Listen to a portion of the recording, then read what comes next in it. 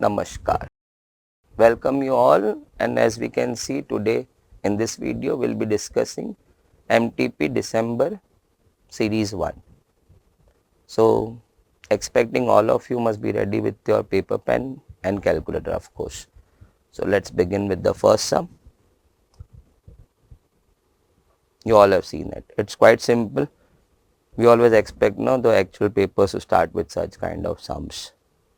Now they are giving me P by Q as 7. So let me call it 7 by 1. We can always write 7 by 1. Now they are asking me to find P plus Q upon P minus Q. Now we all do understand it's no C and D.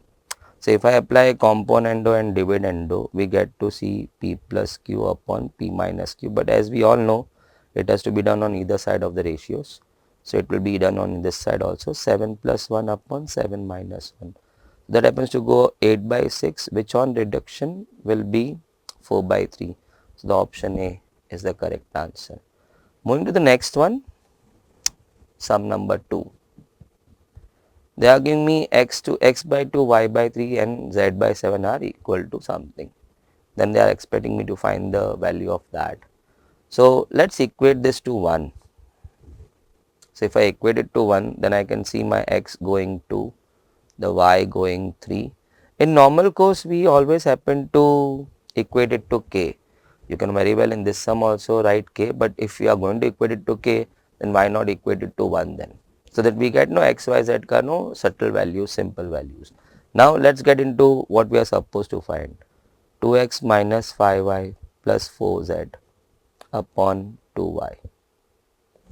We just need to substitute the values. So it's going to be 2 into 2 minus 5, we bring in 3 plus 4 into 7 upon 2 into 3. So it's going to be then 4 minus 15 plus 28 upon 6. So it's 32 minus 15, which turns out to be 17 by 6, which I can see in option number D. So moving to the next one, now we have got quite good number of sums on ratio. First 3 sums on ratio, and they seem to be quite simple. Now again they are giving me x to y ratio is 3 to 4. So if we take the common multiple 1, so we need not take it as 3k, 4k, then we can always take it as x goes 3 and the y goes 4. Ultimately we are taking k as 1. Now they want me to find the value of, x square y plus xy square upon x cube plus y cube. So let's just insert the values. So x coming in 3, so it's going to be 9.4 plus 3.16, putting in xy ka value, 3 ka cube 27 and 4 ka cube 64. So finally that's going to be 36 plus 48 upon 27 plus 64, 27 plus 64, 91. So it's 36 plus 48, which is 84. 84 to 91. 84, when I saw 84, तो immediately 7 click होता है, 7 12. So it was reduced by 7 multiple, so 12 and 13. The answer is 12 to 13. So the option number B is the answer. Now going for the next one, just clearing up the space. Now this sum is there in the module, and you must have done this sum n number of times, because in most of the MTBs we happen to see this sum. In your class test also we happen to see this kind of sums. They are giving me a raised to x is b, b raised to y is c and c raised to z is a. They want me to find x, y, z ka value. So let me start with a raised to x is b, and then we all can see the a is c raised to z. So I replace my a with c raised to z. Powers gelled up, so z dec साथ में आ गए. Then again the c can be replaced by b raised to y. And then we have got 1 over here. So finally equating the power, since the base is equal, we happen to say the xyz is equal to 1. So option A is your answer. Moving to next, sum on logarithms. They gave me log 2 to the base 10 as x and log 3 to the base y is 10. Log 3 to the base 10 is y, sorry. We are supposed to find log 120. Looking at the options, the answer has to be in terms of x and y. So my approach will be what? If you have dealt with this sum earlier. Because we are given log 2 and log 3, we need to bring in 120, 2 and 3 and one more extra 10. Because even log 10 to the base 10, we happen to know the value of that. It's equal to 1. So we can afford to have 10 also over here. So now 120 best you can write initially as 12 into 10. I'll not push my log inside till I don't see my 2 and 3 inside the bracket, because only then those values are provided to me. So 12 we can write as then next 4 into 3. Now of course we have got 10. Still I am not going to push my log inside. I want to see in the bracket only 2, 3, 10. So 4 we can write then as 2 square into 3 into 10. Now let's push log inside. So it's going to be 2 log 2, the power falls down, into becomes plus by the rule of logarithms, log 3, again into becomes plus and then log 10, all being to the base 10. Finally, I can see the answer coming as 2x. Log 2 ka value was given to me as x. Log 3 is given to me as y and log 10 it's 1. So the answer is 2x plus y plus 1, which seems to be in option number B. Now quite easy sum. Again next successive sum, back again on logarithms. Now what should be the approach in sum number 6? We have got log a plus log b plus log c converting into one log abc by the rule of simple logarithms. But for that we need to push that 2 and that was half into the power. Only then the area will be clear. Log a plus log b plus log c can then be applied. Of course log c is in minus. Now how do we approach with that?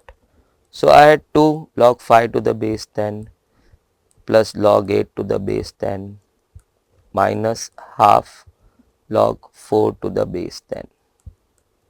I can push my 2 into power, the half into power.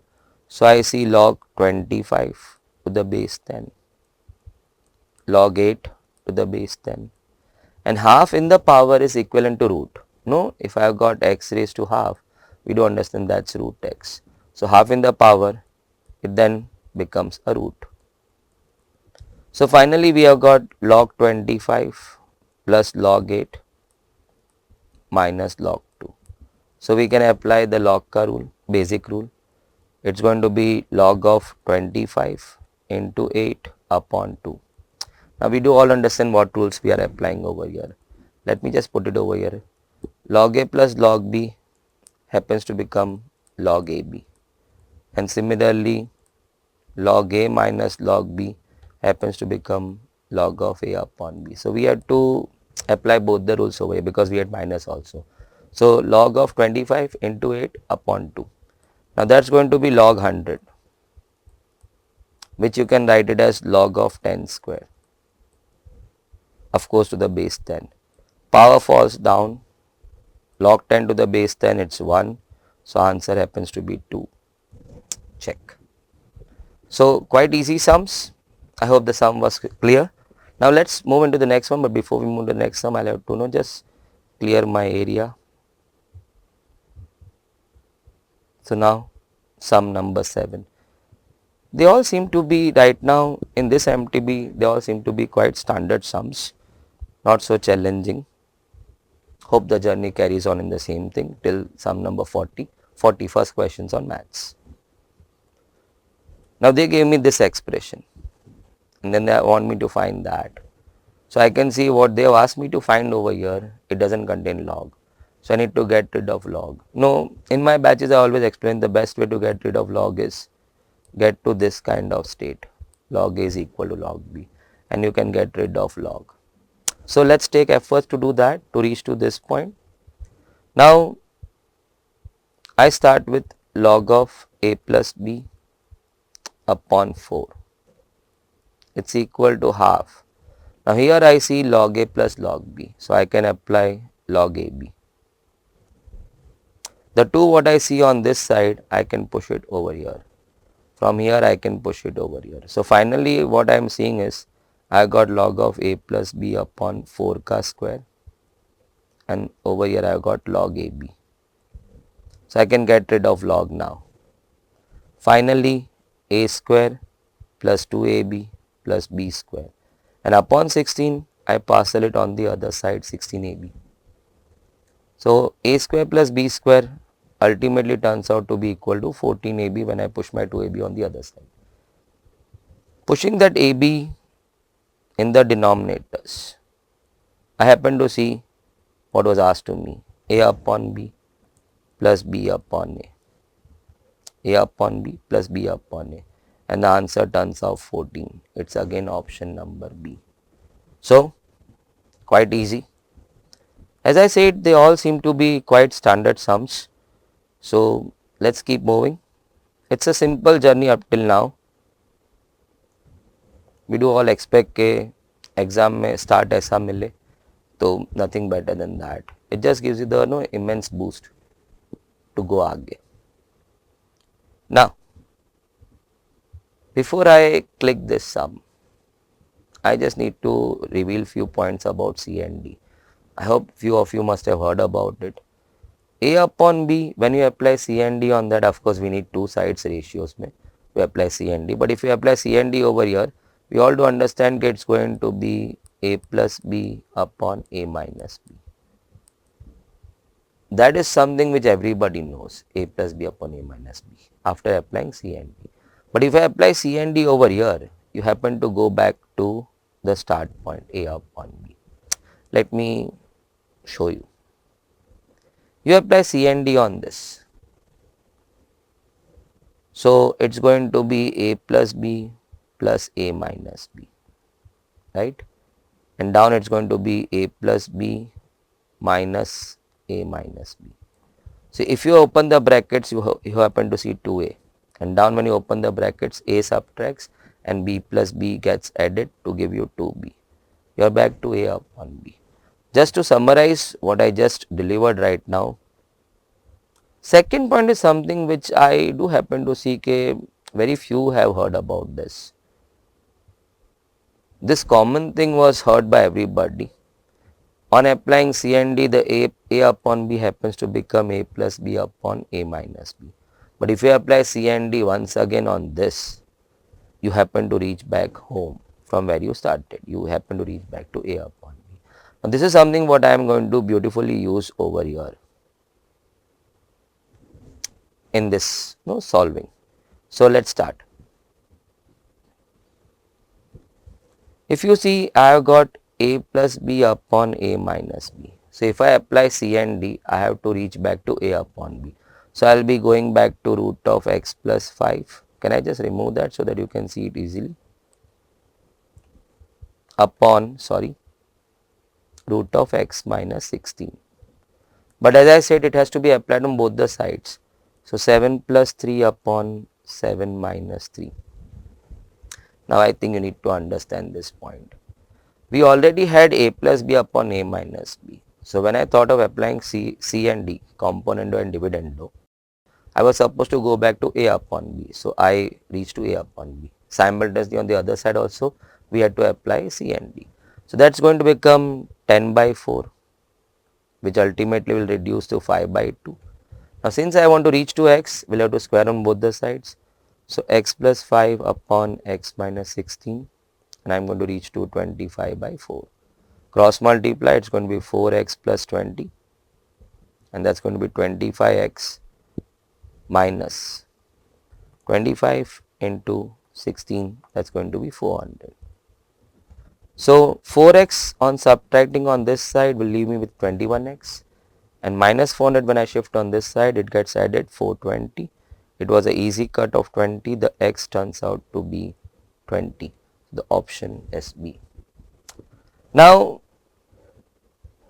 there is one more easy way to deal with this sum, but as we all understand, if we know the method, it's always on the safer side. You could have used the options also.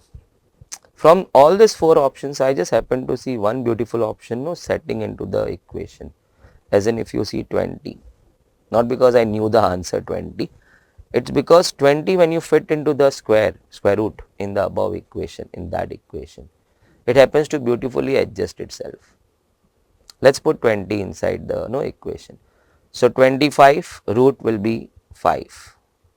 20 in the second root, 20 minus 16, 4 on root, it's going to be 2. Again 20, it's going to be 5 minus 2. Just check the last thing, 20 minus 16, it's going to be 4. In the root, it becomes 2. So it's going to be 7 by 3, and that what was given to me on the right hand side. So I see 20 perfectly satisfying the equation, and therefore the answer has to be B. Again I repeat it, it's not because earlier while solving I got the answer 20. Out of these 4 values, I selected one which we put into the root sign happens to give a perfect square. So 20 when you put into the root, in both the roots you happen to see wonderful squares, 25 and 4, easy to solve. So that was my first attempt, and luckily I got my answer 7 by 3. Of course, even this was quicker, but only for those people who do understand by applying C and D on A and B, you reach to A plus B upon A minus B. And then again applying C and D on A plus B upon A minus B, you are going to reach back to the source A upon B. So we had to do that second part of C and D. So even that was quite quick and fast. Now coming to the next one. This is a wonderful sum. Such sums only if you have attempted earlier, it's advisable to be attempted in the flow. Else you just mark it, and then towards the end when you are left with some time, which I hope so, you come back to try this sum. But coming back, if you have practiced this kind of sums, it's quick. Now they are giving me x and y, not looking so good. Then they want me to work out that. So I'll go in the assembly format. No, I'll first solve x square, then y square, then I'll add, then I'll square, then I multiply by 3, something like that. So that is my approach. So when I go for squaring, so squaring of that, so can I just write 3 raised to 1 by 4 plus 3 raised to minus 1 by 4. I need to square it.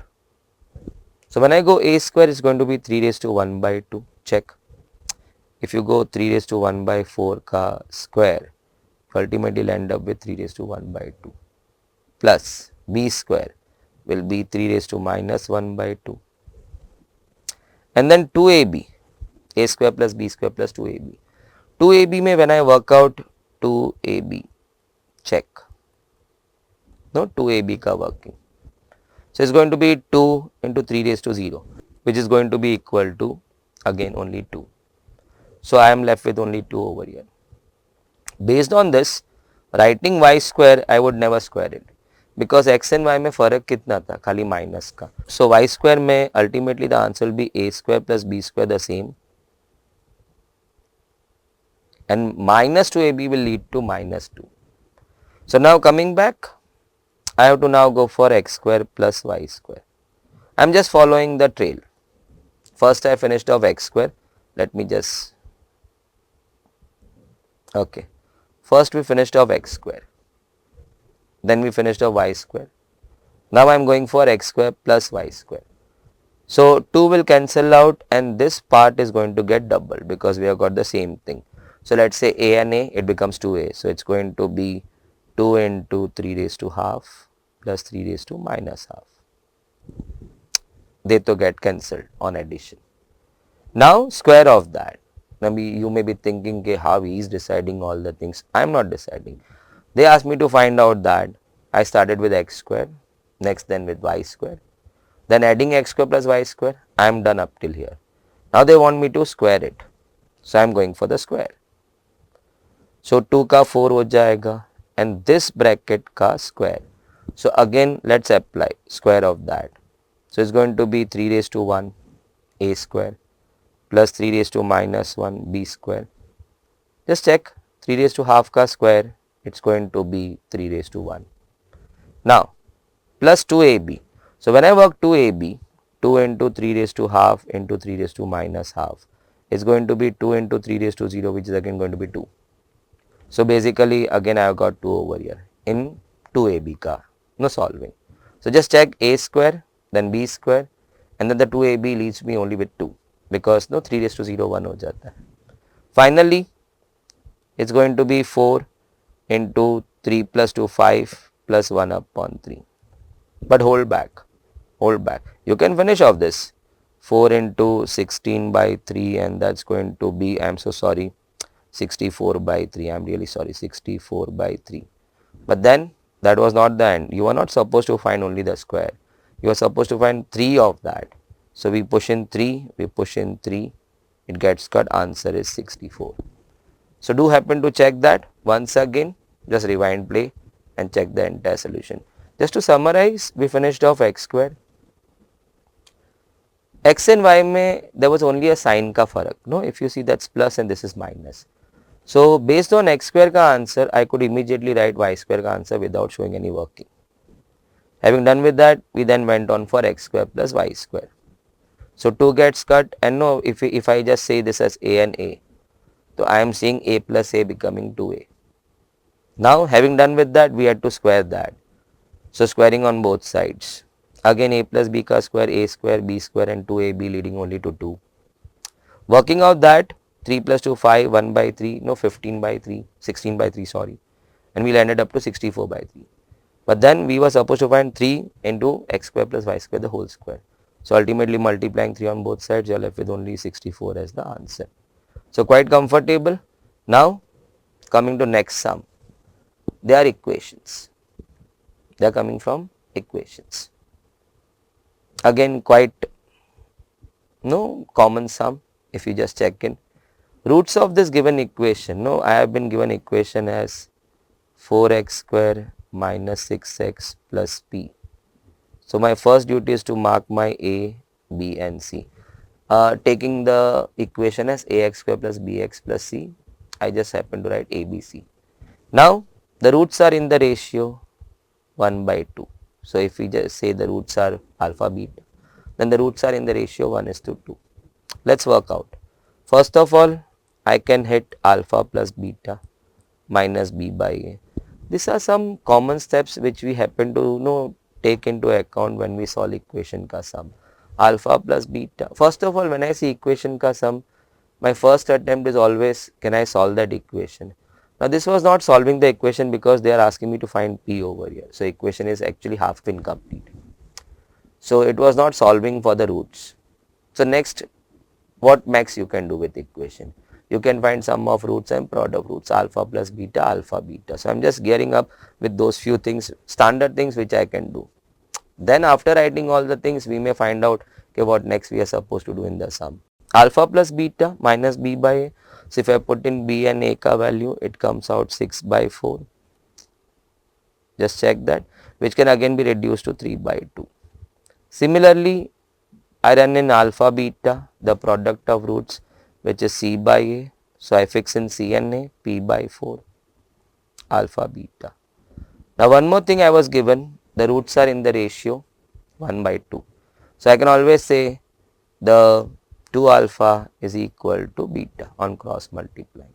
So why not push now this over here?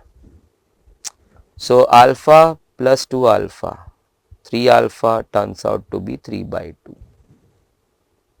Check. So 3 cancel, the alpha turns out to be equal to half. So that's my first what I got. Similarly, I push my beta is 2 alpha over here also. So 2 alpha square, no, once I put in 2 alpha, so alpha into 2 alpha are 2 alpha square, p by 4, I am sorry. After reaching there, I put alpha ka value. So it's todas are switching from here to there and then getting something and pushing it back into the second one. So it's like school method, substitution method. So 2 into 1 by 4 is equal to p by 4. The 4 gets cut and the p turns out to be equal to 2. Let me just finish off one more time the last part. Let us come from here. Let us try it one more time. Rather you going back and running through the entire video of this sum. Let me just try one more time. Standard steps, if you are not able to split the center term, which we are not supposed to try over here because the equation is not that complete. It's no p over here which we are supposed to find. Next, what I commonly do in equations as a student is, if not alpha beta, let me go for sum of roots and product of roots. So I started alpha plus beta is minus b by a. It turns out to be 6 by 4. So alpha plus beta ultimately on reduction 3 by 2. Similarly, alpha beta c by a, so I put in c and a ka value p by 4. Now what next? You have something more in the sum. The beta was to alpha. So why not put it over here and why not put it over here? So 3 alpha on putting beta as to alpha, 3 by 2. So again 3 gets cut and alpha turns out to be equal to half. Next, over here, alpha to alpha, p by 4. So it's 2 alpha square turning out p by 4. And exactly over here I add alpha ka value. So let's put that over here. 2 into 1 by 4, it's equal to p by 4. The 4 gets cut and finally the p is your 2. So I hope everybody was quite comfortable getting that. Now moving to the next one. Okay.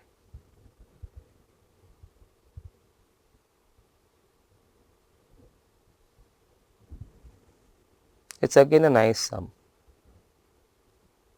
It's on inequalities, a chapter immediately after your equations, linear inequalities, the graph type of topic. Okay. So they are giving me two conditions. First of all, 2x plus y 5 is greater than 3x plus 2. Let's solve it.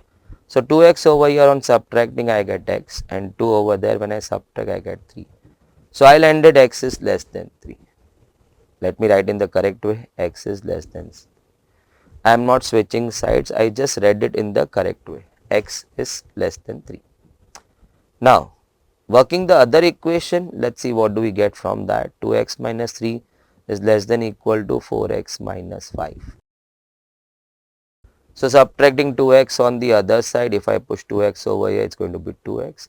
Minus 5 on this side is going to become plus 5. So plus 5 minus 3. Can I just show that working? Okay. So 4x minus 2x and minus 3 plus 5.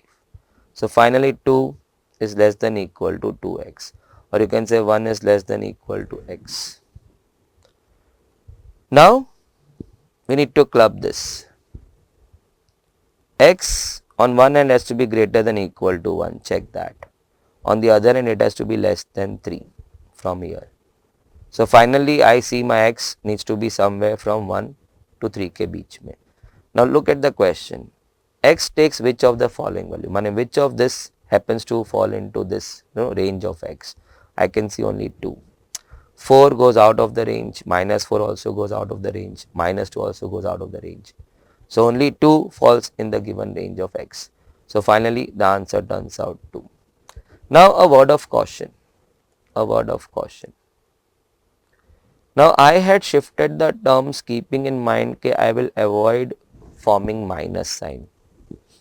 Mane, if you are very quick in moving terms and without a second thought, you just started this way, 2x minus 4x. No, we normally we have our customary, few techniques of solving the equation wherein we are moving terms on one side. From school onwards, we happen to move x on the left hand side. So by habit, you started solving in this one, 2x minus 4x. And minus 5 plus 3 on the other side. So minus 2x turned out to be equal to minus 2. I avoid getting to this kind of situation. Again, minus x less than equal to minus 1. Now, when we have minus, and if you plan to remove minus on either side of inequality sign, you must be knowing that the sign of inequality has to get reversed. So if I plan to drop minus from both the side, it then ultimately turns out to be x greater than equal to 1. It's as simple as okay, we all know minus 3 is less than minus 2. So if we decide to remove minus from either side, then the sign has to reverse. The 3 now becomes greater than 2. So to avoid this kind of no interceptions by minus, wherein I have to change my inequality ka sign, which I may tend to forget because I do not happen to use that again and again all the time. So it may slip out of my mind, changing the sign. So probably I always shift the terms of x. Now that is something which I learned in school. Okay, try to shift terms of x in such a way that x ka term should be ultimately turning out to be a positive answer when you are solving for x. So my first solving, you just saw that I just avoided getting x in the minus zone. So I shifted 2x on this side and 5 on this side. So comfortable. Finally, one more touch, last touch, x needs to be greater than equal to 1, okay. And then x was supposed to be less than 3, okay. So x has to be between 1 and 3, only one value 2 happens to sit into that given domain. We normally in the functions we happen to say this is domain of x, domain of the function. But anyway, we are not coming to that area right now. Now coming to the next one, again inequality. This seems to be quite simple. Let's check it. 2 is less than equal to 3x minus 2 upon 5 and less than equal to 4, and then they are also saying that x is a natural number. Solve for x. So let's start. We have to somehow reach to x is where to where. So let's start. Let's start moving terms. Now if I multiply by 5 on both the sides, I'll get rid of that 5. Somehow I have to reach to x. I need to keep x only on this side. So accordingly I'll be working out all the operations. So let's start. Multiplying 5. So it's going to be 10, 3x minus 2. It's going to be 20. Sign remains the same. Now adding 2. So 2, 3x, 22. Sign remains same. Dividing by 3. So it's 4, 7.22 divided by 3, 7.33. So x has to be somewhere from 4 to 7.33, but x is a natural number. So x can pick up what values if they start from here and go up to 7.33. I see 4, 5, 6, 7. 7.33, no. Even if it is x can touch 7.33, it's not allowed because x is a natural number informed in the question. So that's the possible values of x what I can see, and therefore my option happens to go D. I hope it was quite easy. You may have worked many kind of sums in inequalities of same nature. They give you some equation and they ask you to get to x. So to reach to x, we first try to get rid of 5. So multiplying 5, get rid of minus 2, adding 2, get rid of 3, dividing by 3, and you come to that and then x possibly can pick up what values 4, 5, 6, 7 being natural numbers. Now amount charged for definite length. Now we are coming to, I think so, time value of money. So we'll be having a series of questions, but let me remind you all the viewers, MTPs still they are putting questions in the form of topic related. Mane time value of money ka sums hai, so all sums will be related to that only. Let us say they fix up 10 to 15 sums of time value of money, so all will be put together. But that's not the case in your actual exams. The sums really get jumbled. Stat का 2 sum, फिर LR का 1 sum, फिर maths का 4 sum, any topic anywhere. So that again poses a good amount of challenge. It's switching all the time.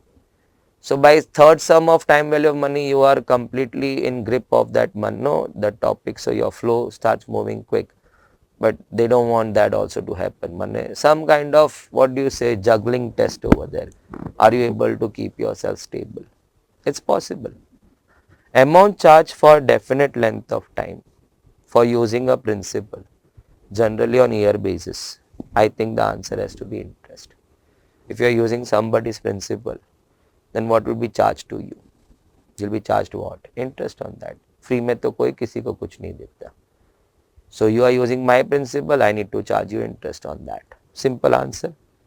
Now, some required to earn monthly interest. It's monthly interest of rupees 1200. SI. So they say SI PNR upon 100.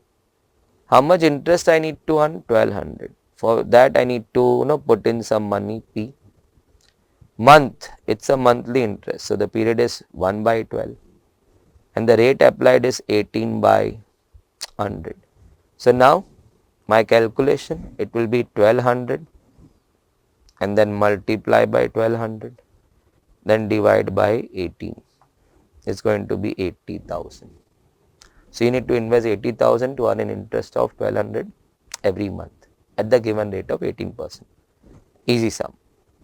Okay, Sachin is depositing 1 lakh for 2 years at 6%. Find the interest and the final value of deposit. So probably we should try simple interest. If we don't get to option, then we'll go for CI. But probably let's try with SI. Anybody, I think so, not me, even from viewer side, everybody would have tried SI because not mentioned in the sum right now. So it can be SI, CI, anything. So let's start. First, let's click SI, PNR upon 100. So Sachin had deposited 1 lakh rupees. Okay. For 2 years, done at the rate 6%. I don't think so we need CAFC for that. It's 12,000. I can see one of the options reading 12,000. But wait, we also need to find the final deposit, final value. So the amount on maturity will be your principal amount, what Sachin had deposited, plus the interest what he earned on that for 2 years. So 1,12,000 is the final value, future value, or the amount on maturity what Sachin was supposed to get. So option has to be then D. 12,000 interest and the maturity value, final value of deposit 1,12,000. Now coming to the next one. This is quite nice. Check, read. Compounded annually. So CI ka sum. Ratio of principal to CI for 3 years is 216 to 127. These are rare sums and that is why I always keep saying we are solving 40 sums of every MTP to just try to get the hint of those 3, 5 or bit more than that, the rare sums which don't often happen to pop up in our curriculum or when we are revising our books. वो बोलते ना एक rare दुश्मन के लिए ready होना है, जंग में जीतना है तो you need to be aware of that one different enemy who is going to pop up to finish you. बाकी सबको मारने का प्रैक्टिस तो हम घर से ही करके गए थे, बस वो एक दुश्मन जो था ना उसे मार नहीं पाया तो वापस आ नहीं पाया. So to get the hang of those kind of enemies, we need to solve this kind of MTPs. So my first different sum what I see right now is this. 16th पे principal and the compound interest, ratio of principal to compound interest. So let's start working. 3 years period है. So okay, P to will stay as it is. CI, if you know the formula, it's going to be P into 1 plus I raised to 3 minus 1. Now P into 1 plus I raised to 3 is your amount on maturity. But if you subtract the initial deposit P, you happen to see the interest accumulated CI. So then it's P common and what you saw over here.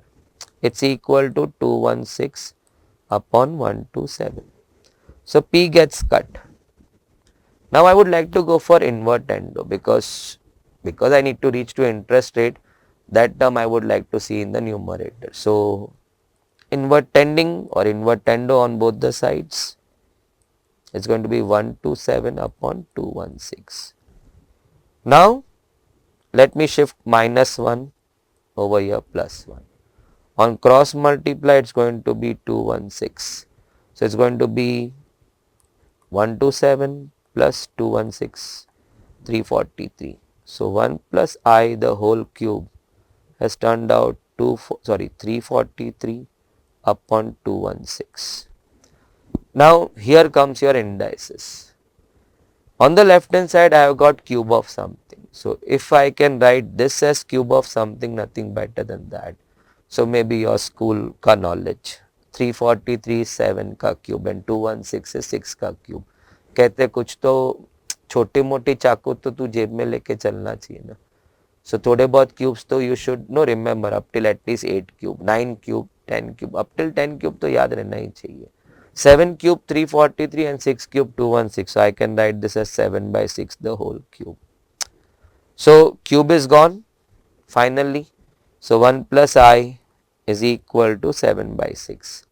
So shifting my 1 on the other side, it's going to be 1 by 6. So my I turned out to be 1 by 6, which is equal to, if you can just work out 1 divided by 6, 0.1667. I can see that's my rate of interest. But 100 dissolved in that. As we all know, I may, if it's 8% I, so you happen to write 0.08 because I has got the rate with 100 dissolved in it. So this is right now 100 dissolved in the rate 0.1667. So actually the rate of interest is 16.67%. So option could have gone in the percentage language, but they just prefer to keep the I in the natural form rather in the percentage form. So can we just look at the last few steps? Okay, I think yeah, say it was quite interesting. Let us just rewind few steps over here. Let me remove the answer also. So now I had invertendo, I had done invertendo on both the sides just to keep my I ka term in the numerator. Then shifting my minus 1 over here. On cross multiplying, I happen to see 343 upon 216.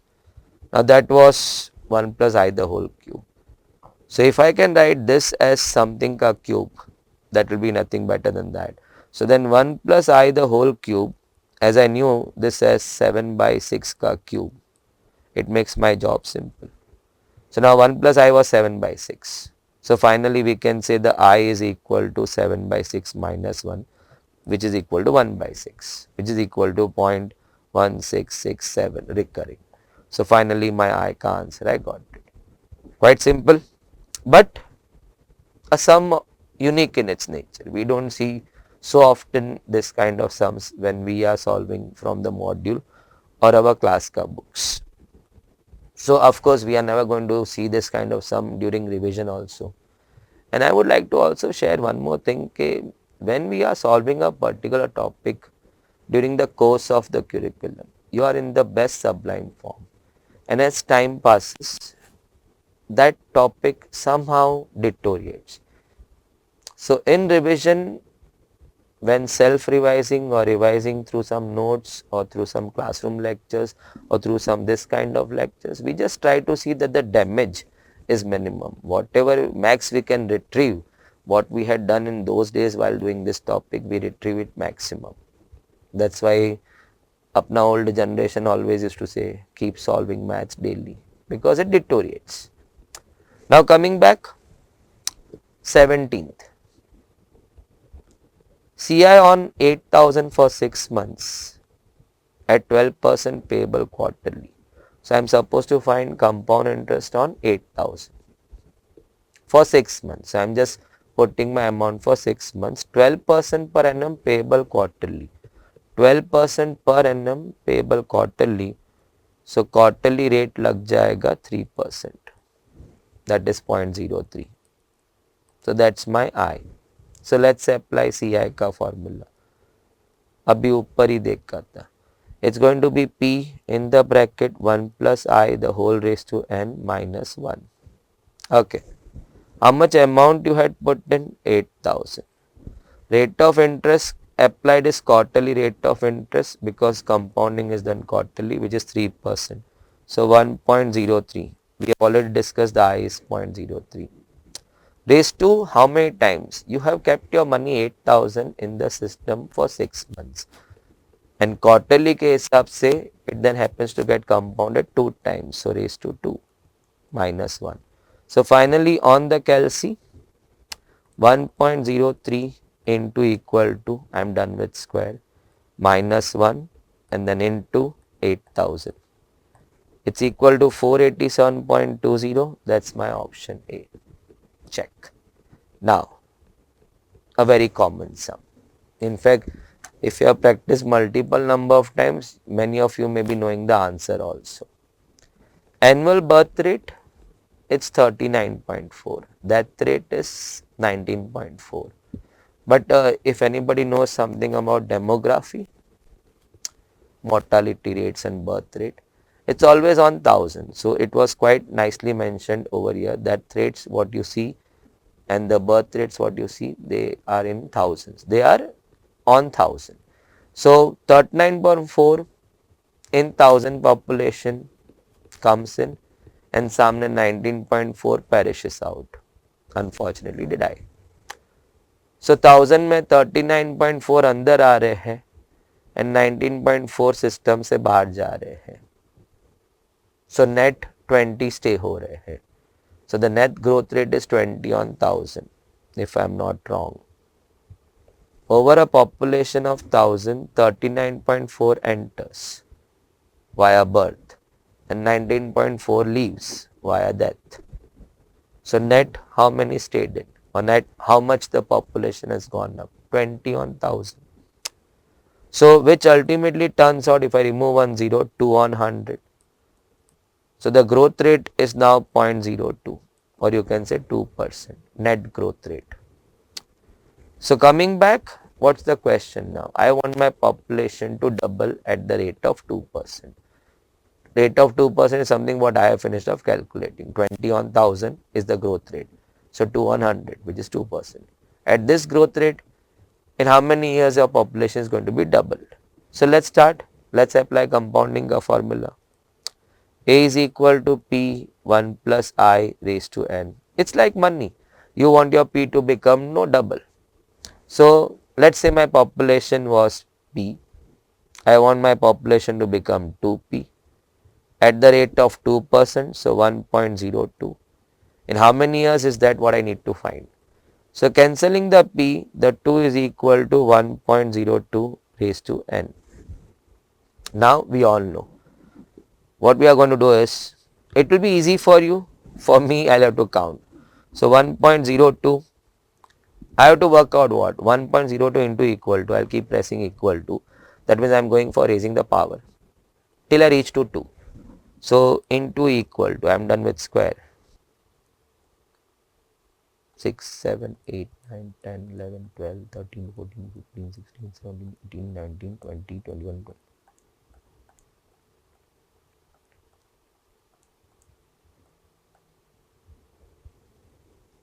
35. So your screen must be reading 36. So for you it will be very easy because your screen must have reached 36. That means your power is now 35. So at N35 I can see the answer reaching to 2, 1.02 raised to 35. So in 35 years the population will double at the rate of 2%. So quite easy sum now, but this sum is there everywhere money. All classes ka notes mein this sum is there, module mein this sum is there. So student must have practiced this sum n number of times. So 35 seems that you may not even have calculated and you must have straight away marked 35. Few people practice that way also. Unintentionally it just got locked in your brain. 35 years answer malum tha mujhe. Now 19 sum. Equation based sum hai, but based on time value of money. SI on a sum of money for 7 years is equal to twice the SI on some another sum for 9 years. So let me just write the basic initial part of the equation. It says some SI is twice some other SI. So I call SI1, SI2 because they are happening on different sum. Coming back, SI on a sum of money for 7 years. Okay, so let us say amount over here was P1. It was for 7 years at the rate 6%. I said, wow. It is 2 times some other SI on some other sum. So let us say the other sum is P2 what you have deposited for 9 years as we can read and at the rate of 5%. Finally, I get rid of 100, but what we are supposed to find, let me check out that. The ratio of principal amounts, so P1 by P2. So what I can see is P1 by P2, if I push P2 down, I push 7 and 6 on the other side. So I've got 2, 9, 5 in the numerator and 7, 6 in the denominator. So I can see a easy cut. I can see the answer turning out to be 15 to 7. Option C is the answer. Initially, I was not so curious about knowing the question because that much part was talking about some equations. So I was excited writing the equation. Then ultimately, I just saw okay, we are supposed to find principal ka ratio P1 by P2. Now, okay, effective rate of interest. Formula, okay, I am comfortable. Effective, if you have gone through the sum, nominal rate is 9.9% per annum, compounded monthly. Effective rate of interest would be what? So I just thought, okay, let me share with you my understanding of effective rate, not the formula. In a classroom, I have, of course, I have to show कि ये formulas कैसे आते हैं. So this is the effective rate. This is the formula involved in finding the effective rate. Okay, effective rate का मतलब क्या है? So I always cite a very simple example in our lectures. Let us say that you are putting 100 rupees deposit in a scheme which is giving you 10% per annum but compounded half yearly. So every half year you are supposed to get 5%, but that 5% you don't get it, it gets attached to your principal amount. That's the fundamental of CI. The interest accumulation keeps getting added on principal, and the principal keeps growing, and therefore the next interest you happen to get more than the previous interest because it happens to be calculated on a bigger principal amount. Now let's start. 100, I am just going for small explanation, maybe for better understanding what is effective rate apart from the formula. You got 5%, so 10% likha hai. No, 10% compounded half yearly. So at the end of 6 months you will get 5%. So you will get 5 rupees and your principal is now going to become 105. In the balance 6 months you will get 5% on now this new principal, which will be 5.2, 5% of 105, which again is going to turn up to 110.25. So that will be your balance at the end of first year. Now 100 becomes 110.25 at the end of 1 year after getting compounded 2 times at the rate of 5% every 6 months. One single rate which would have given you the same outcome. So I can clearly see 10.25. On 100, if you apply 10.25% ka single rate, so you'll get interest of 10.25 on your 100. Your again the principal plus the interest will then become 110.25. That is what we call is the effective rate, whose effect is the same as the compounding rate. But unlike compounding where your money gets compounded multiple number of times, in the case of effective rate we just need to apply it one time. So we always talk of a year when we talk about effective rate. 10% compounded half yearly is effectively 10.25%, one single rate. And I don't compound my money multiple times. Just give one shot 10.25 and the destination is going to be the same. I'll receive the same amount. So that equivalent rate is called the effective rate. So now coming back, just ऐसे ही मैं बोला थोड़ा सा हम effective rate को समझने की कोशिश करें. You must be knowing all this of course. Now coming back, 9.9% per annum but compounded monthly. So like in my example 10% half yearly, but I had to use rate as 5%. That's we all are aware of. We are solving so many CI and UT ka sums. So 9.9% per annum, but the compounding was done monthly. So first of all we have to come to monthly rate. So 9.9% divided by 12 and then 100 our I. it has got 100 inside it.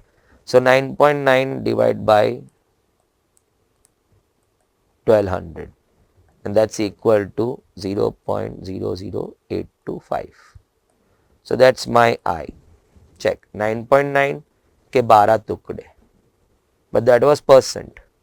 So again upon 100, so upon 12 upon 100 I clubbed it upon 1200 to get to my net I. Now let's get into the formula. It's 1.00825 1 plus I raised to 12. Now थोड़ा सा सोचा तू 12 कहाँ से आया? It's for a year. Effective rates are for 1 year, as you saw in my example. In a year, 9.9% compounded monthly, that means your money would have been compounding 12 times in that year. So raised to 12 minus 1 into 100. So finally, it's going to be, let's figure out, 1.00825 into equal to, I finished off square, minus 1, and then into 100. That gives me 1 point, maybe I just made some mistake. Let me check in one more time. Oh, it was raised to 12. I'm really sorry. 1.00825 into equal to, it finished off square, equal to 3, 4, 5, 6, 7, 8, 9, 10, 11, 12. Minus 1 into 100. It's equal to 10.36 roughly, and that's my option A. So rather asking your money to be compounded 12 times in a year, why not you ask the system to pay 10.36% directly at the end of the year? The ultimate outcome will be the same as the earlier one. That's called the effective rate. So 9.9% compounded monthly for a year is as good as 10.36% one shot in a year. At the year and apply 10.36% on your money and the outcome will be the same. So that's effective rate. Now again this is so familiar sum. माने earlier exams में आ चुके, earlier MTPs में आ चुके, and it's well there in your module also. Population increases 2% of the population at the beginning of every year. So compounding. Your next year ka interest is calculated on the amount what is formed at the year start. This is funda applied in your compounding. Find the number of years in which your population would go up by 40%. So let us say compounding ka formula A is equal to P1 plus I raised to N. The I is 2%, which is basically 0.02 with 100 dissolved in that. Lot of same talks today. Coming back. Okay. Let us say your population is 100. You want that population to become 140. Sir, 140 kahan se aa gaya? Read. How many years it will be needed to make to have a total increase of your population by 40%? So 100 ka 140 hona hai population at the rate of 1.02, and in how many years is something what I need to find. So when I push 100 on this side, I see 1.4, 1.02. So I think just two sums behind this one, we were dealing with the same thing. Of course, in that we had to reach to 2, but this is now seems to be quite quick. 1.02 into equal to, and I need to reach till 1.4 by raising the power of 1.02 to get to how much will be my n. So I keep pressing equal to, you will be pressing equal to, but your counter is there over here on your CAFC ka screen, so it's easy for you. 3, 4, 5, 6, 7, 8, 9, 10, 11, 12, 13, 14, 15, 16, 17. I have reached to 1.4, 17. So my n is 17. No. Your counter will be going up till 18. Your counter is always 1 more than the power. So your counter has reached 18. So your answer is 17 years. Luckily 18 option में नहीं है, नहीं तो few थोड़े absent minded और maybe under the stress of exam कुछ आगे sums हुए नहीं है. So screen पे 18 देखा, 18 टिक कर दिया, मैंने एक sum आ रहा था वो भी चले गया. So 17 is your answer. I hope sum was quite straightforward sum. Nothing we had to solve before to get into the main frame of the sum. Now, a challenging sum. Good one. That's what I said. By sum में one good sum we saw earlier. Rest are good sums, but a normal student also must have gone through those sums during the course, during the revision, during the MTPs, during the class papers, periodic test. So a reasonable person would be happy solving all those sums. This is something we are in search of. MT में कुछ नया कुछ आया क्या? Check this. Read. Stock pays annually rupees 10 from 6th year onwards. Oh wow. What is the present value of this perpetuity? Oh, that means if I draw the time chart, no, 1. So this is where I start. So first year end, second, third, 4, 5, 6. I need to receive 10 up till infinity. Sir, infinity आ गया, हाँ. Read. Stock has to pay annually rupees 10 from 6th year onwards. So what is the present value of perpetuity? Perpetuity is annuity forever. So from 6th year onwards, you are supposed to get 10 rupees every year, year to year till infinity. So we'll have to have some amount over here. If you understand perpetuity ka diagram. No, present value of annuity infinity. You fill in some amount over here and then you start getting receipts starting from first period end say.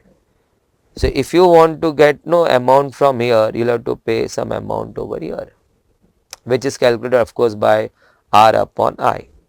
If it is a simple perpetuity, not a growing perpetuity.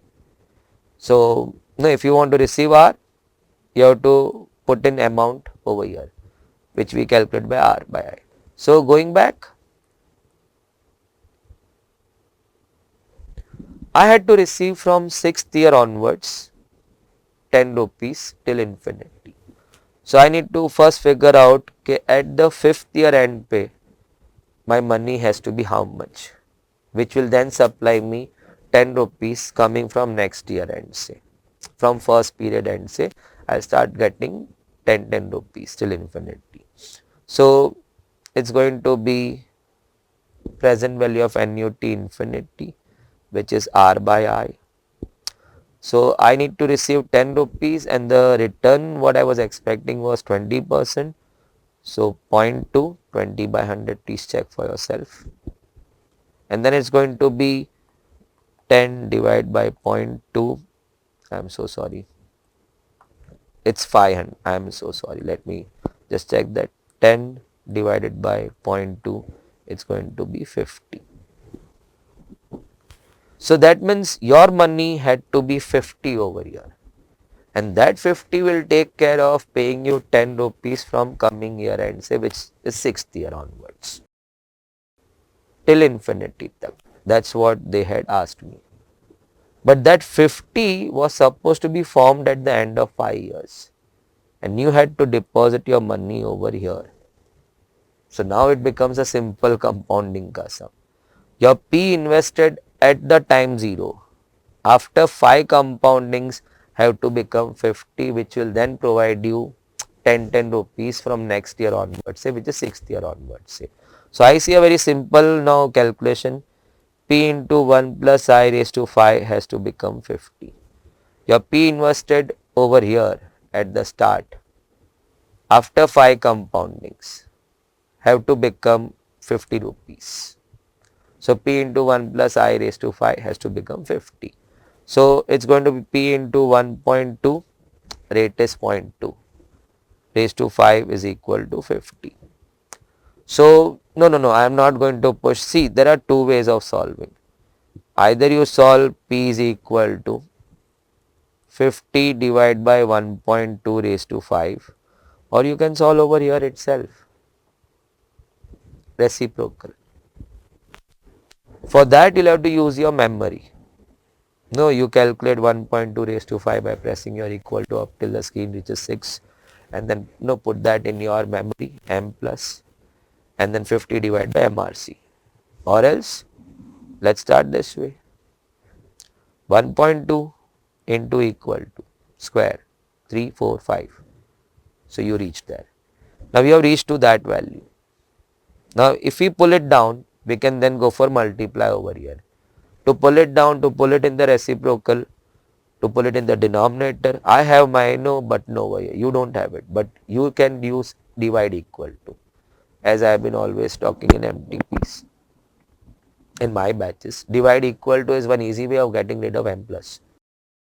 Memory का ज़्यादा use नहीं चाहिए.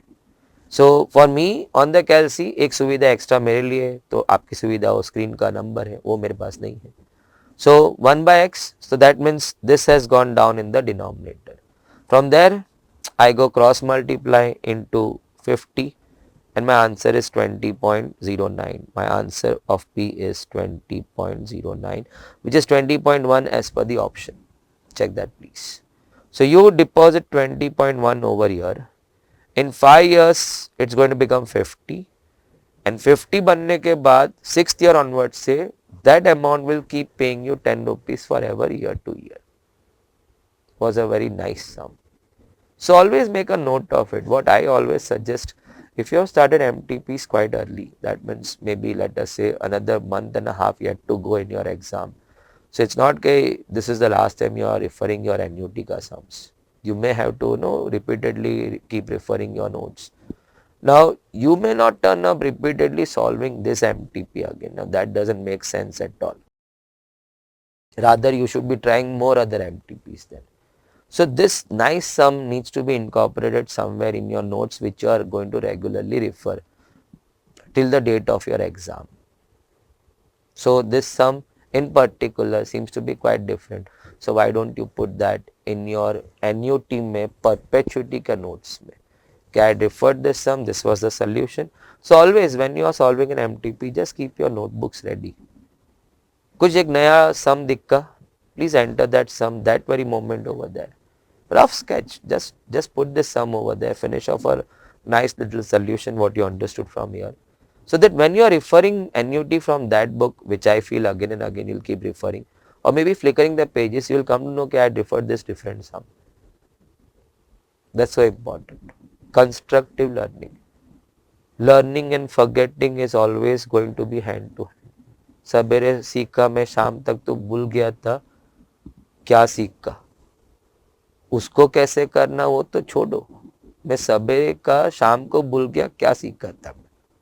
Because today we are putting ourselves into so much of gadgets. Okay, so many things happen to flash to us within few hours of the day. So we do happen to forget. Cells तो fix ही है. So पीछे जो सवेरे किया वो भूल गया, तभी तो नया सेल के अंदर नया बात, नया वेब सीरीज, नया सीरीज, उसमें ये उसमें वो सब जाता है ना, और वो चला गया. So you need to make notes. Now going आगे, let's move to the next. Again I think so it's a standard sum. A sum of money in CI doubles itself in 4 years. In how many years it's going to become 32 times. Now it is a sum on time value of money, but there is an indices involved in this. You can play very smart in this sum. Let's apply it. Money doubles in 4 years, compounding. Okay, so A is equal to P 1 plus I raised to N. Money becomes double, so your P has to become 2P in 4 years. So 1 plus I raised to 4. So I can now see if I cancel P, it reaches to this point. So what I interpret from here is the 1 rupee becomes 2 rupee in 4 years. Maybe I could have taken P as 1 rupee only. Now coming back, my amount 2 has to become 32.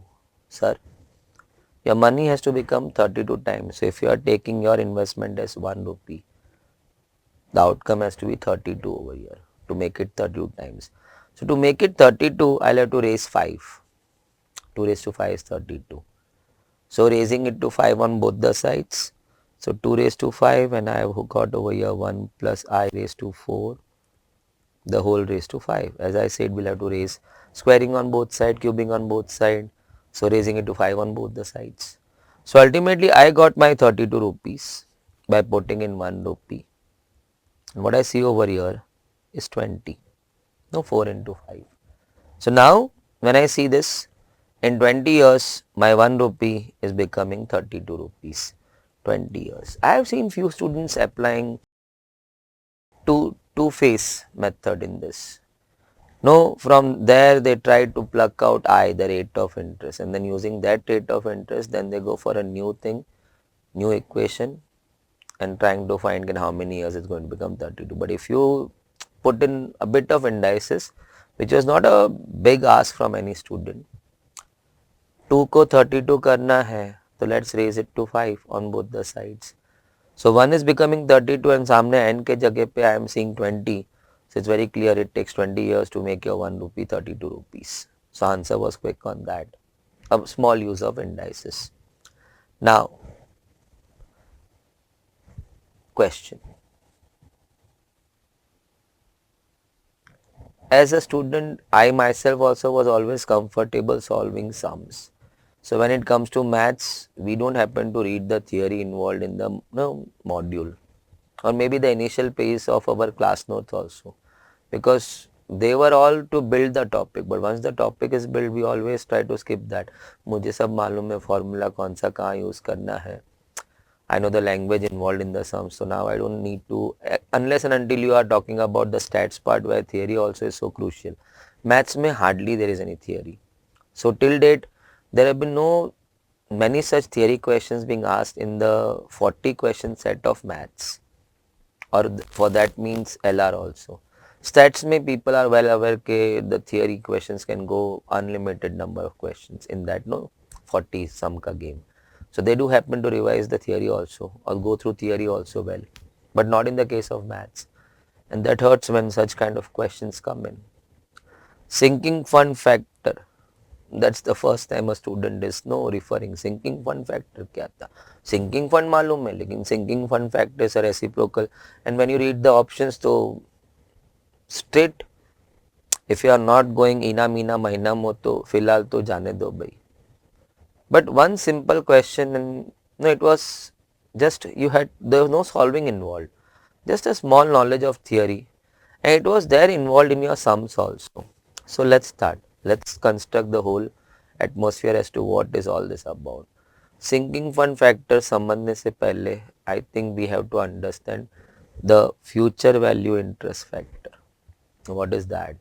Now let's check into that. Future value of any annuity, you happen to go by that, C into 1 plus I, the whole raised to n minus 1 upon I.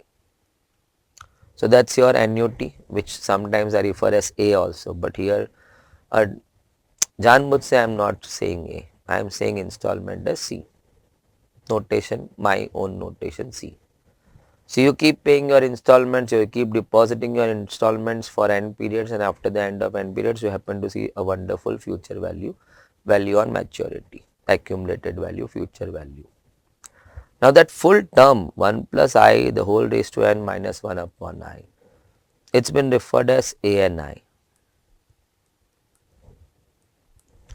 That A and I is nothing but the future value interest factor.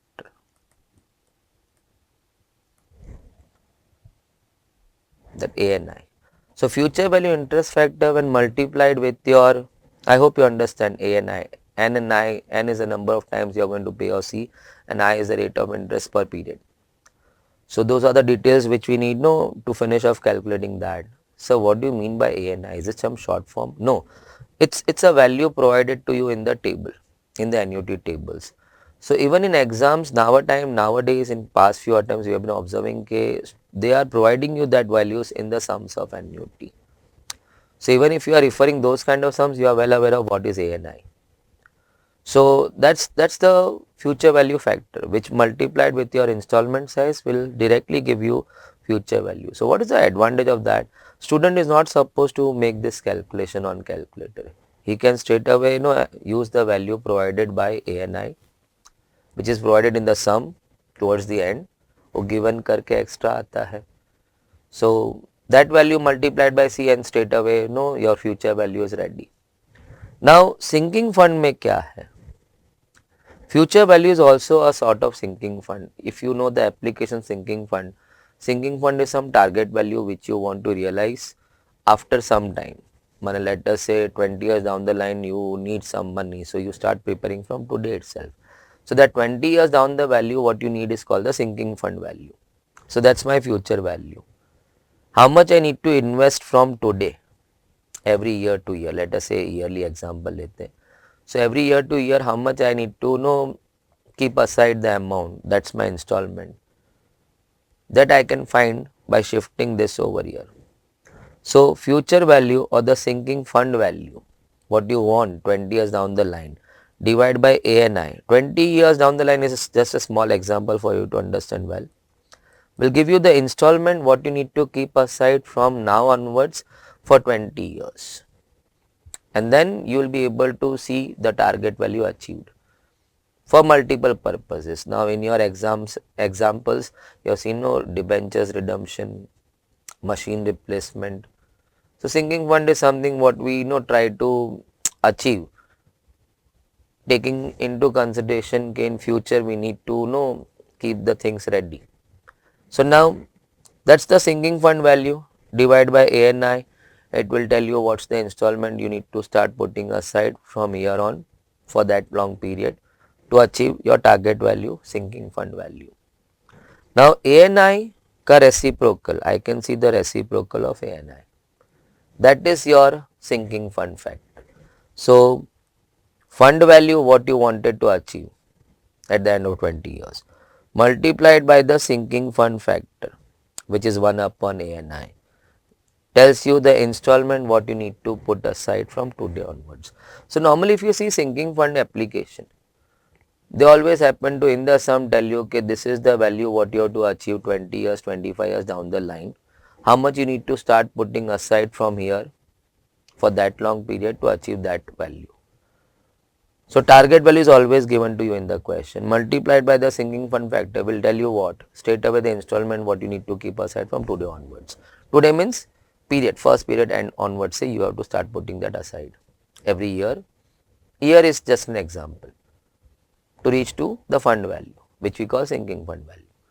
So in the entire discussion what I came out was the sinking fund factor is the reciprocal of A and I. A and I is the future value interest factor. So sinking fund factor is a reciprocal of future value interest factor of annuity. Faida, if provided in the sum, just imagine this value was given to you in the sum. Target value was given to you. So no calculations had to be done. Straight sinking fund factor multiplied by fund value what you want to achieve will tell you the installment what you want to keep aside from today onwards, which almost every sum of sinking fund happens to ask you the same question. What amount should be kept aside from the profits derived every year to achieve the target value for some purpose, debenture redemptions, machine replacement, something. So quite easy. I think I discussed good amount of theory involved in this. Now apart from that, those who happen to read other options also, of course while marking the option you will have to go through all the options. So they in the class when I discuss the point projecting this kind of options in front of them, they do happen to look into other options also. Sir ye kya hai? They ask me future value interest factor of single cash flow kya tha? Now single cash flow is what? You deposit amount today, it will compound for n times and at the end of n periods you get some handsome amount which we call A, which we can also call future value. So in simple compounding, your A is equal to P into 1 plus I raised to n. This is a single cash flow what you have deposited. It's compounding for n times, you are going to get A, which we can also call the future value. Future value ऐसा नहीं कि annuity में use होता है. Today you deposit something you get in future after compounding, it's called the future value. So that is called as the interest factor. In the earlier case, this was called as the interest factor, future value interest factor of annuity. This will be called as future value interest factor of single cash flow, because you have put in your amount only one time. So that is also interest factor, even that is interest factor, but this is interest factor in case of annuity. This is interest factor in case of. So these are the values which are provided to you in the tables which are there towards the end of your module. So annuity table say, compound interest ka table say, where you happen to see this kind of values given to you directly. So the hassles with your CALC reduces if you are able to use it. I have seen students given in the sum ANI, given in the sum PNI. The PNI is the present value interest factor. So we will not be putting too many things right now. But given those values also, they will know work out the values. They say, sir, we are anyway quick on that. So rather taking those values. But if you are accustomed using those values, only with the press of 2-3 buttons you get your answer, rather applying the full formula. But for that you should be knowing the entire theory involved in that. Okay, who is called what? Okay. Don't get what do you say, don't get hesitated by the terms GDP and all those stuff. Normal rate of growth is 17% and inflation is 9% for 5 years. Let P be the GDP in the present year, gross domestic product. So I am not here to explain you what is GDP. Maybe many of you are aware of it, but we are not going to understand what's GDP. There is some value called P today, which is going to get compounded at some real rate. Sir आपने कुछ real rate का बात किया. हाँ, rate of growth is 17%, a good rate of growth, but inflation also is growing at 9%. So effectively your money will be growing only by 8%. माने आपका 100 117 हो गया है, लेकिन सामने 100 का वैल्यू अब 109 हो गया है because of inflation. So what you were buying at 900 rupees, now you'll be buying the same thing at 109. So your 100 rupee now has become 109. So your income or your gain is what? 109 say 117. So it's only 8%. The real growth is only 8% then. Mane growth rate 17 hai, but inflation also is moving up by 9%. So then the difference is the real growth. So can I say the real rate will be then 17 minus 9, 8%. So your GDP will grow by 8% then. And we have to find the projected real GDP because we are applying the real rate after 6 years. So again nothing but the real GDP, let us say after 6 years, let's call it a P 1 plus I the whole raised to n. P was the present GDP compounding at the rate, at the real growth rate, which is 8%. So 1.08, 8 by 100 raised to 6 at the end of 6 years. So if we just finish off checking this one, 1.08 into equal to a square, 3, 4, 5, 6.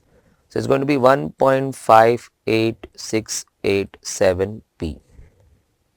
So answer I can see over here 1.58. If I round it to the third place after the point, it's going to be 1.587 P. So your GDP on real terms will be 1.587 times today after the end of 6th year. So simple. Net growth rate. A similar kind of thing we did apply in that population ka 39.4 were coming in and 19.4 were going out. So the net growth rate was only 20 in that on 1000. Similarly, the growth rate is 17, but inflation also is moving by 9%. So the real growth rate is only 8% then. So at that rate, your real GDP after 6 years will be what? So easy working compounding ka. Moving to the next sum. Discount rate is 14%. How much the company will have to pay to receive 280, growing at 9% annually forever? Perpetuity. 280 every year forever. Discount rate 14, growing at 9%. Your annuity should grow by 9%. So it's a growing perpetuity ka sum, wherein we do happen to find in that case the present value of annuity infinity, how much the company has to pay today to receive R, to keep receiving R, in our case 280 every year, divided by I minus T in the case of growing perpetuity. In the case of simple perpetuity, constant perpetuity, it is going to be R upon I. Only the discount rate will be available. But if you want growing perpetuity, which is supposed to be the actual thing, if I am after retirement, I am asking somebody to pay me regular intervals pay, of course, उनको मैंने पहले पैसे ये भर दिए होंगे. Only then he keeps providing me after retirement that amount, regular intervals pay. I'll be always taking care of growing perpetuity. I'll be always opting for growing perpetuity for the simple reason के आज मेरा 100 में हो गया, लेकिन अगले साल 100 में नहीं होगा. अगले साल the inflation is 5% up. So my 100 now has to be 105. So I should, my 100 ka purchasing now will cost me 105. So I should be then receiving not 100. I should be receiving 105. So to take care of inflation, I always would opt for growing perpetuity, not constant one. So this is all a part of theory of perpetuity. Formula R upon I minus G. Company wants to receive 280 every year. Discount rate is 14% by 100. Growth rate is 9%, so 0.09. So finally 280 divided by 0.05. So if you are not so comfortable points, I would always suggest always work out minus 0.09, 0.05. So finally 280 divided by 0.05, and that's equal to 5600. So company has to put in 5600 today. Only then it will start getting 280 forever. 280 forever nahi. 280 and then growing by 9% every year to year. He'll keep getting the amount. If he puts in 5600 investment today. So that was that. Now coming to the next one, 27th, permutation combination has started. They've asked good quality sums in this. Now 4 red, 3 black, 4 red, 3 black and 2 white. That's what's available to me. In how many ways the 3 balls can be drawn from this bag so as to include at least one black ball. So either you solve cases wala sum. Let's go for 1 black ball, 2 black ball, 3 black balls. And case 1, case 2, case 3. Or maybe at least one hai, so you can use a shorter version. From all selections, we subtract selections with no black ball. I think you all may be aware of this. From all selection, if you remove selections of no black ball, the rest will be having at least one black ball. Rest will then have what? 1 black ball, 2 black balls, 3 black balls. Can I repeat? From all selections, remove the selections which are having no black ball. The remaining will have at least one black ball. That's what was asked to me. At least one black ball. All selections. So we have got in all how many? 9 balls. And we were supposed to select 3 balls out of that. So all selections will be then 9C3. 9C3 will tell you the total selections of 3 balls out of 9. From there we need to subtract selections wherein we don't take in any black ball. So no black ball ka selection. So all 3 will have to be selected from this 6. 4 red and 2 white may say the 3 have to be selected. So that it will always assure that no black ball was selected. So from 6 you have to select 3 balls, 6C3. So this selections will take care that no black ball has come in. These are taking care of all selections. So from all selections we subtract selections with no black ball. Rest will contain at least one black ball. So calculation. So it's going to be 987 upon 3 factorial, which is 6. 654 upon 3 factorial, which is 6. So this is gone. This is 20. Now this is 3 and 2 and 4. So it's 84 maybe you can make use of CALC, the answer is 64. Or else you will have to solve no cases, case 1, case 2, case 3. No, 1 black and 2 non-black, and then no 2 black and 1 non-black, and then 3 black and no non-black, something like that. Unnecessary lot of calculation involved and then addition of that. So with at least I think most of you are always comfortable solve it in a shorter version. So in combinations these are quite important sums. I think so. Along with this, in your notes you also must have come across at least one lady wala sum. In that also we did the same thing. From all committees you subtract committees with no ladies. The rest committees will have at least one lady, rather going for cases. Now moving to the next one. Okay. This is permutation now. Fine. The number of words from the letters of the word Bharat in which B and H will never come together. So we have to find the number of words we can form using the letters of the word Bharat such that B and H will never come together. So let me break up Bharat as B H A R T. It is a 6-letter word. Simple way to solve is what I always tell students in my lectures, permutation pe. Okay, from all arrangements, something what we did in the previous sum. From all arrangements we subtract arrangements where BH are together. The rest they will never be together. So all arrangements will get to 6 factorial, 6 letters to be arranged in 6 places, so 6 factorial. But this is coming from the segment where the letters were repeated. So in those sums we have to divide, or in those cases we have to divide by 2 factorial because your A was happening twice. So uske arrangements have to be removed because in 6 factorial you took double A as what? 2 distinct letters, 2 different letters, but which was not the case. So let us say your A and A sits over here. Let us say second and some 6th place pe baitha hai. Even if you swipe it, the word remains the same, keeping the other letters at the same place. Even if you rearrange your 2 A's again, which is accounted in your 6th factorial, because if it was taken AB, so BA also had to be accounted, which is not supposed to be accounted now because A swiping will not create a new word. So you had to divide the answer by 2 factorial. Now that's a part of your theory involved with repeat letters or repeat items in permutation. Minus. We are removing arrangements where B and H are together. So BH needs to be taken as one set.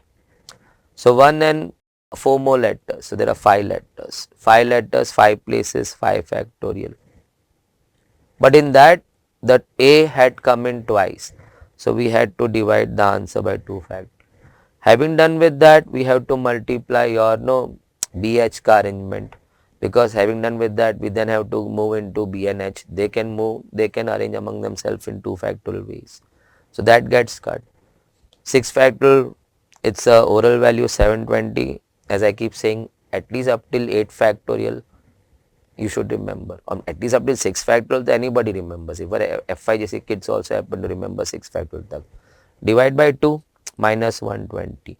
So this is 360, this is 360 minus 120, and the answer is 240. Just a small brief before we move to the next sum. We wanted B and H never should come together. So we decided from all arrangements we subtract arrangements where B and H are together. The remaining will not have B and H together. All arrangements were simple, 6 letters, 6 places, 6 factorial, but repeat letters, so you have to divide by that many factorial. So A was repeating twice, so 2 factorial cancel kar the answers because it was accounted in 6 factorial, which should not have been the case. Minus B and H together. So B and H we take it as one set, 1 and 4, 5. 5 to be arranged 5 factorial, but with A repeating twice you have to divide 5 factorial by 2 factorial. And then having done with that, the B and H will be asked to arrange among themselves in 2 factorial ways. So finally the calculation turns out to be 240. Standard sum, it is there already. Now everybody enjoys solving this kind of sum. Confirm solution आ जाता है, सोचना नहीं है ज़्यादा. So 1 by 7 factorial plus 1 by 8.7 factorial. Just trying to get 7 factorial at as many places as possible. So if possible, I can just delete the whole thing. 2a plus 2b is 2c. So you can remove the 2. Even in 9 factorial, I can write 9.8.7 factorial. So I can cancel my 7 factorial through. So I am left with 1 plus 1 by 8 and सामने है n upon let us say 72. This becomes 9 by 8, सामने n upon 72. Finally that short and that over here, the n is going to be equal to 81. A very simple solution, not to be discussed one more time. Moving to next, sequences, GP. Third term, AR square, T3, AR square 2 by 3. Now the question, thoda sa correction hai, find the first term, means find only A. So that's the actual question, a small misprint. Sixth term is 2 by 81, so AR 5. I hope all my viewers out there इतना तो comfortable है. GP में any term contains 1 R less than the term number. So T7 बोलूँगा तो AR is to 6 है, T10 बोलेंगे तो AR is to 9. If you say T6, AR is to 5. So T6 was 2 by 81, so AR is to 5 is 2 by 81. Let's divide. So AR square and over here 2 by 3. So A is gone, by indices R3, 2 is gone and the 3 flips over here, 3 by 81, which is 1 by 27. So it was very easy, R is 1 by 3, 1 by 27 is 1 by 3 ka cube. Now feeding your R over here, A into 1 by 9, if I am not wrong, is 2 by 3. The 3 gets cut and 3 into 2, the A is equal to 6. So the first term turns out 6. Option A is your answer. Now moving to next. I think you already have started reading the next sum. Okay. Person needs to save 975 by monthly installments. So till now तो I am not confirmed कि ये series का sum है. Each less than the former by 5. AP का sum. Each installment is 5 less than the previous one. So the D is minus 5. By paying such installments, he has to save in all 975. So the sum is 975. The S in an AP is 975. I start n by 2, 2A plus n minus 1 D. Sorry, it's 975. It's equal to 975. Now let's fill in the particulars. First installment is 100. So it's going to be n by 2, 200. A is 100. N minus 1. I have no knowledge about n. In fact, n is something what they've asked me. How many months he is going to pay back? No, he is going to save 975. Okay. D is minus 5. Please check. Sometimes in hurry the D is 5. No. He clearly said that every installment was less than its former by 5. Former बोले तो पीछे के installment से 5 कम था. So the D is always going to be less 5, minus 5. Now let's work out the bracket. So n by 2, 200 minus 5n plus 5 if I am not wrong.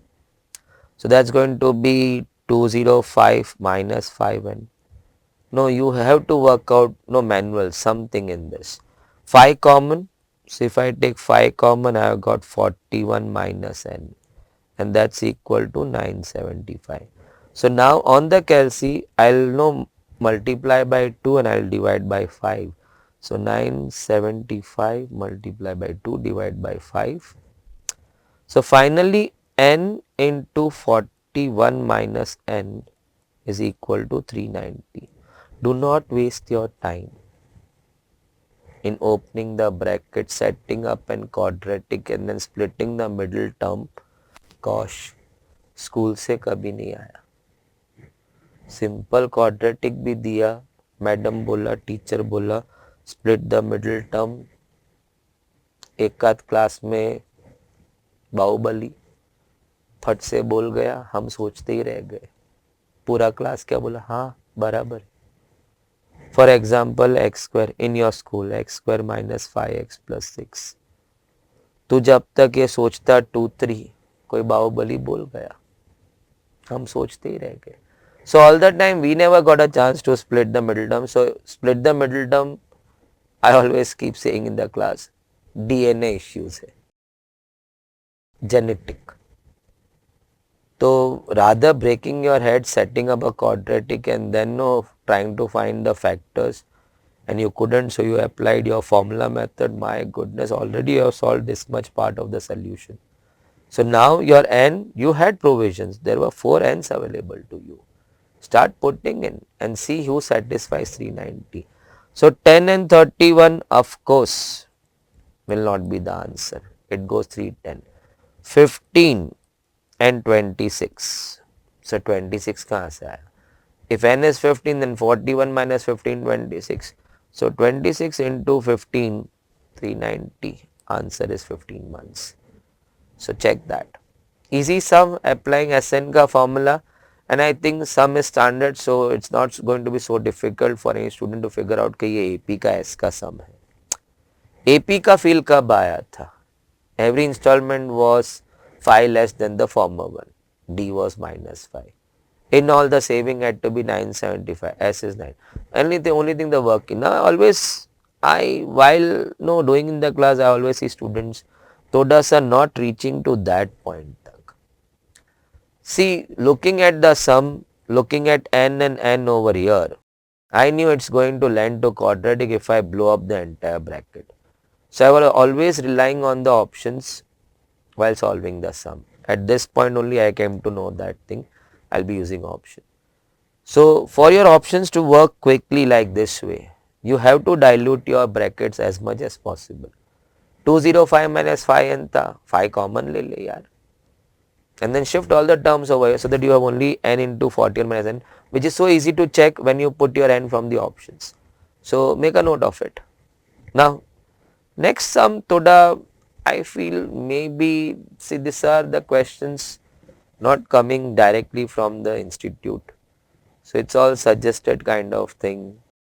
Sometimes suggested, sometimes verified, or sometimes maybe ICI institute, MTP है तो ठीक है, from the institute. But this sum थोड़ा मुझे अजीब लगा. Check. Sn of AP, okay, 3n square minus n दे रहे. मैं बोला ठीक है, अच्छा है. Common difference D6 दे दिया, which they were not supposed to actually, because those who are aware of this working, from Sn you are supposed to find S1, S2, S3, and from the sum you will get 2 terms, and from terms you will get 2 difference. So there was no need of providing you D6 in the sum. Solve कर दिया शायद. First term is what? That was really irritating. मैंने पूछा क्या? First term. So I went for S1, 3, 1, minus 1, 2.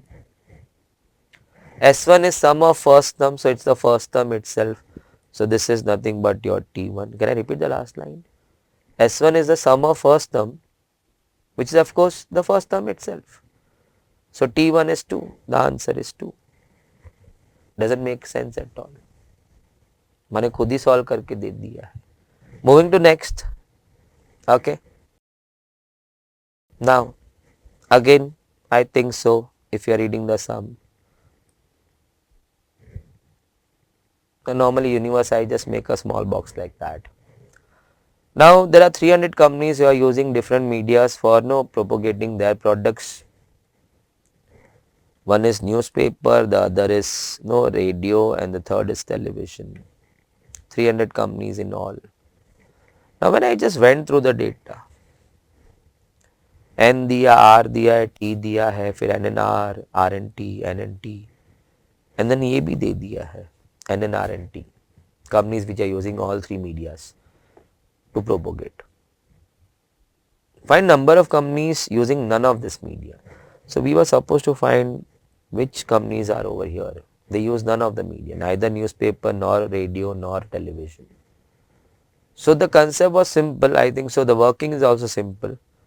From 300, if you can subtract how many were in-house, money union.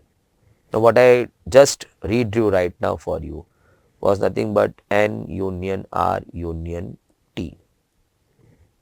So from 300, if you subtract this number, you get to know how many are outside. So let's do it. N of N union R union T is equal to N plus R plus T. So 200 plus 100 plus 40 minus. Why minus? Because when you went for N plus R plus T, you have counted this area 2 times. Can I mark it with some other pen? Okay. You have marked this area 2 times. So that was, first loop was N and R, the second was R and T, and the third was N and T. This all areas were duplicated 2 times. So you have to remove that areas. So minus 50 plus 20 plus 25, the red areas. They were counted already over here. So when you added 2 times. Now N plus R plus T may you have added your red areas 2 times. So you removed it 1 time. Now the last term. Many know the formula also, but I like to go Venn diagram, thoda Venn diagram basic. Now can I talk about this area? In N plus R plus T, you added this common area to all three, A and B and C, let us say. 3 times you added.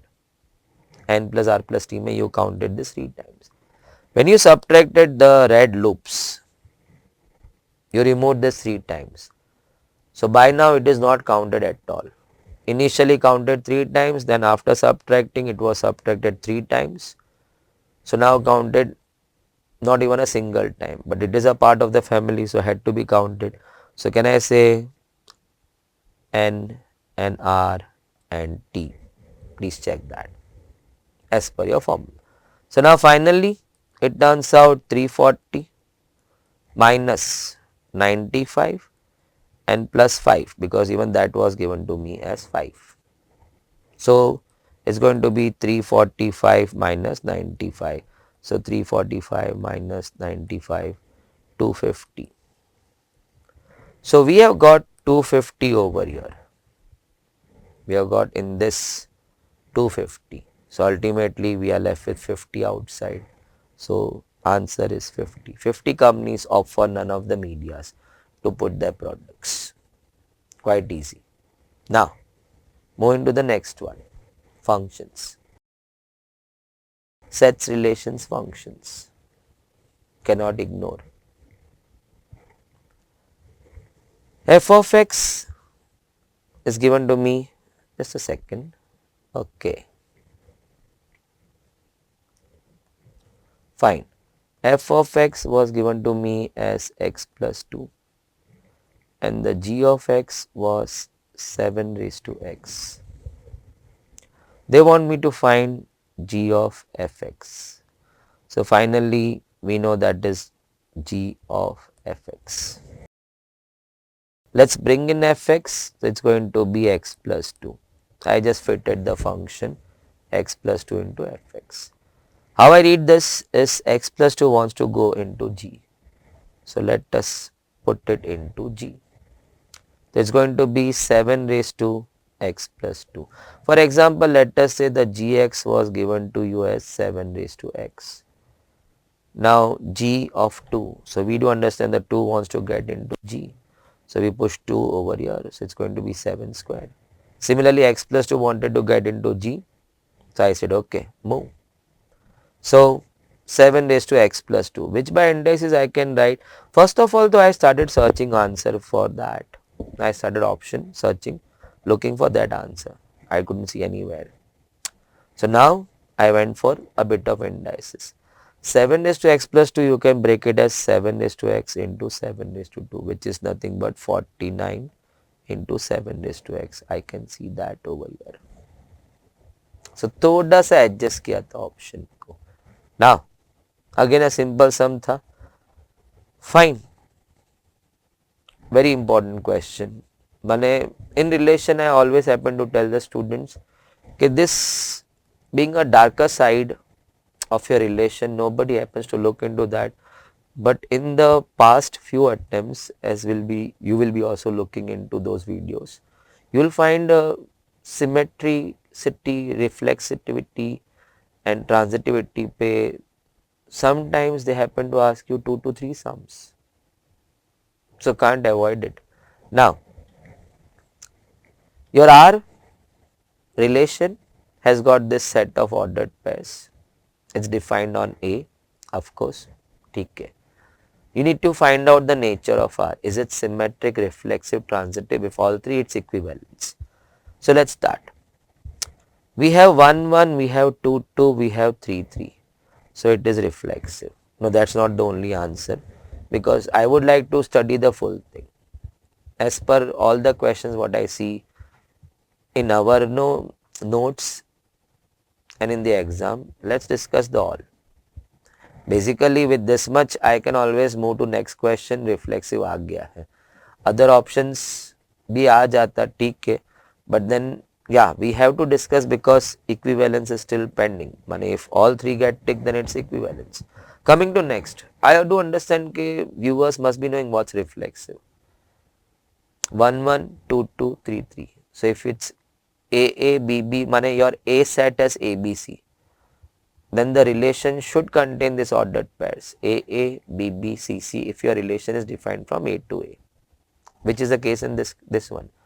Your R is defined on A means R is a relation from A to A, which I do understand that the first and the second component both are coming from A. Now coming back again. Symmetric. If the relation contains AB, it should also contain BA. If the relationship contains CD, it should also contain DC to become symmetric. So is that the case over here? So let's check with 2 3. 2 3 है लेकिन 3 2 नहीं है, so symmetric नहीं है. At this point I can straight away mark the answer reflexive. माने if the time is running short, I need to move to the next sum, I would have said okay, option C is the answer, because then there is no point checking transitivity, because anyway equivalence is out of the picture. Only when all three get satisfied equivalence, और option तो एक ही होगा. अगर transitive हो भी गया तो you can't fill in 2 circles out there. Hope so. वो स्ट्रेस, टेंशन, अटेम्प्ट वो सब दिखता है तो इंसान वही करता है जो कोई सपने भी नहीं सोचा होता है, उसने खुद ने भी नहीं सोचा होता है. Now coming आगे, I would like to talk about transitivity also. Transitivity is something which I always find in batches के students have understood. रिलेशन में A to B है, B to C है तो A to C होना चाहिए. Now this can be understood by small बच्चा also. School going kid also भी समझ जाएगा, हाँ ऐसा है तो फिर transitive है. You have ordered pair A to B, then you have ordered pair B to C, then you should also have ordered pair A to C. माने मैं तेरा दोस्त है, तू उसका दोस्त है, तो मैं भी उसका दोस्त हुआ. काश वो दोस्त फीमेल होगी तो तुम हट जाओ बाजू से. That's transitivity. But how to check it? I don't think everybody is that well equipped. When I teach, I always teach in this way. Don't try to check where the transitivity is satisfied. Check where it is not satisfied and be hungry to search for that kind of pairs where it does not satisfy transitivity. Because in our module sums we have often seen के initially transitivity was satisfied but कहीं दूर जाके end में it was not, and by that time तो एक संतुष्ट student तो transitivity mark करके निकल भी गया होगा. He may have gone on to the next sum. अरे satisfy हो गया. He didn't check all the pairs. You were supposed to check each and every pair. So only those students happen to work transitivity का test properly, those who are hungry of killing transitivity. So वो end तक वो pair ढूंढेगा जहाँ टूट रहा था transitivity. So let's do the same thing over here. The sum is over. Answer is C. Only thing I got a chance to deal with transitivity test, so I would like to do it. 2, 3 से start करते हैं. So of course we'll have to pair up with that ordered pair which starts with 3. So unfortunately 3, 3 है, but then we do not check homos के साथ. माने I call them as the components are homo. So we don't check it because transitivity is satisfied. But if you want to check, you can check. 2 to 3 जा रहा है, 3 to 3 जा रहा है, तो क्या 2 to 3 जा रहा था? खुद ही जा रहा है. So transitivity is satisfied right now. So कुछ बहुत ज़्यादा संतुष्ट स्टूडेंट होगा वो तो ट्रांजिटिविटी सेटिस्फाई हो गया सर, और हुआ है, but only by 2, 3. What about my other pairs? So now I just take pairs which are heteros. So in the curriculum while teaching I do happen to teach के homos are inborn transitive. माने 2, 2, 3, 3, 1, 1. They are already transitive, symmetric, reflexive. So do not waste your time checking into those kind of ordered pairs में all these 3 tests. 1, 2 is the next hetero. So with 1, 2 you would like to pair up which ordered pair? One which starts with 2. So I have 1 over here. 2, 3. 1, 2 and then 2, 3. So do we have 1, 3? I can't see 1, 3 anywhere over here. My transitivity was broken. I wanted to share this with you all. Transitivity test should be applied keeping one thing in mind. मैं तुझे मार दूंगा, तू satisfy नहीं होता है, क्योंकि early stage में वो हो जाता है, तुमको वो गुड फीलिंग देता है और तुम भावुकता में वो मार्क भी कर देता है, कुछ तो हदें पार कर देते, इक्विवेलेंस हो गया. Check till the last hetero pairs. Don't waste your time on homo pairs. Homo pairs means the components were the same. 2, 2, 1, 1, 3, 3. Don't waste your time. So now, moving to the next one. Derivatives. Application of derivatives. Okay. Done in 12th also, done in foundation also. Such kind of takeaway free sums you should not miss out. So now coming back, cos function. Okay. Cos function दिया है 2x cube minus 15x square plus 36x. Actually you will not waste your time writing that in the given space. The cost will be minimum at what output? X is the output, so it's going to be minimum where? So for any function to be minimum, its dash has to become 0. Sir, its dash, the c dash, the derivative. So I'll do two things, c dash and c double dash. C dash is 6x square minus 30x plus 36, the first derivative, and maybe I'll just keep myself ready with c double dash also. 12x minus 30, fine, second derivative. So this is dc by dx and this is d square c by dx square, but why should we use such kind of notation? Simple notations available hai, c dash, c double dash. Now I repeat, for function to touch maximum minimum, the c dash at that points become 0 or f dash becomes 0. So now equating 6x square minus 30x plus 36 to 0 to find where the cost will be touching extremes. So dividing by 6, again quadratic आ गया, x square minus 5x plus 6. Easy split है, 2 and 3 minus and minus, x and x. So that's my way of factorizing. So it's going to be x is 2, 3. So I've got 2 points at 2 and 3. So something like that, no? This is 2, this is 3. This is your cost function. So at 2 minimum, yeah, maximum 3, no, the curve can be drawn in this way also. Let me just be very clear about this. Second derivative test could have been avoided, but this sum, they didn't allow us to take a chance. I'll come to that point later on. So this is your 2 and this is your 3. This is your cost function. 2 and 3 pe the function has touched the extremes, no, max and min, or the other way around, min and max. Now that's the confusion. So at 2, 3, I cannot say it's max min or min max. So I'll have to put my 2 and 3 in double dash. So let's say I am putting my 2 in 12x minus 30. So 24 minus 30, which is equal to minus 6 negative. So if C double dash goes negative, then the cost must have gone maximum at that point. So this is not to be discussed because cost has gone maximum at 2. Now put your 3 over here, that's going to be 36. You're putting 3 in double dash, which turns out 6 positive. So if C double dash or F double dash goes positive, then the function is minimum at that point. So the cost is minimum at 3. Which actually I was not supposed to work out because the 2 was out, so 3 was in. Now coming to my first point before this.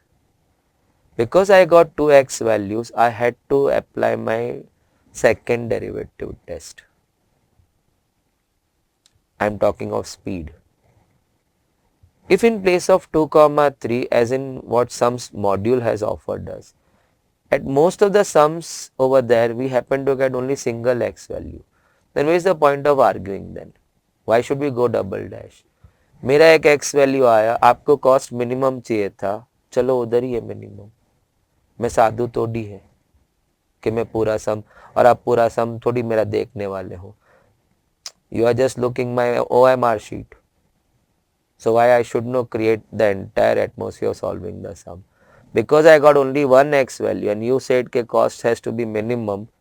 So I said okay, cost is minimum at my x value. मेरा 2 आया x value. So I was in a dilemma. I had to apply second derivative का test to figure out okay, where it's max and where it's min, and the minimum has to be the answer for me. So the whole game, you can make a note of this point. Okay, if you are coming out with only one x value, do not waste your time in double derivative ka test.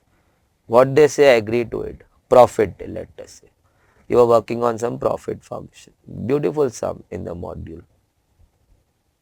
पहले cost दिया है, फिर demand function दिया है, उसको आप फिर demand से मल्टीप्लाई करो, reach to profit from no reach to revenue sorry, and from revenue you remove the cost and then you come to profit function. Equate p dash to 0, not profit to 0 please. For any function to touch extreme, its dash is equal to 0, not the function. So equate the p dash to 0 and luckily you got only one x value. वो बोला profit maximum किधर है, मेरा एक ही x value है, उधर ही होगा. So why to apply second derivative test. Now going आगे. Okay, nice cool sum, cool. fx is xc3. Just imagine it is 5c3 and don't tell me 5c2 कर दूंगा मैं, बट लेट अस से कि 5c3 है. How would you have done the calculation? 5 4 3 upon 3 2 1 or maybe 6 3 factorial. So why not your fx? Let's apply the same thing. xc3, it's actually x minus 1 x minus 2 upon 6. So 6 3 factorial. Now f dash x पे जानना है. Question is f dash 1. In the current state, if you go for derivative, you will have to apply UVW का rule. Open the bracket na, easy है ना. x square minus 3x plus 2. You can take some more time in that. Still open it. Sir अभी हो गया ना इससे ज़्यादा. Then you have to apply product rule. I am seeing a product over here. Why to apply that also? X cube minus 3x square plus 2x, the whole upon 6. That is my final fx, the state of fx. Now f dash x. So can I work over here? So 6 being constant will stay as it is. 3x square minus 6x plus 2. So that's my f dash x. And they asked me to solve f dash 1. So put in 1. So 3 minus 6 plus 2 the whole upon 6. So it's 5 minus 6, which is minus 1. So minus 1 upon 6 is the answer. Can I just redraw the last part? Thoda sa space constraint, which you will always find in your papers also. But of course, you will manage easily. I cannot say that in video, but sounds really irritating if I have to go all the time last page pe to solve. And you can see, no, quite many sums, almost 80% sums you have to solve to reach to answer. Even with shortcuts also you have to solve the sum. So I would not say. Viewer bahut samajhdar hai. Coming back, f dash x. So f dash x, 6 being constant stays as it is, and then we have got 3x square minus 6x plus 2. And then we were supposed to find f dash 1, so just putting in 1. 3 minus 6 plus 2 upon 6. So 5 minus 6 minus 1 upon 6 is your answer. Now 38. I don't know how many touched the last part of integration. Chalo, let's check that. Find the equation of the curve which passes through 1, 2 and has slope. Slope of curve is 3x minus 4. Now I do understand that the slope of the curve, it was taught to us in derivative. Slope of curve is given by dy by dx. So now let us say this is the curve y equal to some function of x. And the curve is passing through 1, 2. Slope of the curve is given by dy by dx, which they are giving me in the sum is 3x minus 4. I have to reach to the curve. I have to reach to y. मेरा understanding ऐसा है, y को derivative किया तो dy पे आया, dy से integrate करो, you will go back to y. y का derivative dy by dx. So dy by dx का integration has to be y, as most of you may be knowing के integration is antiderivative. y, you derivate, reach to dy by dx. dy by dx, you integrate, you go back home y. So if I integrate on both the sides, I will reach to y. Integration. So x raised to 2 upon 2 applying x raised to n plus 1 upon n plus 1. I have got 1 over here. So 4 sets aside, 1 on integration is x, n plus 1 constant k. Ab naya hangama. I have reached to the curve. No, I wanted to reach to the curve ka equation, y equal to some function of x. But ek unknown k aa gaya usme. Now how to find k? They gave you something more in the question. The curve is passing through 1, 2. School stuff. If a point is on the curve, it has to satisfy the equation of the curve, or in other language, if the curve passes through a point, then the curve must satisfy the point, or the point must satisfy the equation of the curve. So 1, 2 has to satisfy that. So let's put 1, 2 over here. So 2, y mein 2. 3 by 2, x is 1, minus 4 plus k. So finally 2 plus 4 minus 3 by 2 is my k ka value. So that is 6.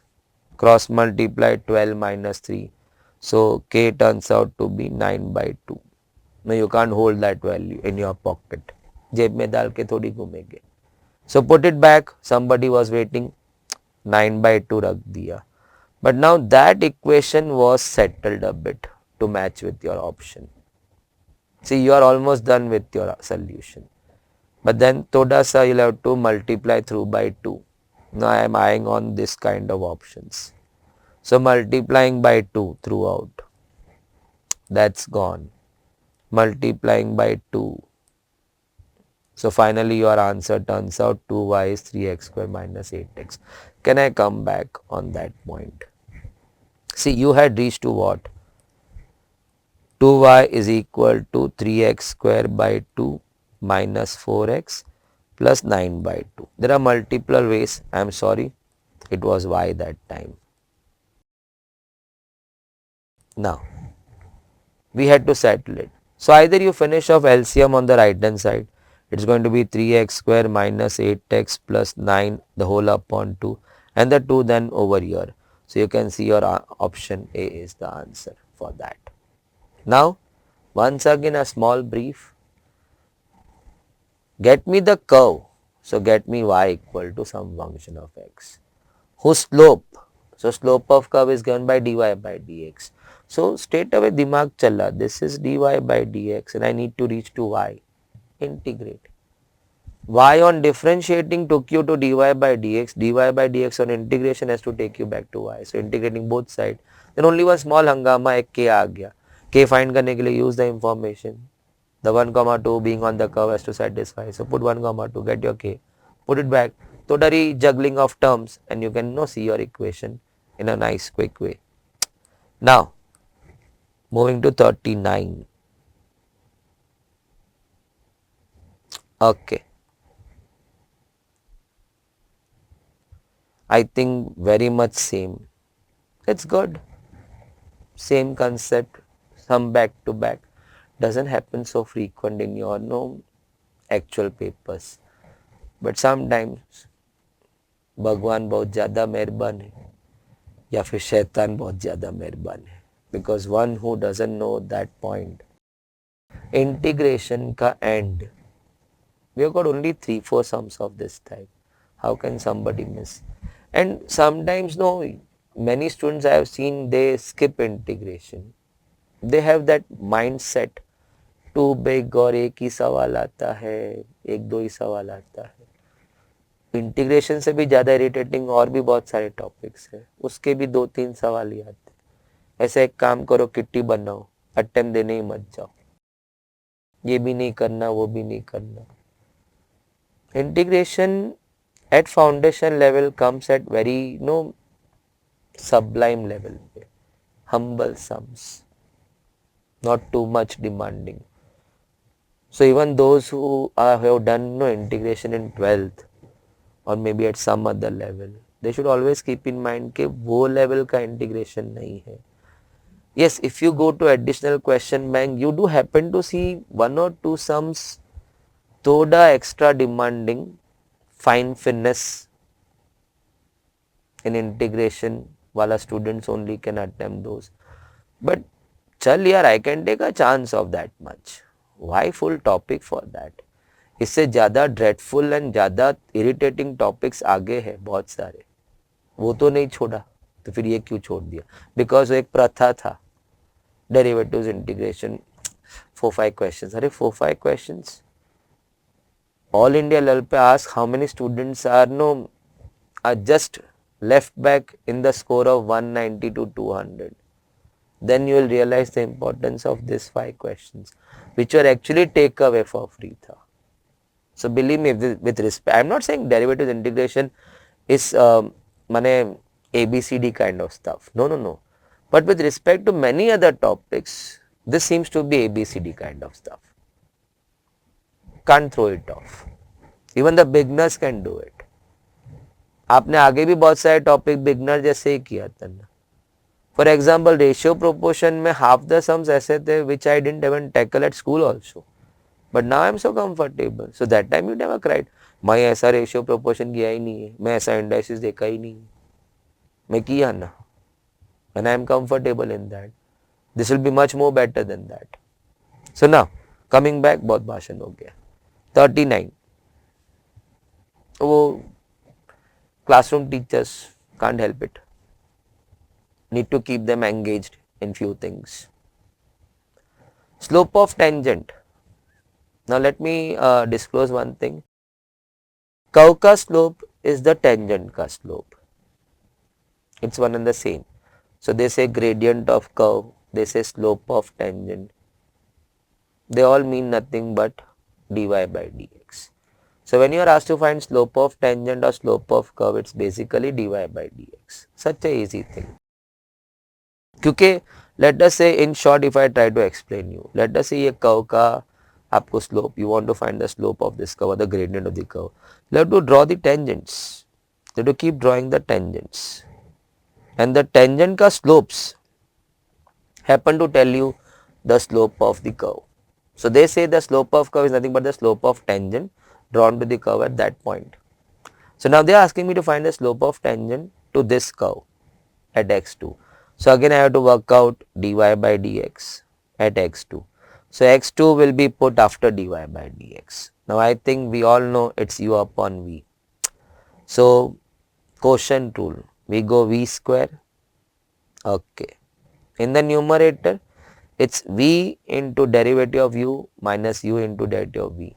So x plus 2 into the derivative of x minus 1, which is 1, minus x minus 1 into the derivative of x plus 2, which is 1. So when I release the bracket, it is x plus 2 minus x plus 1. Just check the sign change, please, upon x plus 2 the whole square, which ultimately turns out to be 3 upon x plus 2 the whole square. But this is dy by dx. Now at 2, so we put in 2 over here. So it's going to be 4 ka square, which is 3 by 16. So the slope of the curve, slope of the tangent drawn to the curve at 2, it's 3 by 16. Option A is your answer. Now the last shot. Of course, in the 40 questions of maths, paper is not over. My colleague is waiting. He is excited to see you all for the next 60. You are looking at the sum. कुछ का तो हो गया. They have taken a tea break now. 5 minus 0 by 2, 5 by 2. I'll discuss. Of course, even I would always suggest that when you see this sum, straight away go for no b minus a by 2. But right now discussion. We have a property which says if you are integrating some function from a to b, you are integrating some function from a to b, you can always write it as a to b f of a plus b minus x. I am very sure you all must have heard about this.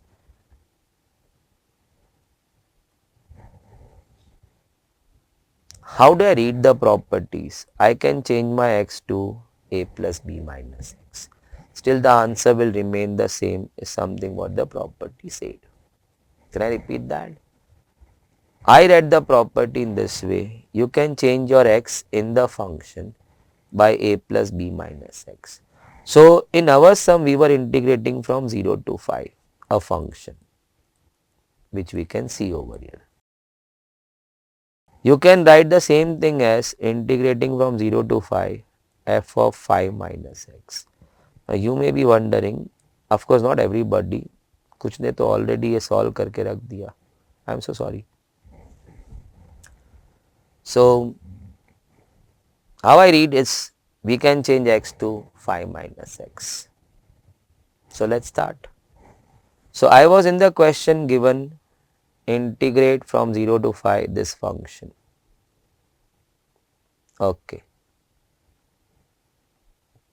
Of course the way I am going to solve, nobody happens to solve in no CA foundation exam. I'll put my closing note on that. Property gives me a facility to change my x to 5 minus x. So I said okay, let me change my function to 5 minus x. So all my x are changing to 5 minus x. All my x are changing to 5 minus x. Now what should I be writing over here? See, one who sees the property in this way, he sees x is changed to 5 minus x. One who sees the property in this way, he sees, if he sees in this way, he sees 5 minus x is replaced by x. So then 5 minus x will now become x square. Of course. And the answer still remains the same, is something what the property said, even if you change your x to a plus b minus x, the answer will remain the same. So even this answer will be I. So let's add it now. 2i integrating from 0 to 5, since both were integrated from 0 to 5. Denominator seems to be common. So x square plus 5 minus x the whole square. Check it for yourself. When you are adding the two integrals over here, the denominator was same, so I kept the common denominator.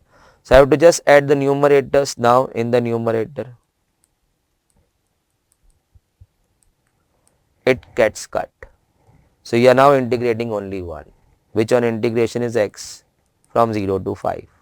We go 5 minus 0, upper limit minus lower limit, and that's 5, but that's 2i. Don't forget it's 2i.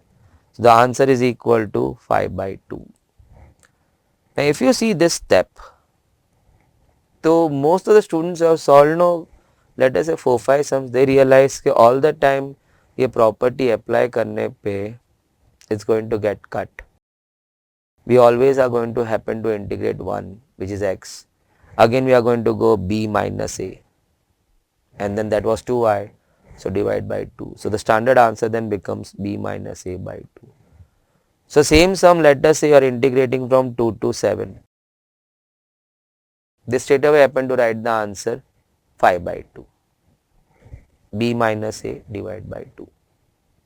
So I think that note everybody must have made in their own curriculum while they must be doing their course, this study in their own respective classes, batches. So they all must be aware of that. No, b minus a by 2 straight away answer रख देते हैं. But I cannot say that directly, so I just discussed it and I just gave it a closing note. With this, my segment of 40 sums comes to an end over here. Story doesn't end for you at all, even after ending this paper.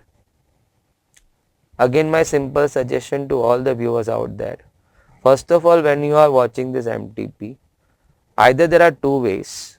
Go through the entire video at your comfortable speed and then take a print of the question paper which we are going to attach below the video with the space available. So it gives you a real paper writing feel. Solving ka jagah chahiye na, say last page. I will not put a word on that. I would have always gone in the place available. I can't keep shifting 100 times backside. So solve and then move to the next MTP. Watching maths doesn't help, or any kind of practical subjects. Watching is just to make you comfortable. You are also watching taki you get to know okay, this is something within my limits. With every passing sum, you get more and more comfortable. You get that boost. Just imagine the boost you will get when you finish off solving those 100 sums. So that's the whole need of the hour before you go for your final attempt. Preparing mocks to hit the past papers. Preparing past papers to hit the paper. And you are super it. Jai Jaikar. Namaskar. My friend will shortly accompany you for the remaining 60 sums. Vaibhav Karia sir, my fast colleague, he is just waiting outside to address you with the remaining part. Thank you so much. Till then everybody, bye. Namaskar. Hello friends, this is Professor Vaibhav Karia from JK Shah classes, and let's start with the December mock test paper series of statistics and logical reasoning. Sir ने आपके साथ maths discuss कर ही लिया. अगर आपने नहीं देखा है तो प्लीज़ वो भी देख लीजिए. ये आपका जो मॉक टेस्ट पेपर 1 जो था, जो फर्स्ट सेट जो इंस्टीट्यूट ने रिलीज़ किया था, आज हम लोग वो डिस्कस करने वाले. तो आ जाइए, चालू करते हैं with logical reasoning and statistics. Right, आ जाओ.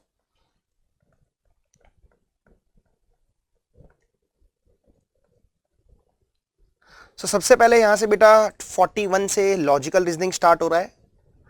From 41 till your 60 20 questions logical reasoning के रहेंगे एंड फिर रेस्ट स्टैटिस्टिक्स के रहेंगे.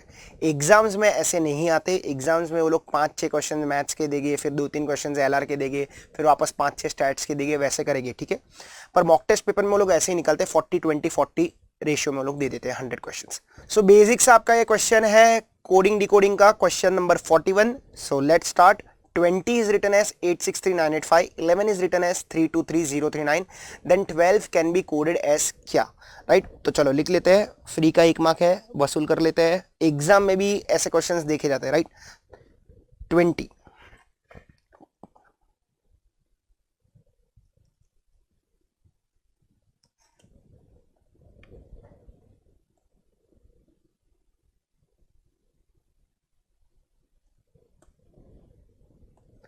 11 is coded as 323039, तो 12 को कैसे कोड करेंगे हम लोग?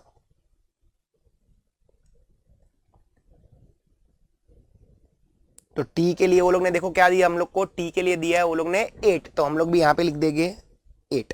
फिर डब्ल्यू के लिए 6, फिर 3, एल्फ के लिए वो लोग ने दिया है 2, वी के लिए दिया है वो लोग ने 0 एंड ई के लिए दिया था 3, तो आंसर आ गया 863203, 863203, that is nothing but your option A, so A is your correct answer. Easy, अच्छा फटाफट देखते हैं आगे।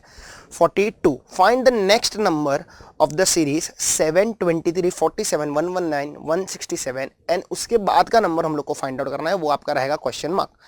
तो लिख लेते हैं इसको भी, क्वेश्चन 42, तो 7, 23, 47,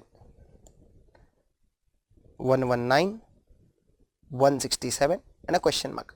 अब आपको एक चीज मैं बता देता हूं, अगर आपको नहीं पता है तो, ठीक है, चेकलिस्ट एक मेरी है, वो चेकलिस्ट आप अच्छे से लर्न कर लो, आपका काम हो जाएगा। उसमें से एक चेकलिस्ट है, जैसे जैसे हम लोग पेपर में क्वेश्चंस लिखते जाएंगे, चेकलिस्ट में भी आपसे डिस्कस करते जाऊंगा, आपको ये याद रखना है, ठीक है? एक पैटर्न बनानी है आप लोग को इसमें से, and one of the pattern is square cube का पैटर्न। कैसी पैटर्न है? स्क्वायर्स एंड क्यूब्स की, मतलब 1 स्क्वायर, 2 स्क्वायर, 3 स्क्वायर, 4 स्क्वायर, तो आगे क्या आ जाएगा 5 स्क्वायर, और उसमें वो लोग कुछ ना कुछ प्लस माइनस करते हैं, तो हम लोग को वही चीज ध्यान देनी है और सॉल्व करना है, ठीक है? तो अगर सबसे पहले मैं 7 की बात करूं तो 7 को मैं लिख सकता हूं ना 3 स्क्वायर माइनस 2, 9 माइनस 2, 23 को 5 स्क्वायर माइनस 2, तो अभी आगे देखते जाने का, 7 स्क्वायर, 9 स्क्वायर, 11 स्क्वायर। पैटर्न है ना, हमेशा देखने में भी अच्छा लगेगा, सुनने में भी अच्छा लगेगा। देखो ना कितना मस्त लग रहा है, 3, 5, 7, 9, 11, 13, minus 2 minus 2 minus 2 minus 2 minus 2, वैसा। तो यहाँ पे आ जाएगा 7 स्क्वायर माइनस 2, तो ये हो जाएगा आपका 11 स्क्वायर माइनस 2, 13 स्क्वायर माइनस 2। अब इधर ही एक बड़ा सा ट्विस्ट है, देखो नॉर्मली पैटर्न्स कैसे रहते हैं, देखने और सुनने में अच्छा लगना चाहिए, मैंने आपको बोला, राइट? अब ये देखो 3, 5, 7, 9, 11, 13, 15 ना, तो लोग क्या करेंगे, सर 3 है, 5 है, 7 है, 11, 13 है, 15 स्क्वायर माइनस 2, 2, 2, 3, यस मेरा आंसर आ गया। ऐसा करने का नहीं, देख इधर भी तू मार्क करके रखेगा, ऐसा मैंने जैसे पहले से करके रखा है, ये गलत है, ये गलत है, उसने तेरे साथ खेल खेल लिया है ना, और वो लोग ऐसे करते ही करते हैं। गलत है तो क्यों गलत है? पैटर्न क्या है? पैटर्न है 3, 5, 7, 9, 11, 13। क्या तुझे कहीं पे भी 9 का स्क्वायर माइनस 2 दिख रहा है? इधर नहीं, 9 के बाद सीधा 11 का जंप मारा, तो इधर भी 15 आ सकता नहीं है। सर तो 15 नहीं आएगा तो क्या आएगा? थोड़ा सोच, 3, 5, 7, 11, 13 are also nothing but your prime numbers. तो ये पैटर्न ऑड नंबर्स का स्क्वायर माइनस 2 का नहीं था, पैटर्न किसका था? प्राइम नंबर्स का स्क्वायर माइनस 2 का पैटर्न। ऐसे नंबर जो या तो खुद से डिवाइड होते या तो 1 से डिवाइड होते। 17 का स्क्वायर माइनस 2, 287। अब ध्यान से देख, गौर से देख, उसने 287 भी दिया था, तो बी तेरा आंसर नहीं है बेटा, आंसर है सी, ठीक है? तो लोग यही गलती करेंगे, और वो चाहता ही है कि तू ये गलती करे, उन लोग को वही चाहिए, इसके लिए वो लोग ने रखा। और ये एग्जामिनेशन क्वेश्चन रह चुका है, मॉक टेस्ट पेपर में तो दिया ही दिया, पर ये तेरा one of the examination question रह चुका है, ठीक है? तो ध्यान से सॉल्व करना। आ जाओ, moving on to the next question. वापस ऑड मैन आउट लिखा है यहाँ पे, आ जाओ देखते हैं। Find the odd man out 34, 105, 424, 2123, 12756। Now you can see numbers are gradually increasing, right? तो मैंने पहले भी बोला है, मैं अभी भी बोलता हूँ, there is a slight difference between odd man out and your wrong term के क्वेश्चंस। ये प्रॉपर ऑड मैन आउट का क्वेश्चन है। अब अगर एक पैटर्न बनता रहेगा और असेंडिंग ऑर्डर, दो चीज होनी चाहिए, पैटर्न एंड असेंडिंग ऑर्डर। अगर ये दोनों बन रहा है तो ये रॉन्ग टर्म का क्वेश्चन है, ना कि ऑड मैन आउट का, ठीक है? इंस्टीट्यूट ये गलती करती है और करती है, ठीक है? ऑड मैन आउट मतलब नंबर अलग है, रॉन्ग टर्म मतलब नंबर गलत है, ठीक है, चलो ये डिफरेंस है दोनों में। और क्या होना चाहिए, कैसे पता चलेगा रॉन्ग टर्म या ऑड मैन आउट का क्वेश्चन है। रॉन्ग टर्म के क्वेश्चन में पैटर्न भी बनेगा और असेंडिंग ऑर्डर या तो डिसेंडिंग ऑर्डर में क्वेश्चन रहेगा। ठीक है, चलो आ जाओ तो देखते हैं क्वेश्चन, देखते हैं क्वेश्चन 43, 34, 105, 424, 2123 एंड 12756। तो अब यहाँ पे बेटा एक चेकलिस्ट जो मैंने तेरे को बताई थी स्क्वायर क्यूब की, उसमें से भी एक चेकलिस्ट ऐसी है कि अगर नंबर अचानक बढ़ रहा है तो देख, अचानक मतलब एकदम सडनली शूट अप किया, तो अगर नंबर अचानक बढ़ रहा है तो previous number square cube multiplication देख, क्या देख, previous number square cube multiplication. तो देख 105 का प्रीवियस नंबर क्या है 34, 34 के साथ ऐसा मैं क्या करूँ कि वो 105 बन जाए, तो करना एक बार ट्राई कर, 34 इंटू 3, 34 इंटू 3 करेगा तो आएगा 102, राइट, प्लस 3 करेगा तो आ गया 105, बराबर है। फिर 105 उसका प्रीवियस नंबर 424 का, तो 105 इंटू 3 करेगा तो तू 300 के आसपास खेलेगा, पर तेरे को जो 400 पे जाना है तो इंटू 4 ट्राई कर, तो इंटू 4 करेगा तो आएगा 420 प्लस 424। तो इधर देख पैटर्न क्या बन रही है, previous number into 3 plus 3, previous number into 4 plus 4, फिर आगे क्या हो जाएगा, सुनने में और दिखने में अच्छा लगेगा, बोला था into 5 plus 5 into 6 plus 6 into 7 plus 7 into 8 plus 8 pattern. तो ये ऑड मैन आउट का क्वेश्चन नहीं है, रॉन्ग टर्म का क्वेश्चन है, पैटर्न भी बन रहा है, असेंडिंग ऑर्डर में भी जा रहा है। तो अब देख जो भी नंबर फिट नहीं बैठा वो तेरा रॉन्ग टर्म, समझ रहे मैं क्या बोल रहा हूं। चल तो ट्राई कर आगे, 424 इंटू 5, तो करो 424 इंटू 5 करो, तो 424 इंटू 5 करता हूं मैं, तो आ रहा है 2120 प्लस 5 करना पड़ेगा तो आ जाएगा 2125, जबकि तेरे को दिया क्या है 2123, तो तेरा आंसर क्या है 2123, option be wrong term, odd man out नहीं है, रॉन्ग टर्म। सर अब तेरे को कैसे पक्का पता चलेगा कि यही रॉन्ग टर्म है, तब ध्यान से सुन, नेक्स्ट नंबर जो आया वो वापस प्रीवियस नंबर इंटू 6 प्लस 6 से आएगा, करना 2123 इंटू 6 प्लस 6 कर, नेक्स्ट टर्म नहीं आएगा। पर अगर तू ये राइट टर्म को लेता है, क्योंकि उधर होना चाहिए था 2125, तो 2125 इंटू 6 प्लस 6 करो, 2125 इंटू 6 करेगा तो आ जाएगा तेरा, आ गया सर मेरा आंसर 12756। क्लियर। तो odd man and wrong term में बहुत स्लाइट सा डिफरेंस है, तो ध्यान रखना वो चीज को। चलो आ जाओ देखते हैं next question, question 44, find the next term of the series A5A C10C। आ जाओ करते हैं, इजी सा क्वेश्चन एकदम, A5A फिर क्या है C10C, C10C E15E, फिर है E20G। अब ध्यान से देखना, यहाँ पे प्रिंटिंग मिस्टेक है बेटा, क्या प्रिंटिंग मिस्टेक है वो मैं बताता हूँ, और इधर आपका क्वेश्चन मार्क, ठीक है। अब यहाँ पे प्रिंटिंग मिस्टेक क्या है तो ध्यान से देखते हैं, ये जो आपका ई है ना, तेरी इंस्टीट्यूट ने भी यहाँ पे ई दिया है, इसके लिए मैंने भी यहाँ पे ई लिखा है, ठीक है। यहाँ पे ई नहीं होना चाहिए था, क्योंकि देख A C C E E, तो यहाँ पे एक्चुअली होना चाहिए था G, तो तू आगे सॉल्व कर सकता है, ठीक है। और कोई वे नहीं बनता इसको आगे सॉल्व करने का, तो हम लोग अपने हिसाब से यहाँ पे चेंज कर रहे हैं, हम लोग को क्वेश्चन का अंडरस्टैंडिंग लेना है, ठीक है। चलो तो इसको खत्म करते हैं, A B C, A से C एक लेटर आगे, एक आगे, C D E एक आगे, E F G एक आगे, तो इधर क्या आ जाएगा H एक आगे, और इधर आ जाएगा I, ठीक है। हम लोग आगे की तरफ जा रहे हैं और एक एक लेटर स्किप कर रहे हैं, इसके लिए एक आगे लिखा है, तो सेम चीज इधर भी है, एक आगे एक आगे एक आगे, तो इधर भी आ जाएगा एक आगे, इधर भी आ जाएगा I, तो दोनों तरफ I है, ठीक है। तो I किधर है, हाँ यहाँ पे ऑप्शंस में ये I25 है और ये I20 है, ठीक है। चलो तो बात करते हैं इधर,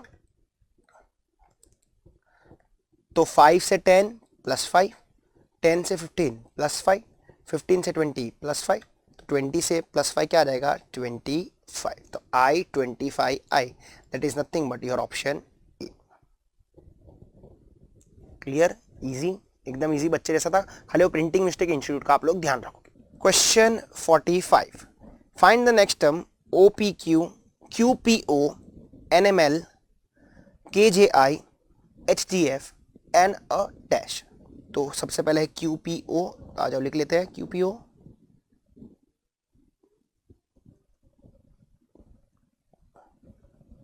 फिर है अपने पास NML KJI, NML KJI, then we have HGF and a question mark, HGF and then we have a question mark. तो आ जाओ, तो अभी आगे पीछे सिखा था, A to Z जा रहे हैं तो आगे, Z to आ रहा है तो पीछे, राइट. तो LMNOPQ, तो यहाँ पे अपन ऑब्वियसली पीछे जा रहे हैं, तो LMNOPQ, OP तो इधर 2 आ जाएगा, 2 पीछे जा रहे हो तुम लोग. J KLMN, तो इधर भी 2 लेटर्स पीछे जा रहे हैं, N to K. HIJ के इधर भी 2 पीछे जा रहे हैं, तो H से 2 लेटर पीछे जाना बेटा, तो H से 2 लेटर पीछे, तो ABCD बोलने का EFGH ना, EFGH, FG, तो ये 2 लेटर्स हो गए, तो क्वेश्चन में क्या आ जाएगा बेटा, E आ जाएगा, E. अब वैसे ही बाकी लोग के लिए करते हैं और खत्म करते हैं काम को. आ जाओ, तो HIJ इधर भी 2 पीछे, J KLM 2 पीछे, 2 पीछे. तब G से 2 लेटर पीछे जाना है, तो G से एक लेटर पीछे E आ रहा था, तो 2 लेटर पीछे क्या आ जाएगा, D आ जाएगा, तो इधर D आ जाएगा. इधर भी 2 पीछे लग जाएगा, इधर भी 2 पीछे लग जाएगा. अब इधर का दिखते हैं पैटर्न, ठीक है. ये कॉलम टू कॉलम पैटर्न बदल सकता है, बच्चे जैसा क्वेश्चन दिए, इसके लिए सब में सेम है, ठीक है. LMNO 2 पीछे, IJKL, JKL देखो यहाँ पे 3 पीछे हो गया. अगर आप ध्यान से देखो तो IJKL नहीं, 2 ही है, बराबर है, ओके. FGHI तो इधर भी 2 ही है, तब F से 2 पीछे क्या आ जाएगा, C, तो आंसर क्या आ जाएगा, EDC ऑप्शन.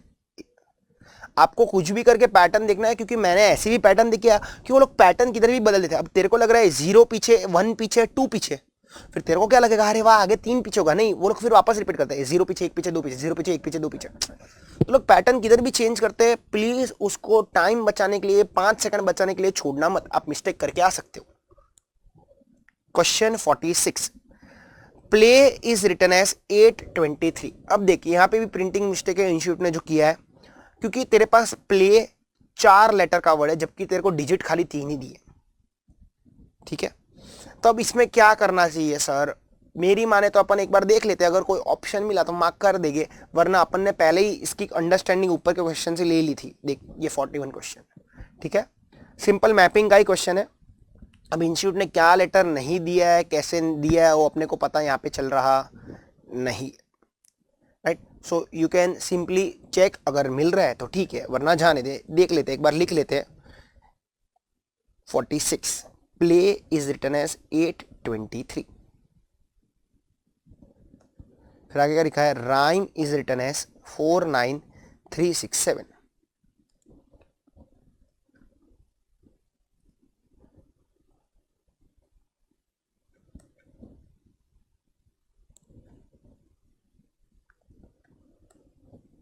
फोर 9367, ठीक है. तो meal will be written as क्या. तो अब देखो सर ये पता कैसे चला, अब थोड़े लोग पूछते हैं सर तेरे को कैसे पता, ये मैपिंग का क्वेश्चन है. तो देख M भी दिया है, E भी दिया है, A भी दिया है, L भी दिया, पर ये 823 का कॉम्बिनेशन हम लोग बिठाएंगे तो कैसे बिठाएंगे, ठीक है, वो प्रॉपरली यहाँ पे बैठ रहा नहीं है. तो अगर यहाँ पे एक और लेटर होता तो अपना काम हो जाता, कि ME तो अपने को पता ही है, ME 6 और 7 है, तो इतना तो अपने को पता है. पर A क्या है, 3 भी हो सकता है, 2 भी हो सकता है, ऐसा भी हो सकता है ना, यहाँ पे मिसिंग नंबर है, ऐसा भी हो सकता है यहाँ पे मिसिंग नंबर है ना. तो 6 7 से अपन देखते हैं, तो 6 7 से देखे ऐसे तो 2 ऑप्शन है, बस यही कारण की वजह से अपन अटक जाते हैं, ठीक है. This is the only reason, और कोई रीजन नहीं है, ठीक है. चलो बात करते आगे, पर आप लोग को मैपिंग के क्वेश्चन आते हैं, इसके लिए हम लोग इसको थोड़ा आगे बढ़ सकते हैं. चलो, तो इसमें प्रिंट मिस्टेक है.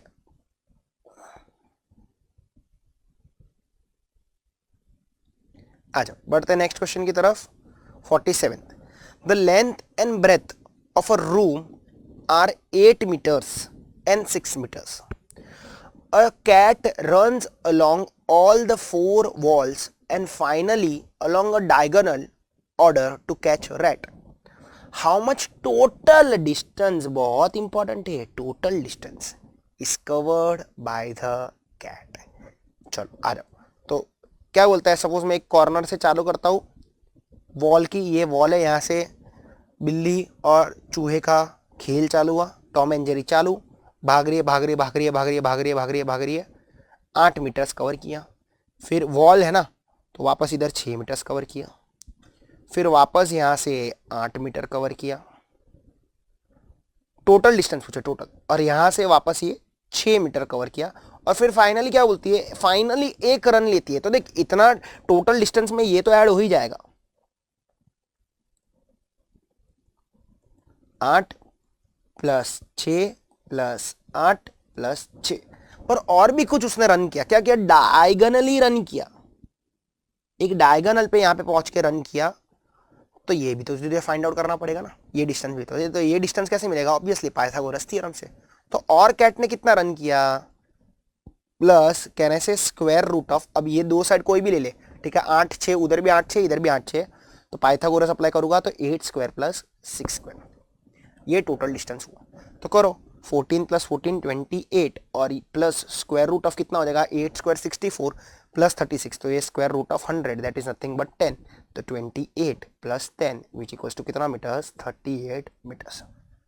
कौन सा ऑप्शन आ जाएगा, सी। तो बिल्ली ने कितना रन किया चूहे के पीछे, 38 मीटर का टोटल डिस्टेंस रन किया। लोग क्या करते, 28 पे आंसर छोड़ के आते, समझा कि नहीं समझा, दिमाग नहीं लगाते उतना, पर ये उसका सही आंसर है। आज 48, Ravi left home and cycle 10 metres toward south. तो आ जाओ, चलो रवि को लेके जाते हैं, उसको साइकिल चलानी है, अपन भी थोड़ा चला लेते हैं।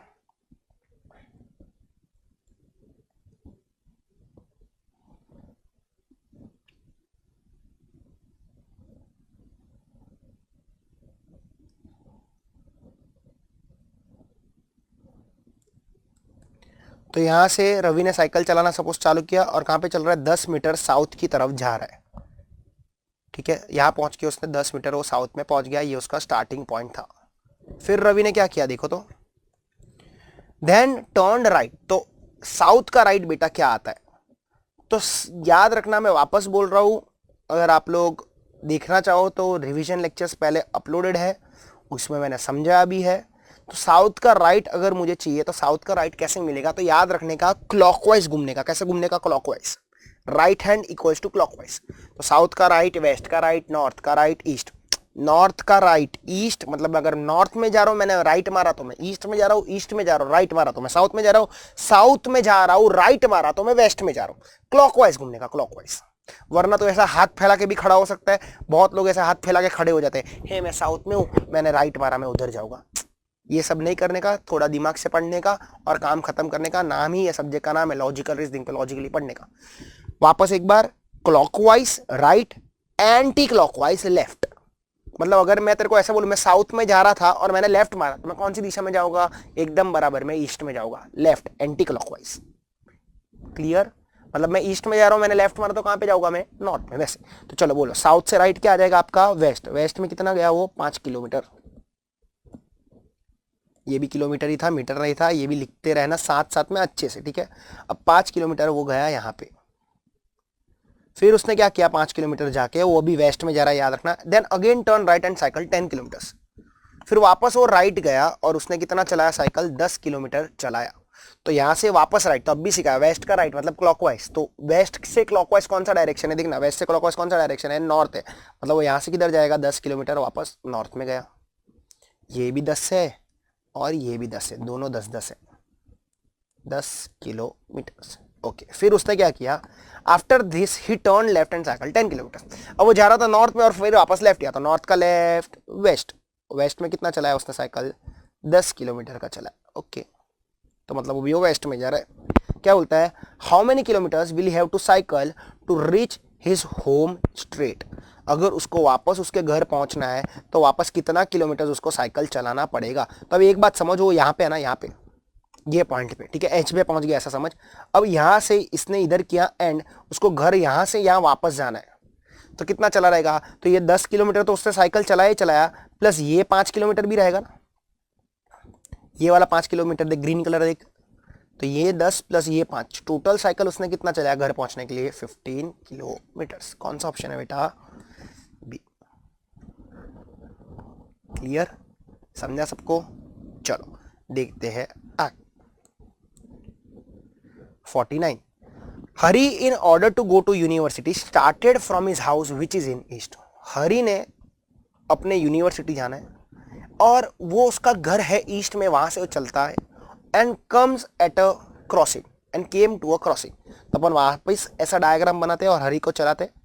अब इधर एक ट्विस्ट है, क्या ट्विस्ट है वो बताता हूं तुझे मैं, और लोग गड़बड़ क्या करेंगे वो भी बताता हूं। हरी का घर किधर था, अब भी बोला था ईस्ट में, तो ये उसका घर है। ये देख मस्त घर बनाया मैंने। अब ये घर से हरी क्रॉसिंग की तरफ आ रहा है, क्रॉसिंग मतलब चार रास्ता, ये उसका चार रास्ता। तो ये देखिए हरी भी मैं बना रहा हूं, देख दिख रहा है मस्त एकदम हरी बना दिया मैंने। ये हरी चलते चलते चलते चलते चलते चलते चलते चलते चार रास्ते पे आता है। तब सोच समझ कर बताना, घर उसका ईस्ट में है, वो चलते चलते चार रास्ते की तरफ आ रहा है, तो हरी का फेस किधर रहेगा, हरी फेसिंग किधर रहेगा, बोलो हरी किधर फेसिंग रहेगा। वेरी गुड, वेस्ट की तरफ ना रही। तेरा चार रास्ता उधर है, तेरा घर इधर है, इधर से चल के तू उधर जा रहा है, तो तेरा मुंडी उधर ही रहेगा ना, है ना। तो यही इधर कैच था, हरी इज फेसिंग वेस्ट। समझा कि नहीं समझा। अब आगे क्या बोलता है देख, the road to the left end, तो किसका लेफ्ट, हरी का लेफ्ट, क्योंकि हरी चल रहा था, एंड्स इन अ थिएटर। तो जो हरी का लेफ्ट एंड है, तो अभी देख हरी फेसिंग वेस्ट था, तो वेस्ट का लेफ्ट क्या होता है, अभी सिखाया था एंटी क्लॉकवाइज साउथ, है ना। तो इधर साउथ में क्या चीज है, थिएटर है, थिएटर। और आगे क्या बोलता है, and straight ahead is hospital. और हरी क्या देख, लेफ्ट का रास्ता थिएटर में जा रहा है, पर स्ट्रेट एग्जाम सामने जाएगा तो क्या है उसके पास, हॉस्पिटल है। अब आगे क्या पूछता है, इन विच डायरेक्शन इज यूनिवर्सिटी। अब देख ईस्ट में हो गया घर, साउथ में हो गया थिएटर, वेस्ट में हो गया हॉस्पिटल, तो यूनिवर्सिटी ऑब्वियसली किधर रहेगी, नॉर्थ। ये एक अंडरस्टैंडिंग था कि यूनिवर्सिटी रहेगी नॉर्थ में, ऑप्शन। ठीक है, अब लोग इधर गड़बड़ क्या करते हैं वो बताता हूं। लोग है ना ईस्ट का लेफ्ट लेते हैं और बोलते हैं थिएटर लेफ्ट में है तो यूनिवर्सिटी साउथ में। वो लोग घर का लेफ्ट लेके चलते हैं, पर यहाँ पे तेरे को घर का नहीं बोला है, clear cut the left end of the road goes to the theatre. तो ये चीज का तुझे ध्यान रखना था, एक क्वेश्चन, राइट। चलो आंसर है north. Question 50, Shivam started from his house towards west. तो शिवम ने अपने घर से चलना चालू किया कहां की तरफ, वेस्ट की तरफ। तो आ जाओ शिवम को चलाते डायग्राम बना के।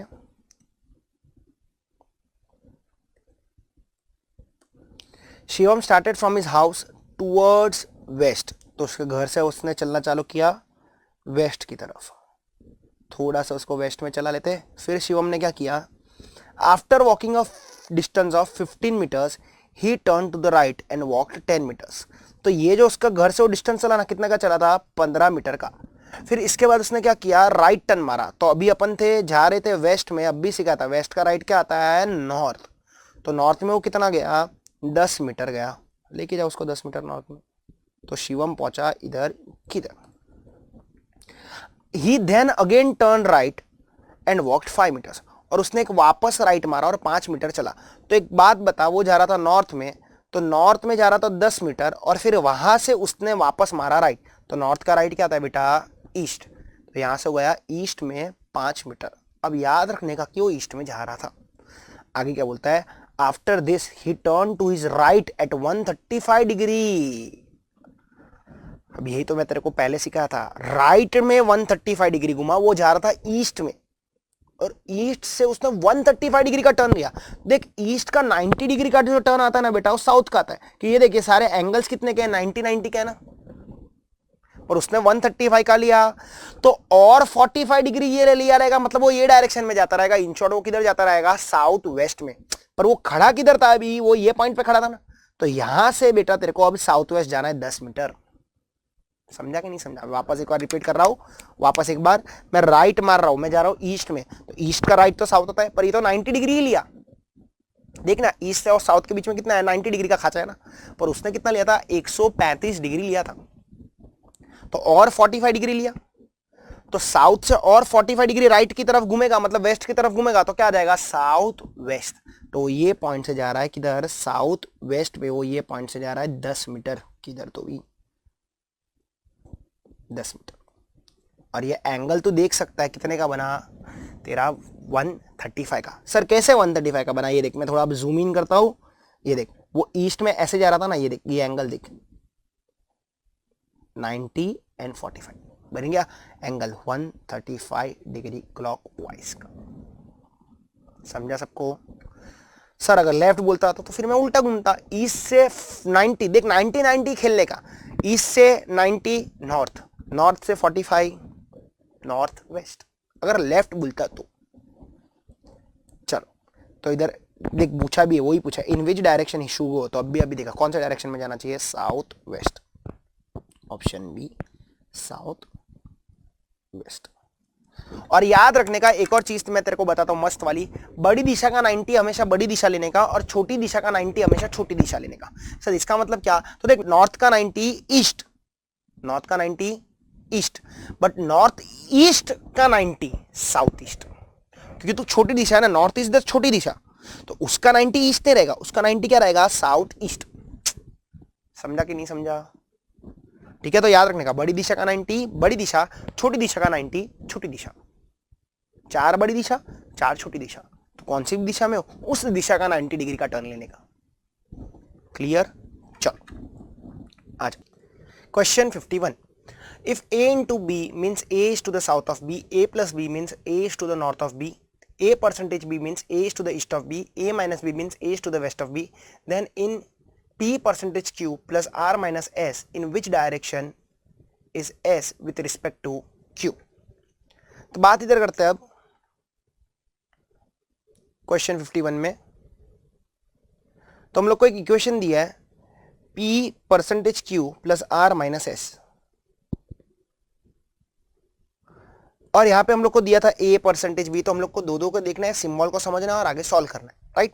तो सबसे पहले हम लोग को दिया था a परसेंटेज b, तो वो जाके देखो कि क्या बोलता है, a percentage b means a is to the east of b, तो a किधर है, b के ईस्ट में, मतलब p परसेंटेज q है, तो p किधर है, q के ईस्ट में। तो सबसे पहले हम लोग q बनाएंगे, q का ईस्ट मतलब वो बाजू रहेगा, वो बाजू, तो वो बाजू कौन सा, कौन बैठा है बेटा, p बैठा है, ठीक है। अब यहीं से आगे बढ़ने का q प्लस आर मतलब a प्लस बी, तो a भी खाली एक एग्जाम्पल है, उसके सिवाय कोई भी लेटर्स हो सकता है, फोकस करना है प्लस पे और वो डायरेक्शन पे जो गिवन है। तो देखते हैं प्लस बी का मतलब क्या है, a is to the north of b, तो यहाँ पे क्या आ जाएगा, a is to the north of b, तो यहाँ पे क्या आ जाएगा, q is to the north of r, r के नॉर्थ में q है, तो q के साउथ में कौन होगा, r होगा। अब देख ले क्या r के नॉर्थ में q है, समझा कि नहीं समझा, r का नॉर्थ, राइट।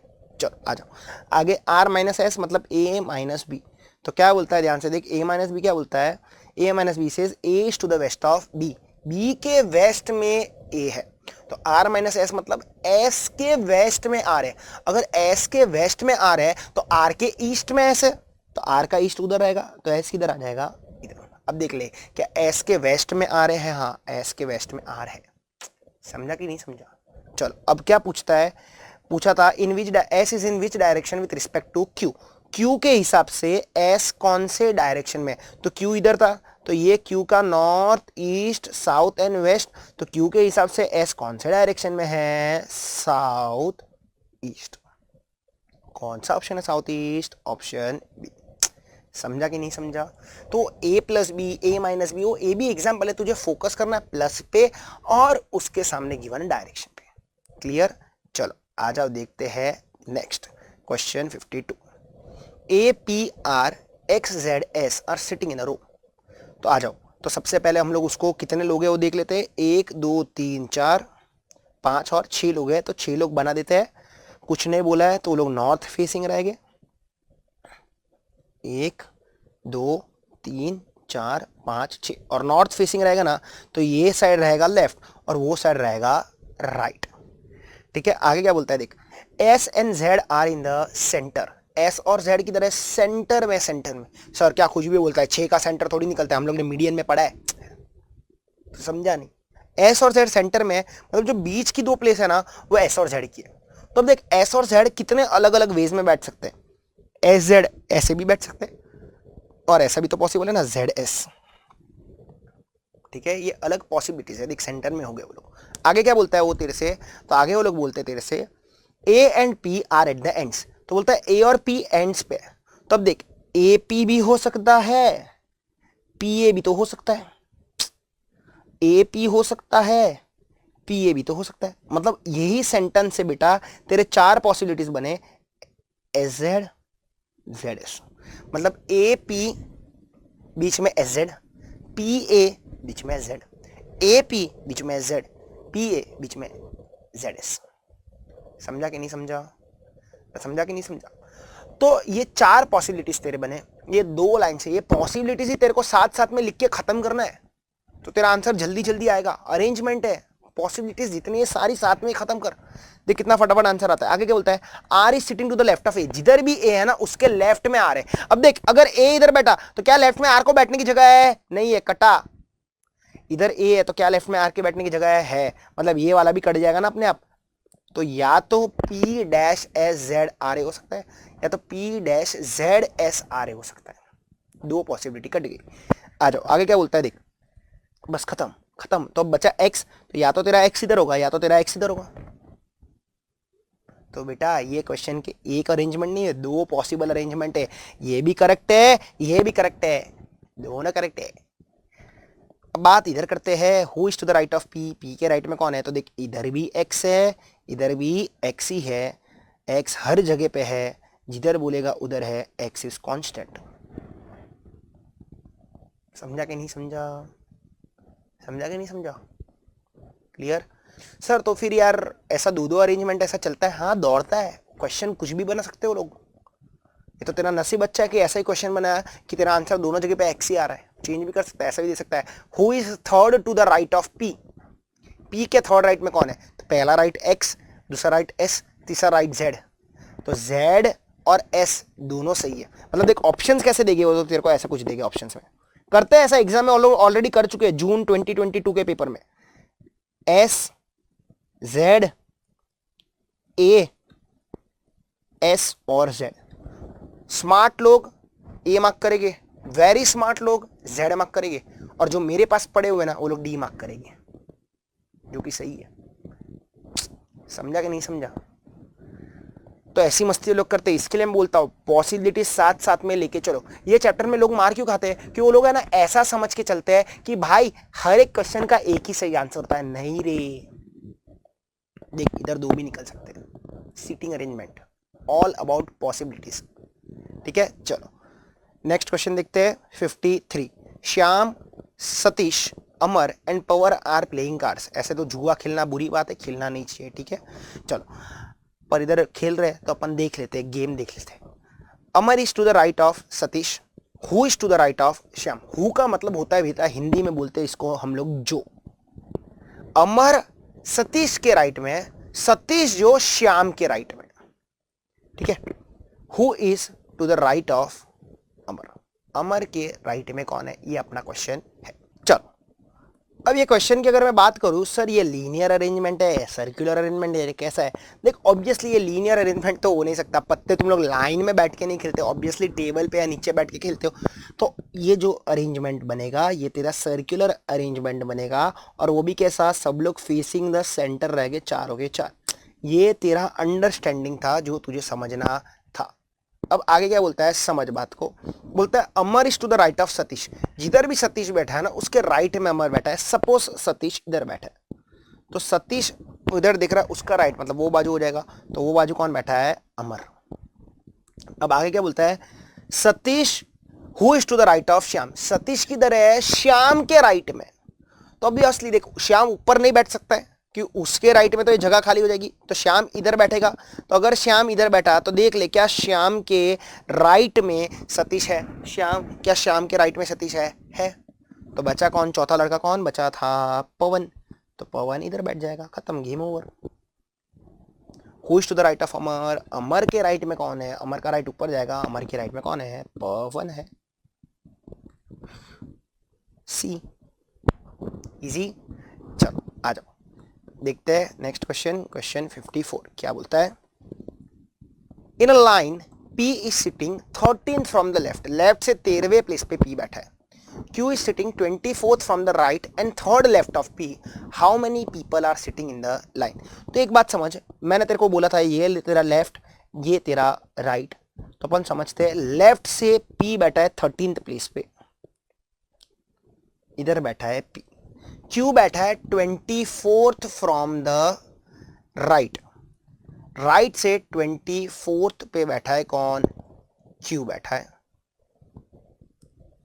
तो Q सपोज किधर भी बैठ सकता है, अपने को नहीं पता है, मैं नॉर्मली इधर लेता हूं, राइट से 24th पे Q बैठा है. अब आगे क्या बोला था तेरे से, वो लोग ने बोला था and third left of P, पर Q किधर बैठा है? P के थर्ड लेफ्ट में बैठा है. तो जिधर भी P रहेगा उसके थर्ड लेफ्ट में, तो ऑब्वियसली P का लेफ्ट उधर जाएगा ना. मतलब जो तूने बराबर बनाया था ना, बराबर बनाया था. अब थोड़ा मैं खाली इसको खिसका के लिखता हूं, 13th लेफ्ट और इधर है P और उसके थर्ड लेफ्ट पे Q बैठा है. तो एक बंदा, ये एक लेफ्ट हो गया, ये दूसरा बंदा, ये दूसरा लेफ्ट हो गया, और ये तीसरा बंदा, ये तीसरा लेफ्ट हो गया, ये हो गया Q. अब एक बात समझ, तो Q की पोजीशन लेफ्ट से कितनी रहेगी? अगर 13th लेफ्ट पे P है तो 12th लेफ्ट पे कोई बंदा बैठा रहेगा, 11th लेफ्ट पे कोई बंदा बैठा रहेगा, और 10th लेफ्ट हो जाएगा Q. तो Q की तेरे पास राइट की पोजीशन है, Q की तेरे पास लेफ्ट की पोजीशन है. अब मैं तेरे को जादू बताता हूँ. देख ये जो क्वेश्चन है ना, बहुत आउट ऑफ द बॉक्स है. लोग पक्का अगर एग्जाम में आएगा ना तो ये छोड़ के आएंगे, और ये तेरे लिए बहुत अच्छा क्वेश्चन भी बन जाता है. बेसिकली अगर मैं तेरे को बात करूँ ना, तो बाहर की दुनिया में एक चैप्टर है number ranking and time sequence test logical reasoning में. अगर तू MBA की एग्जाम्स देता है, LLB की एग्जाम्स देता है, एंट्रेंस एग्जाम, तो सब में ये है number ranking time sequence test. CSET में भी है, CS फाउंडेशन के लिए. सो वहाँ पे मैं एक शॉर्टकट सिखाता हूँ, वो शॉर्टकट मैं आज तुझे दे रहा हूँ. तेरे को ये शॉर्टकट याद रखना है, वो इधर काम में आ रहा है. देख याद रखने का, left plus right equals to total plus 1. Left plus right equals to total plus 1. ये चीज तू याद रखेगा, ये तुझे लाइफ टाइम काम में आएगा, और इधर यही काम में आ रहा है. तो जो लेफ्ट की पोजीशन है प्लस राइट की पोजीशन है, उसको तू ऐड कर दे, that is equals to total plus 1. तो यहां पे तेरे को टोटल चाहिए था, तो total will be equals to left plus right, वो प्लस 1 वो बाजू चला जाएगा, तो क्या आ जाएगा? -1. तो Q की तेरे पास लेफ्ट की पोजीशन है, Q की तेरे पास राइट की पोजीशन है, दोनों को ऐड कर, -1 कर, तेरा काम हो जाएगा. तो लेफ्ट से Q कितने पे है? 10 पे, जो अपन ने फाइंड आउट किया ना, प्लस 24th राइट से -1, तो 34 -1 33. टोटल लोग कितने हैं लाइन में? 33. Option D. अब एक बार मैं वापस एक एग्जांपल से समझा, तो थोड़ा आउट ऑफ द बॉक्स है तेरे लिए, इसके लिए एग्जांपल से समझा रहा हूँ. फिर वापस इसको अपन समझते हैं और इसको वाइंड अप करते हैं. अच्छा क्वेश्चन है सच्ची में, इसको मार्क करके रखना, ठीक है? आजा ध्यान से देख. देखिए एक बंदा, छोटा सा एग्जांपल ले रहा हूँ, ये 2 बंदा, ये 3 बंदा, ये 4 बंदा. मैं बोलता हूँ सपोज वी के, मेरा मैं एग्जांपल लेता हूँ, ये टोटल लोग कितने हैं? 4. वी के इज थर्ड फ्रॉम लेफ्ट, तो लेफ्ट से 1 2 3, ये वी के हो गया. तो वी के लेफ्ट से कितने पे है? थर्ड. तो राइट से कितने पे होगा? कितना इजी है सर, सेकंड पे ना. और तो गिन भी सकता है 1 and 2, ये राइट था ना तेरा, बराबर है, बराबर है. अब मैंने तेरे को इक्वेशन सिखाया, left plus right equals to total plus 1. देख कितना काम में आता है इधर, लेफ्ट प्लस राइट कर तो जरा, कितना होता है लेफ्ट प्लस राइट? तेरे पास है वी के third from left and second from right था, कितना आया? 5 आया. और जरा एक बार टोटल प्लस 1 तो कर, टोटल लोग कितने हैं? 4 प्लस 1 5. ये देखो हो गया, इक्वेशन सेटिस्फाइड, मैजिक. तो ये क्वेश्चन में क्या हुआ था ना बेटा, ध्यान से अब समझना. ये क्वेश्चन में क्या हुआ था ना, क्यू का वो लोग ने राइट का पोजीशन दे दिया, लेफ्ट के लिए वो लोग ने बोला वो पी के थर्ड लेफ्ट में बैठा है, समझ रहे? तो उससे मुझे क्यू का लेफ्ट मिल गया, तो क्यू का लेफ्ट मिला, क्यू का राइट मिला, वीके का लेफ्ट मिला, वीके का राइट मिला, तो टोटल में मिल गया ना. समझा कि नहीं समझा? समझा कि नहीं समझा? और इधर एक और बात समझ, इधर क्यों मैंने टोटल प्लस 1 किया? ये शॉर्टकट तो है पर एकदम दिमाग से बना है. तू वीके को लेफ्ट से भी गिनेगा, वीके को राइट से भी गिनेगा, तूने वीके को डबल काउंट कर लिया तो उसको एक बार हटा दे. अब इधर समझ, तूने क्यू को 2 बार गिना, लेफ्ट से 10th गिना, राइट से 24th गिना, तो एक बार क्यू को माइनस भी तो करना पड़ेगा क्योंकि उसका डबल काउंटिंग किया. समझा? तो ये था आपका क्वेश्चन। तो इसके लिए ये लोग ने इसको सीटिंग अरेंजमेंट में डाल दिया, पर एक्चुअली अगर तो सच्ची में पूछे ना तो रैंकिंग टेस्ट का ये क्वेश्चन है, पर अच्छा क्वेश्चन है। मॉक टेस्ट पेपर में आया ना तो खाली नहीं जाता है, फ्यूचर में कभी भी एग्जाम में दिख सकता है, इसको संभाल के रखना। आ जाओ देखते हैं नेक्स्ट क्वेश्चन, क्वेश्चन 55। आ जाओ, ब्लड रिलेशन चालू हो रहा है अब। P is the mother of K। P कौन है? माँ है। किसकी माँ है? K की माँ है। तो सबसे पहले मेरे पास रहेगा K की माँ का नाम रहेगा P, और माँ है तो बन जाएगी ये female, DP। K is the sister of D, और K कौन है? सिस्टर है। किसकी सिस्टर है? D की, तो ये लड़की हो जाएगी, और ये D का जेंडर पता नहीं है। D is the father of J। D कौन है? पप्पा है। किसका पप्पा है? J का, तो उसका बेटा या बेटी नीचे रहेगा। आगे क्या बोलता है? How is P related to J। J के हिसाब से P कौन? हमेशा पीछे वाला बोलता रहता हूँ। How is dash related to dash, तो पीछे वाले के पॉइंट ऑफ से आगे वाले को देखना है। J के पॉइंट ऑफ से मुझे दिखना है P को, तो J के पॉइंट ऑफ से P मेरा कौन लगता है? तो आ जाते हैं, ये मेरा बाप दिख रहा है, वो मेल है। बाप की ये बहन, ये मेरी हो गई बुआ, बुआ की ये हो गई माँ। तो बुआ की माँ मतलब मेरे बाप की भी माँ, तो मेरे बाप की माँ मेरी लगती है दादी माँ, यानी कि ग्रैंड मदर। कौन सा ऑप्शन है? ठीक है, चलो। मेल्स के लिए डिब्बा, फीमेल्स के लिए डिब्बी। वो दो मुंह वाला एरो जो दिख रहा है वो भाई बहन, भाई भाई, है ना। चलो आ जाओ नेक्स्ट 56। वापस ऐसा ही क्वेश्चन अभी अपन ने डायरेक्शन में देखा था, इधर वापस है। चलो देखते हैं, सॉल्व करते हैं। क्या बोलता है? डायरेक्ट अपन क्वेश्चन पढ़ते हैं इधर। Which of the following relation shows Q is the grand mother of T। बोलता है ये सारे क्वेश्चन सॉल्व करेगा ना, उसमें तेरे को क्या चाहिए? Q is the grand mother of T। अब देख, ग्रैंड मदर दो वे में हो सकती है, एक तो दादी भी हो सकती है और दूसरा नानी भी हो सकती है। ठीक है, तो जिधर भी बना वो तेरा आंसर। तो सबसे पहले ये ऑप्शन देखते हैं, Q minus P plus R percentage T. Q minus P percentage R plus T. तो Q माइनस पी, तो माइनस का मतलब क्या है? ध्यान से देख, Q minus P, A minus B, A is the mother of B। तो इधर इधर A माइनस बी था, A is the mother of B, तो इधर क्या बन जाएगा? Q is the mother of P। तो Q माँ है तो P उसका या तो बेटा या तो बेटी। अब देख, मैं Q बार बार पढ़ पढ़ के कर रहा हूँ कि वो लोग क्या करते हैं पता है, कभी कभी उल्टा भी देते हैं। A is the mother of B बोला ना, तो लोग का दिमाग जब खनकता है ना तो लोग बोलते हैं उल्टा भी बोल देते, P is the mother of Q। मतलब वो लोग तेरे को लिख के कैसे देंगे? A is the mother of B नहीं, B is the mother of A। Swap कर देते हैं। इसके लिए मैं बार बार पढ़ रहा हूं और पढ़ते रहने का। आ जाओ आगे देखते हैं। P प्लस आर, सॉरी यहाँ पे P प्लस आर था, फिर परसेंटेज था, तो यहाँ पे मैं एक बार खाली करेक्ट कर लेता हूँ। P प्लस आर परसेंटेज थी, बच गए, स्टार्टिंग में बच गए। चलो आ जाओ। तो इसके लिए देखो, ध्यान से कॉपी करने का, कुछ भी मिस्टेक तुम लोग कर सकते हो। P प्लस आर, तो प्लस का मतलब क्या है? ध्यान से देख, P प्लस आर ये रहा। B इज द, देख देख उल्टा दिया, देख अब भी बोल रहा था मैं, दे दिया उल्टा। A is the brother of B नहीं बोला है, B is the brother of A बोला है, तो इधर A प्लस B तो है, तेरी बात तो सही है, A प्लस B तो है। और वो लोग क्या बोलते हैं? B is the brother of A, मतलब P प्लस आर तो है।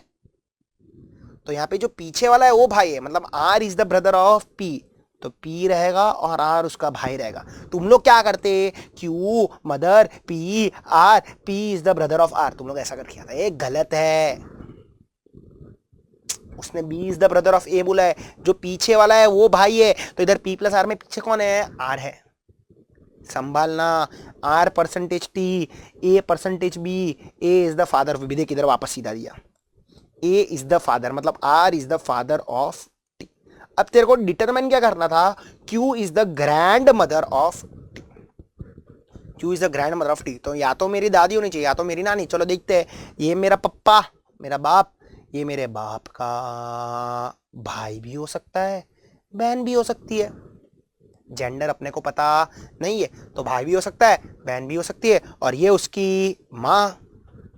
तो मेरे बाप के भाई या तो बहन की माँ, मतलब मेरे बाप की भी माँ हो गई ना मेरी ग्रैंड मदर। यही तेरा करेक्ट ऑप्शन है, ए। Q is the grand mother of T, तो तेरे को वही प्रूफ करना था। क्लियर? चलो आ जाओ देखते हैं question 57, similar kind of question. Question 57, P dollar Q means P is the brother, P is the mother, P is the daughter. तो इधर तो बराबर है, किधर भी उल्टा नहीं दिया है जैसे पहले दिया था। If the code in the family is A hashtag B dollar C, तो लिख लेते A hashtag B dollar C asterisk D।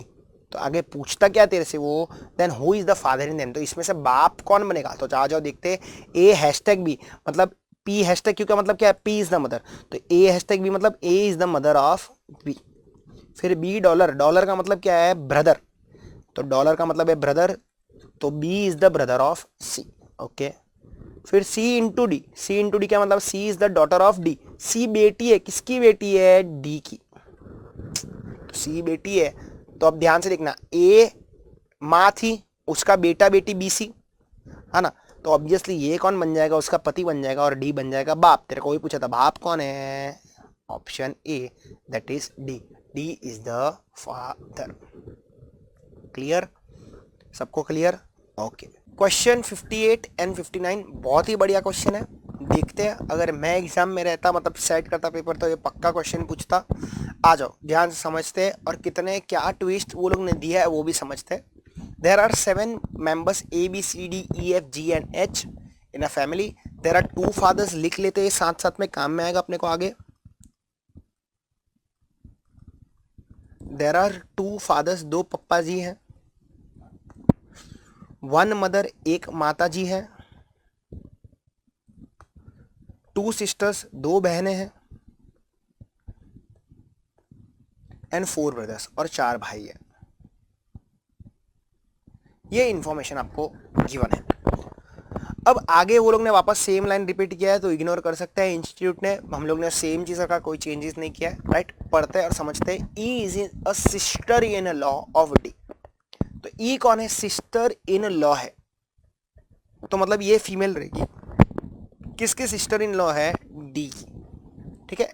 इतना अपन रखते हैं। अब थोड़े लोग बोलते हैं सर सिस्टर इन लॉ मतलब क्या, तो नॉर्मली तो ब्लड रिलेशन देखेंगे ना, तो सिस्टर इन लॉ 2 लोग होते हैं जो तेरे दिमाग में आते हैं, जो तेरे ख्याल में आते हैं। सबसे पहला तेरा जो सिस्टर इन लॉ बनेगा वो है साली, बराबर है, साली सिस्टर इन लॉ हुई, मेरी बीवी की बहन। या तो फिर अगर मैं फीमेल, हंसना मत, इमेजिनेशन करना खाली, हाँ, अगर मैं फीमेल तो मेरी पति की बहन यानी कि ननंद, भाभी ननंद का रिश्ता जो बोलते हैं अपन। तो ये क्वेश्चन जब मैंने फर्स्ट टाइम देखा तेरे मॉक टेस्ट पेपर में, तो मैं भी ये 2 चीज़ लेके अजम्पशन करके मस्त सॉल्व कर रहा था। अरे वाह, is a sister in law, ऐसा मेरी कोई तो पत्नी उसकी बहन, या तो मेरा कोई तो पति अगर मैं फीमेल तो उसकी बहन, और सॉल्व कर रहा हूँ तो आंसर ही नहीं आ रहा है। तो क्यों आंसर नहीं आ रहा था, अपन आगे जाते हैं। फिर वो भी अपने को इन्फॉर्मेशन यूज करना है, 2 father 1 mother 2 sister and 4 brother, और फिर मैं तेरे को क्या वो लोग ने बॉम्ब फोड़ाना वो मैं तेरे को समझाता। तो ऐसा सोच भी नहीं सकता, बूम, मतलब एग्जाम में तो आता ना ये चीज़, तो पक्का तेरी 10 मिनट तो जाती है और मार्क्स भी नहीं आते, वैसा होता। तो आ जाओ समझते चीज़ों को, आगे आगे पढ़ लेते हैं, और फिर डायग्राम को कनेक्ट करने की भी ट्राई करते हैं। जी इज द डॉटर ऑफ सी, ना मेरे पास जी है ना मेरे पास सी है, तो मैं इधर किधर अलग से बना के रखता हूँ। जी इज द डॉटर ऑफ सी, सी की बेटी है जी। आगे क्या बोलता है, F is the brother of E, F कौन है, ई का भाई है, तो ये ई का भाई कौन है, एफ है। आगे क्या बोलता है, A is the grandfather of G, G का ग्रैंड फादर ए, जी मेरे पास पढ़ा था, इसका ग्रैंड फादर मतलब ये मेल हो गया, ये कौन है, A. And E is the mother of H, E कौन है, मां है, बोल दिया है मां है, हे तो इसका कोई तो बाप रहेगा ना, ऑफ एच। अब इधर आ गया गेम, तो यहां पे अब ई सिस्टर इन लॉ कैसे बनेगी वो समझो। तो डी का ये या तो भाई होगा, बराबर है, क्योंकि वो मेल बन गया, एच का पप्पा, तो डी उसका या तो भाई या तो बहन रहेगी। जेंडर अपने को दिया नहीं है। अब एक बात ध्यान से समझना कि ई मेरी सिस्टर इन लॉ कैसे लगेगी, अगर वो मेरा भाई है जो क्वेश्चन मार्क है तो उसकी वाइफ, तो ये मेरी भाभी हो गई ना, क्यों तू भाभी को सिस्टर इन लॉ नहीं बोल सकता है, बिल्कुल, बस यही कैच था। नॉर्मली देख सिस्टर इन लॉ कौन बनता है वो भी मैंने तेरे को समझा, नॉर्मली या तो साली या तो ननंद, पर भाभी भी तो सिस्टर इन लॉ, देवर भाभी का रिश्ता, या जेठ जी और भाभी, समझा कि नहीं समझा, तो ये यहां पे कैच था। अब बात करते हैं आगे, आगे क्या बोलना चाहता है, ई is the mother of H, और ई कौन माँ है, एच की, तो ये तेरा पूरा बैठ गया। अब तेरे को सी को फिट करना है, तो कहना है इसे वो क्वेश्चन मार्क और कोई नहीं, सी ही रहेगा पूरे डायग्राम में, वही तो अब फिट करना है वो पूरे डिब्बे को। सर अगर ए को फिट करता तो नहीं बनता, कैसे नहीं बनता वो भी मैं तेरे को बताता हूं, आजा। अपन पहले सी को इधर बिठा देते हैं, और ये जी उसकी कौन है, बेटी है। तब देख सी और ई कौन हो गए, कौन हो गए, सी और ई कौन हो गए, पति पत्नी हो गए। एच ई की बेटी थी, जी सी की बेटी है, और ई की भी बेटी हो गई, तो कहने से आपस में ये दोनों भाई बहन हो गए, या भाई भाई भाई भाई तो नहीं पॉसिबल है, जी ऑब्वियसली लड़की है, भाई बहन या तो बहन बहन, ठीक है। अब ए ग्रैंडफादर था वो भी पता चल गया। अब अपन इंफॉर्मेशन फिल इन करते, देखना प्रॉपरली बैठेगा, 2 फादर, 1 मदर, 2 सिस्टर और 4 ब्रदर। आजा देखते हैं और चीजों को समझते, आजा ध्यान से देखना। तो सबसे पहले 2 फादर, कौन से 2 फादर बन रहे हैं, सर एक तो ए बन रहा है, दूसरा सी बन रहा है। एक माँ कौन बन रही है, ई बन रही है। आगे 2 बहनें, तो एक बहन तो तेरी जी तो पक्की है ना, और दूसरी बहन एफ देखना, एफ देख किसका भाई था, ई का, तो ई उसकी हो गई बहन। एंड 4 भाई, अब देख पहला भाई तो एफ हो गया, अब आगे तेरे को और भाई चाहिए, तो देख सी भी तो भाई हो गया, किसका भाई, डी का भाई, है ना। अब कहने से एच भी लड़का रहेगा, डी भी लड़का रहेगा, तो 4 भाई हो गए। देख सारे जेंडर क्लियर, सब मिल गया तेरे को, बैठ गया पूरा। अगर तू ए को बिठा था ना सी की जगह पे, तो नहीं बनता है ये चीज। बहुत बढ़िया क्वेश्चन था, बहुत ट्विस्ट थे, और समझना तेरे को जरूरी था कि ई यहाँ पे भाभी माँ बनेगी। क्लियर, ठीक है। वापस एक बार शांति से देखना इसको और सॉल्व करना। हाँ चलो आ जाओ, क्वेश्चन 58 क्या बोलता है वो समझ। How is H related to A, तो ए के हिसाब से एच, हमेशा बोला था पीछे वाले के पॉइंट से आगे वाले को देखने का, तो ए के हिसाब से एच मेरा कौन लगता है, तो मेरा बेटा सी, मेरे बेटे का बेटा मेरा पोता, यानी कि grandson, option A. Question 59 क्या बोलता है, question 59, how many male members are there, male कितने हैं, तो 2 फादर हो गए और 4 भाई हो गए, टोटल कितने हो गए, 6। ऐसा बोलने का नहीं, रिपीट भी हुआ है, सी रिपीट हुआ है ना। इसके लिए डायग्राम से देख, जितने डिब्बे उतने मेल, तो एक ए, दूसरा डी, तीसरा सी, चौथा एच और 5वां एफ। 5 है, 5 कौन सा ऑप्शन है, बी। वो 4 + 2 6 नहीं करने का, मैं अभी बोल रहा हूँ, सी था उधर, देख सी 2 बार है, फादर में भी है ब्रदर में भी, ठीक है। तो इसी के साथ 58 और 59 खत्म हुआ। देखते आखिरी क्वेश्चन एलआर का, क्वेश्चन 60, इजी है ये, टेंशन मत ले। क्या बोलता है देख, ए इज बी's सिस्टर, ए कौन है, बी की बहन है। ए इज बी's सिस्टर, तो ए कौन है, बहन है, किसकी बहन है, बी की। आगे क्या बोलता है, सी इज बी's मदर, ये थोड़ा ऊपर जाएगा डायग्राम, तो मैं नीचे बना लेता हूँ इसको वापस। ए बहन है बी की। आगे बोलता है सी इज बी's मदर, सी कौन है, बी की माँ है, तो बी की माँ का नाम सी, तो बी अपनी माँ को ऊपर देखेगा, सी उसकी माँ। आगे डी इज सी's फादर, सी के पप्पा का नाम डी, तो डी उसका कौन है, पप्पा है। चल आगे क्या बोलता है, ध्यान से देखना,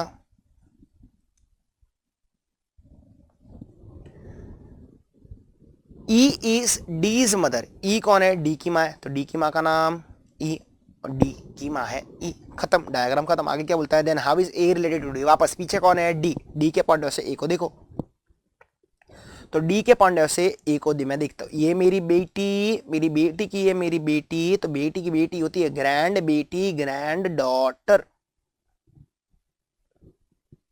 कौन सा ऑप्शन है, ऑप्शन बी। क्लियर। तो इसी के साथ आपका एलआर का पार्ट होता है समाप्त। चालू करते हैं with the next part, that is statistics. आ जाओ स्टैटिस्टिक्स वाले पार्ट पे आ जाओ। क्वेश्चन नंबर 61 से लेके 100 तक आपका है स्टैट्स ही स्टैट्स। आ जाओ। सो सबसे पहले थियरी क्वेश्चंस है, क्या बोलते हैं थियरी क्वेश्चंस, देखते हैं और समझते हैं। अ tabular presentation can be used for continuous data, nominal data, time series data and comparing different components. तो टेबुलर प्रेजेंटेशन कौन से डेटा के लिए यूज होता है? तो आपका ये आंसर है बी, वो नॉमिनल डेटा के लिए यूज होता है। Question 62, when data are classified according to one criteria then it is called dash classification. अगर एक ही क्राइटेरिया के हिसाब से अगर तू डेटा को तू क्लासीफाई करता है तो उसको तू बोलता है simple classification, option C. Question 63, census reports are used as a source of secondary data है। आंसर ही दे दिया यहाँ पे actually fill in the blank होना चाहिए था। सेकेंडरी डेटा ऑप्शन ए 63 का। इंस्टीट्यूट ने ऐसे ही किया है, राइट? तो हम लोग ने भी ऐसे ही रखा जैसे कि मैंने तेरे को बोला था। सच्ची में अगर एग्जाम में भी ऐसा हो जाए तो मजा ही मजा ना, सारे आंसर इंस्टीट्यूट दे रही, अपन खाली उधर ऐसे बैठे मस्त ABCD मार्क कर रहे हैं, है ना? चलो होगा सब होगा। आ जाओ 64, in a graphical representation of data the largest numerical value is 4 and the smallest numerical value is 25 if classes desired are 4 और classes desired कितने किए वो लोग ने? 4, then which class interval is, ठीक है? तो तेरे को पूछा है कि क्लास इंटरवल कितने होने तेरे चाहिए। अब ध्यान से देखते हैं इसको, तो देख लार्जेस्ट वैल्यू तेरे को दिया है और स्मॉलेस्ट वैल्यू दिया है, तो अपन पहले इसको कैलकुलेशंस करते हैं। क्वेश्चन 64, रेंज फाइंड आउट करते हैं। तेरे को रेंज का फॉर्मूला पता है, क्या रहता है? Largest minus smallest. अब तेरे को थोड़ा ऐसा लगता रहेगा ऐसे यार कुछ भी लार्ज वैल्यू 4 स्मॉलेस्ट वैल्यू यार ये तो कुछ तो गड़बड़ है दया, तो बस वही अपने को पता लगाना है कि क्या गड़बड़ है दया। लार्जेस्ट न्यूमेरिकल वैल्यू इज 4, तो लार्जेस्ट जो न्यूमेरिकल वैल्यू है 4 है एंड स्मॉलेस्ट 25 है, तो तेरा रेंज कितने का निकला? रेंज निकला तेरा -21 का। अब तेरे क्लासेस के इंटरवल कितने? 4 के, तो ओके, तो रेंज मिल गया है मेरे को सर। अब मेरे को class interval, derived class interval 4 के,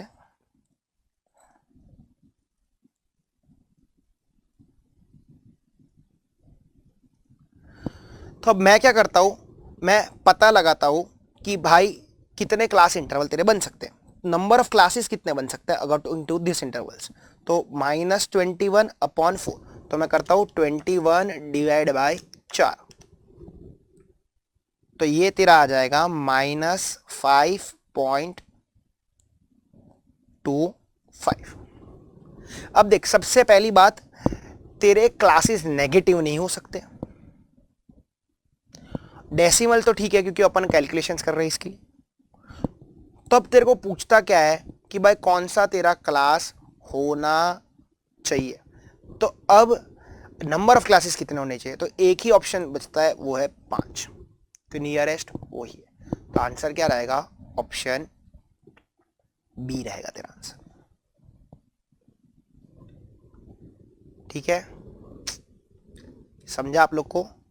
चलो, अब वो लोग ने जैसा डेटा दिया हम लोग ने उसी हिसाब से खेला है और आंसर दिया। अब मैं आप लोग को, ये तो हो गया सॉल्यूशन कि 5 आंसर आया कि 5 क्लासेस बने। अब कैसे बने ना बेटा, वो भी मैं आप लोग को समझाता हूं, ध्यान से देखना, ठीक है? क्वेश्चन में कोई प्रिंटिंग मिस्टेक नहीं, एकदम बहुत ही ब्यूटीफुली फ्रेम्ड क्वेश्चन है, तुम लोग को कंफ्यूज करने के लिए दिया है विथ थोड़ा ट्विस्ट। तो देख, उसने अपने को सबसे पहले वैल्यू दी थी 25। नॉर्मली क्या रहता है 0 से 5, 5 से 10 पॉजिटिव रहते हैं, पर यहां पे क्या है नेगेटिव 5.25 है। तो मैं क्लासेस बनाना चालू करता हूं फ्रॉम 25 सब्सट्रैक्टिंग 5.25, क्योंकि उतने का गैप था, तो 25 माइनस 5.25, तो ये कितना आ गया बेटा? ये आ गया 19.75। तो पहला क्लास क्या रहेगा? 25 से 19.75। दूसरा क्लास क्या रहेगा? 19.75 से, करता हूं मैं वापस 5.25 माइनस 5.25, तो आ गया मेरा 14.5, ये तेरा सेकंड क्लास आ गया। फिर वापस 14.5 से चालू होगा, 14.5 माइनस 5.25, तो आ गया 9.25, बराबर है। चौथा क्लास तेरा वापस 9.25 से चालू होगा, माइनस 5.25, कितना आ गया? 4 आ गया। आ गया ना। अब ध्यान से देखना, लार्जेस्ट वैल्यू 4, स्मॉलेस्ट वैल्यू 25, हो गया, हो गया। अब number of class interval, desirable class intervals कितने आए देख, 4 आए,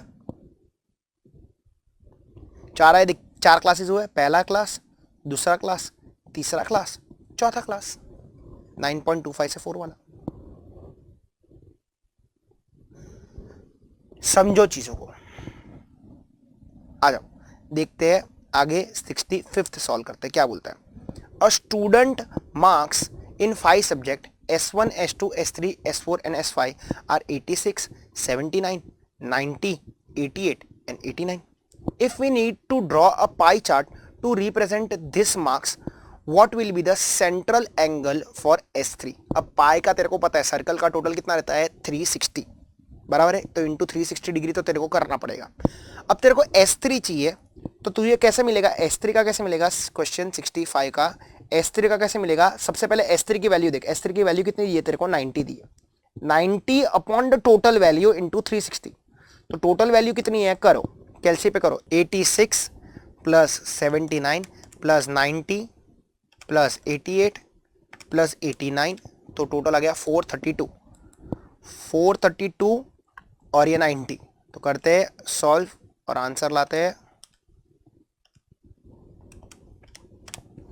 आंसर कम्स टू 75 डिग्री। कौन सा ऑप्शन है, ऑप्शन बी, 75 डिग्री। आ जाओ देखते हैं क्वेश्चन 66 क्या बोलता है।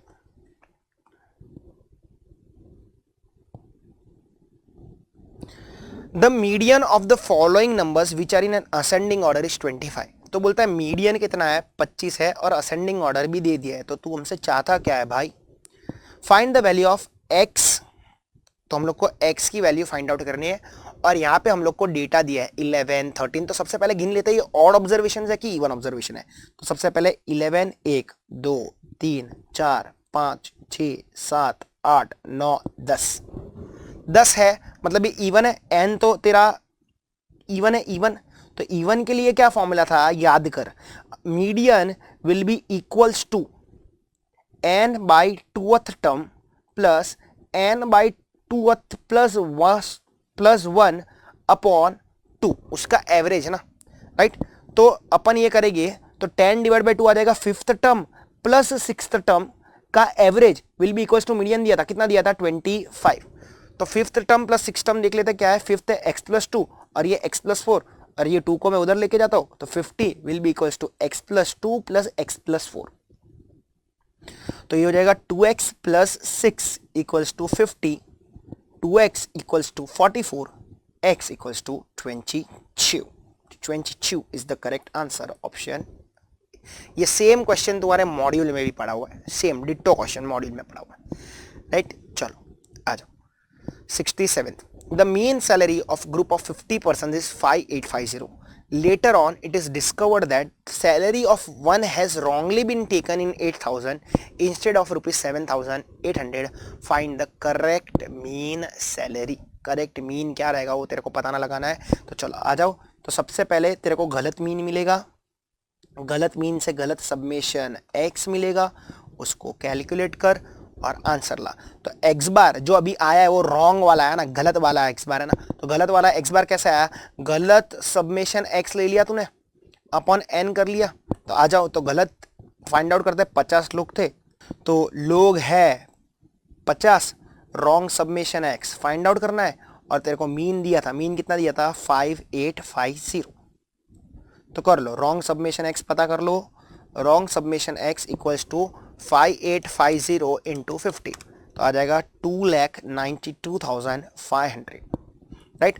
अब मुझे करेक्ट सबमेशन x चाहिए, तो करेक्ट सबमेशन x कैसे मिलेगा, ये 2,92,500 में से गलत ऑब्जर्वेशन को माइनस कर दे। तो क्या था, one salary had wrongly been taken as 8,000, तो 8,000 को काट दे, और उसके जगह पे सही वाला क्या होना चाहिए था, दिया है कितना होना चाहिए था 7,800, तो उसको कर दे ऐड, 200 रुपया तेरे को और काटना पड़ेगा इन शॉर्ट। तो तेरा करेक्ट सबमिशन x कितना आ जाएगा, it will be equals to 200 रुपया और काट दे 2,92,300 रुपीज। अब क्योंकि तेरे को करेक्ट x बार मिल गया तो करेक्ट मीन भी मिल जाएगा। तो करेक्ट मीन क्या रहेगा तेरा 2,92,300 डिवाइड बाई 50। तो कर ले, आंसर आ गया 5846। 5854 ने 5846, option B is your correct answer. ठीक है, तो पहले रॉन्ग सबमिशन एक्स, उसको करेक्ट किया। देख गलती को हटा देने की, गलती करते तो क्या बोलते हैं, सॉरी, और फिर जो गलती की उसकी भरपाई भी तो करनी पड़ती ना। मम्मी ने फॉर एग्जाम्पल, देख तेरे को समझा रहा हूं, रट्टा नहीं मारने का, चीजों को समझने का। मम्मी ने तेरे को बोला धनिया लेके आ, तू लेके आया पुदीना, तो सबसे पहले मम्मी को सॉरी बोलना पड़ेगा, पर मम्मी ने धनिया मंगाया था तो लेने भी तो जाना पड़ेगा ना। सिंपल, आ जाओ। तो जो गलती है उसको माइनस किया और फिर धनिया लेके आया वापस, अरे प्लस भी तो किया ना। आ जाओ 68। If the mode of a data is 18 and mean is 24, तो मीडियन इज क्या। तो मोड दिया 18, मीन दिया 24, मीडियन क्या रहेगा। तो अपना एक रिलेशनशिप था, relationship between mean median mode, याद रहना चाहिए, एग्जाम में भी आता है। आ जाओ, और एग्जाम में आया भी था। Mode equals to 3 median minus 2 times mean. तो मोड कितना है 18, 3 टाइम्स मीडियन, मीन कितना था 24। तो सॉल्व करते इसको 18, वो माइनस 2 इंटू 24 यानी कि 48, ये बाजू आ जाके हो जाएगा प्लस इक्वल्स टू 3 मीडियन। तो 3 मीडियन, 3 को भी नीचे ले ही लेता हूँ, चलो ना स्टेप बचाते हैं अपन, इक्वल्स टू 48 प्लस 18 हो जाएगा आपका 66 डिवाइड बाई 3, आंसर आ जाएगा 22। कौन सा ऑप्शन है, सी। क्लियर, आ जाओ 69। तो क्या बोलता है क्वेश्चन नंबर 69, पढ़ते हैं। If the first quartile is 142, तो फर्स्ट क्वार्टाइल कितना दिया आपको 142। सेमी इंटर क्वार्टाइल रेंज, बहुत मस्त है। देख इंटर क्वार्टाइल रेंज मतलब Q3 माइनस Q1, और सेमी मतलब डिवाइड बाय 2, मतलब ये आपको फॉर्मूला दिया QD का, मतलब तेरे को वो सेमी इंटर क्वार्टाइल रेंज मतलब क्या बोलना चाहते हैं, QD कितना है 18 है, 18। Then the value of median is, हे तो मीडियन क्या होगा मेरे को तो पता लगा के दे, तो मेरे को पता लगा के दे कि मीडियन क्या होगा। समझ रहा है मैं क्या बोल रहा हूँ। तो आ जाओ, तो सबसे पहले अपन क्या करते हैं, चीज़ों को समझता है, सबसे पहले अपन फाइंड आउट करते हैं ये कि भाई तेरा Q3 क्या होगा, बराबर है। जैसे Q3 तेरे को मिलेगा, Q1 plus Q3 divide by 2 तेरे को Q2 मिल जाएगा। आ जाओ, तो सबसे पहले अपन फाइंड आउट करेंगे 69 Q3, तो तेरे को QD equals to Q3 minus Q1 upon 2, इतना अपने को पता है। तो QD इंटू 2 करते हैं और चीज़ों को समझते हैं। आ जाओ, तो QD कितना दिया है 18, इंटू 2 में ऊपर ले ही लेता हूँ, है ना। Q3 अपने को फाइंड आउट करना है, और Q1 दिया है, कितना दिया है 142। तो इसको सॉल्व करते हैं, Q3 कितना आ रहा है मेरे को बताता हूँ। चलो, तो 18 इंटू 2 माइनस 142, वो बाजू जाएगा तो प्लस हो जाएगा, 178 आ गया Q3। अब मेरे को चाहिए Q2, तो Q2 is nothing but Q1 plus Q3 divide by 2। तो Q2 will be equals to, Q1 कितना था 142 प्लस 142 और 178 तो अपने पास पड़ा ही था, डिवाइड बाई 2 किया, आंसर आ गया 160। कौन सा ऑप्शन है, ऑप्शन बी। वो तेरे को नाम मेन था जो कैच करना था, अगर वो समझ में आता तो तेरा काम हो जाता। तो हर बार quartile division quartile division quartile division ऐसा रट्टा नहीं मारने का, समझने का। सेमी इंटर क्वार्टाइल रेंज नाम ही बोलता है वो, सेमी इंटर क्वार्टाइल रेंज। चलो आ जाओ, origin is shifted by 5, what will happen। origin मतलब प्लस और माइनस, तो बोलता है अगर मैं origin प्लस और माइनस का इंपैक्ट देता हूं 5 से तो क्या होगा। SD will increase by pi. Hey SD है measure of dispersion. measure of dispersion में origin का कोई भी impact नहीं रहता है. QD will increase by phi. QD भी measure of dispersion है, origin का impact नहीं रहता है. MD will increase by phi. हे नहीं. तो मेजर ऑफ डिस्पर्जन क्या बोलता है? हे ओरिजिन का इंपैक्ट रहता नहीं है, ओरिजिन की इज्जत नहीं है. प्लस माइनस तो कुछ भी कर, उसकी इज्जत नहीं है. मल्टीप्लाई डिवाइड की इज्जत है, स्केल की इज्जत है. तो भाई तो ओरिजिन को शिफ्ट से 5 से करेगा ना, तो there will be no change in SD. Option D is the correct. चलो आ जाओ, बात करते हैं 71. The third decile for the numbers is. तो ये तेरा आ गया पार्टीशन वैल्यू. थर्ड डिसाइल मतलब तेरे को फाइंड आउट करना है D3 बराबर है. अब ये D3 कैसे मिलेगा? तो तेरे को पता होना चाहिए n + 1/10 और इसको मल्टीप्लाई करने का i के साथ. i मतलब क्या? कुछ भी हो सकता है. यहाँ पे मेरा i क्या है? 3 रहेगा क्योंकि D3 पूछा है. अगर D5 पूछा रहता तो i5 हो जाता. और डिवाइड बाय 10 क्यों किया? क्योंकि हम लोग को डिसाइल्स चाहिए, डेसिमल्स, डिसाइल्स. अब n तेरे को तेरे नंबर ऑफ ऑब्जर्वेशन जितने भी होते रहे n, सबसे पहले उसको तेरे को असेंडिंग ऑर्डर में डालना पड़ेगा. तो चलो उसको असेंडिंग ऑर्डर में डालते हैं. 9, 10, 11, 12, 15 इतना तो मेरे को दिख रहा है. 70 हो गया था D, ये 71. तो सबसे पहले इसको असेंडिंग ऑर्डर में रख देते हैं.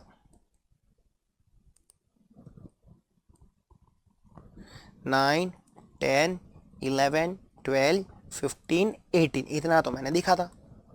और बाद में क्या है? 25. तब n देख ले तेरे पास कितना है. तो n देख लेते हैं 2, 4, 6 और 1 7. ठीक है. अब तेरे को D3 चाहिए था तो 3 ये i into n + 1, 7 + 1 upon 10.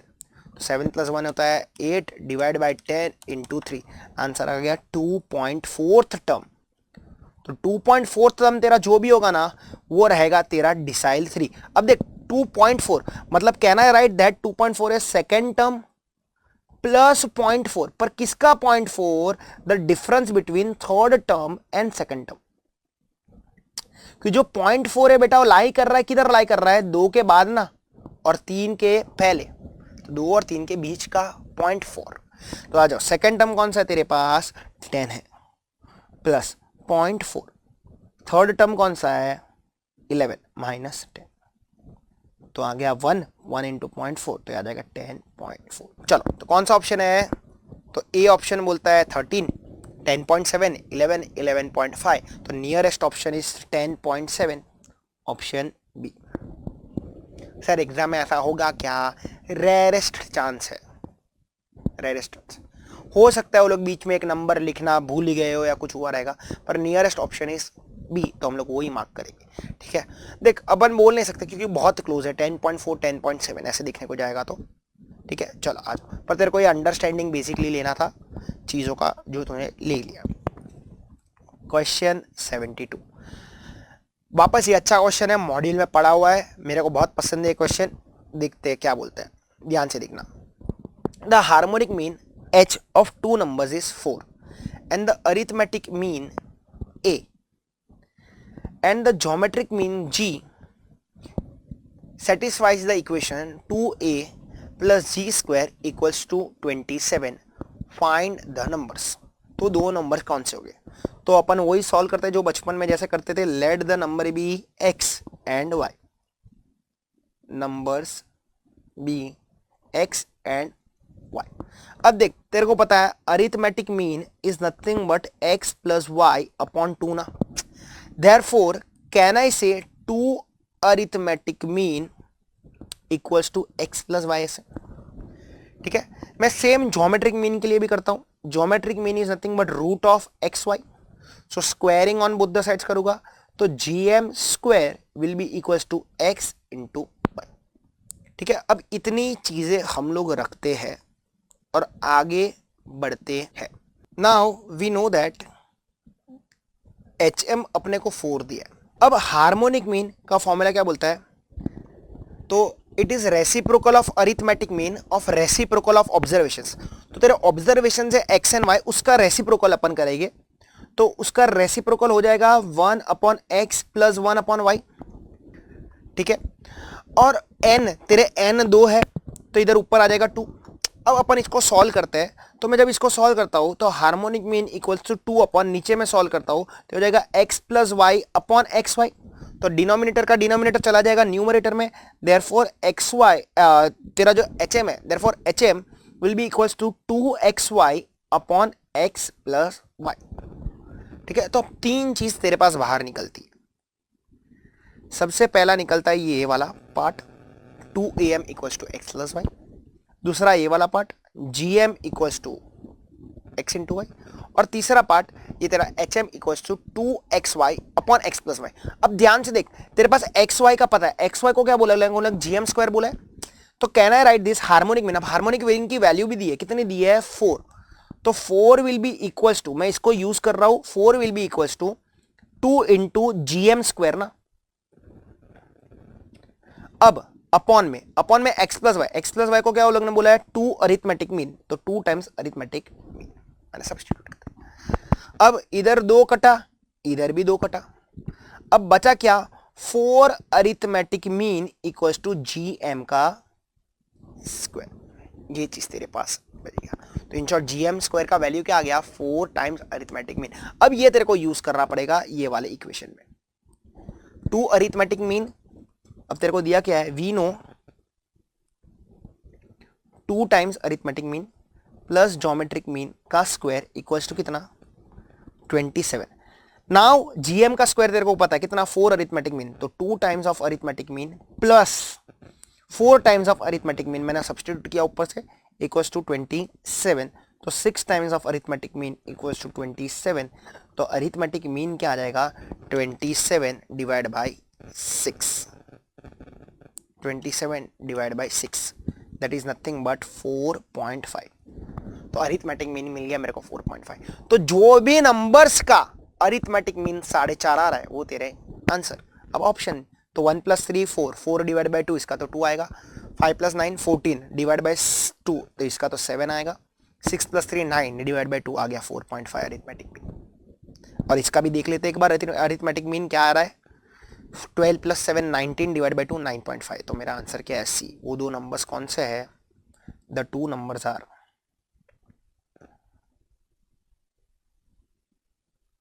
6,3 option. वापस एक बार देख लेते हैं और एक बार समझा देता हूँ, अच्छा क्वेश्चन है ध्यान से देखना इधर। Let the two numbers be X and Y, arithmetic mean का फॉर्मूला पता था x प्लस वाई अपॉन 2, तो 2 times of arithmetic mean equals to X plus Y, उधर squaring on both the sides किया तो gm square equals to x into Y. फिर harmonic mean का formula देख, नॉर्मली अरिथमेटिक मीन का formula क्या है सब्मेशन x अपॉन n, पर हार्मोनिक मीन का डेफिनेशन क्या बोलता है, it is reciprocal of arithmetic mean of reciprocal of observation. Arithmetic mean का तो उल्टा है ही है, पर जो ऑब्जर्वेशंस तू यूज करता है ना उसका भी वो उल्टा है। तो तेरे दो ऑब्जर्वेशन थे x एंड y, वो बन गया 1x एंड 1y, उनका सम किया और उल्टा ऑफ अरिथमेटिक मीन, तो ये तेरा सबमेशन 1/x हो गया और अपॉन n हो गया, n अपॉन सबमेशन 1/x, या हार्मोनिक मीन का फॉर्मूला है। फिर उसको सॉल्व किया तो मेरे को ये मिला, और इसमें वो चीज़ों को ऊपर वाली चीज़ों को सब्स्टिट्यूट किया तो मुझे ये मिला, और अपने को ये दिया था फिर सॉल्व किया, अरिथमेटिक मीन की वैल्यू मिली, ऑप्शंस में जाके देखा मेरा आंसर आ गया। ठीक है, चलो आ जाओ बढ़ते हैं आगे। क्वेश्चन नंबर 73 क्या बोलता है, क्वेश्चन 73 देख। So question 73 says if mean and coefficient of variation of the marks of 10 students is 20 and 80, mean और coefficient of variation दे दिया है, तो coefficient of variation का बेटा फॉर्मूला है, तेरे को पता होना चाहिए वो चीज़। coefficient of variation का फॉर्मूला क्या बोलता है, CV equals to standard deviation upon mean into 100। बोलता है फाइंड वेरियंस, हाँ ठीक है स्टैंडर्ड डिविएशन ढूंढ लेते, वेरियंस अपने आप मिल जाएगा।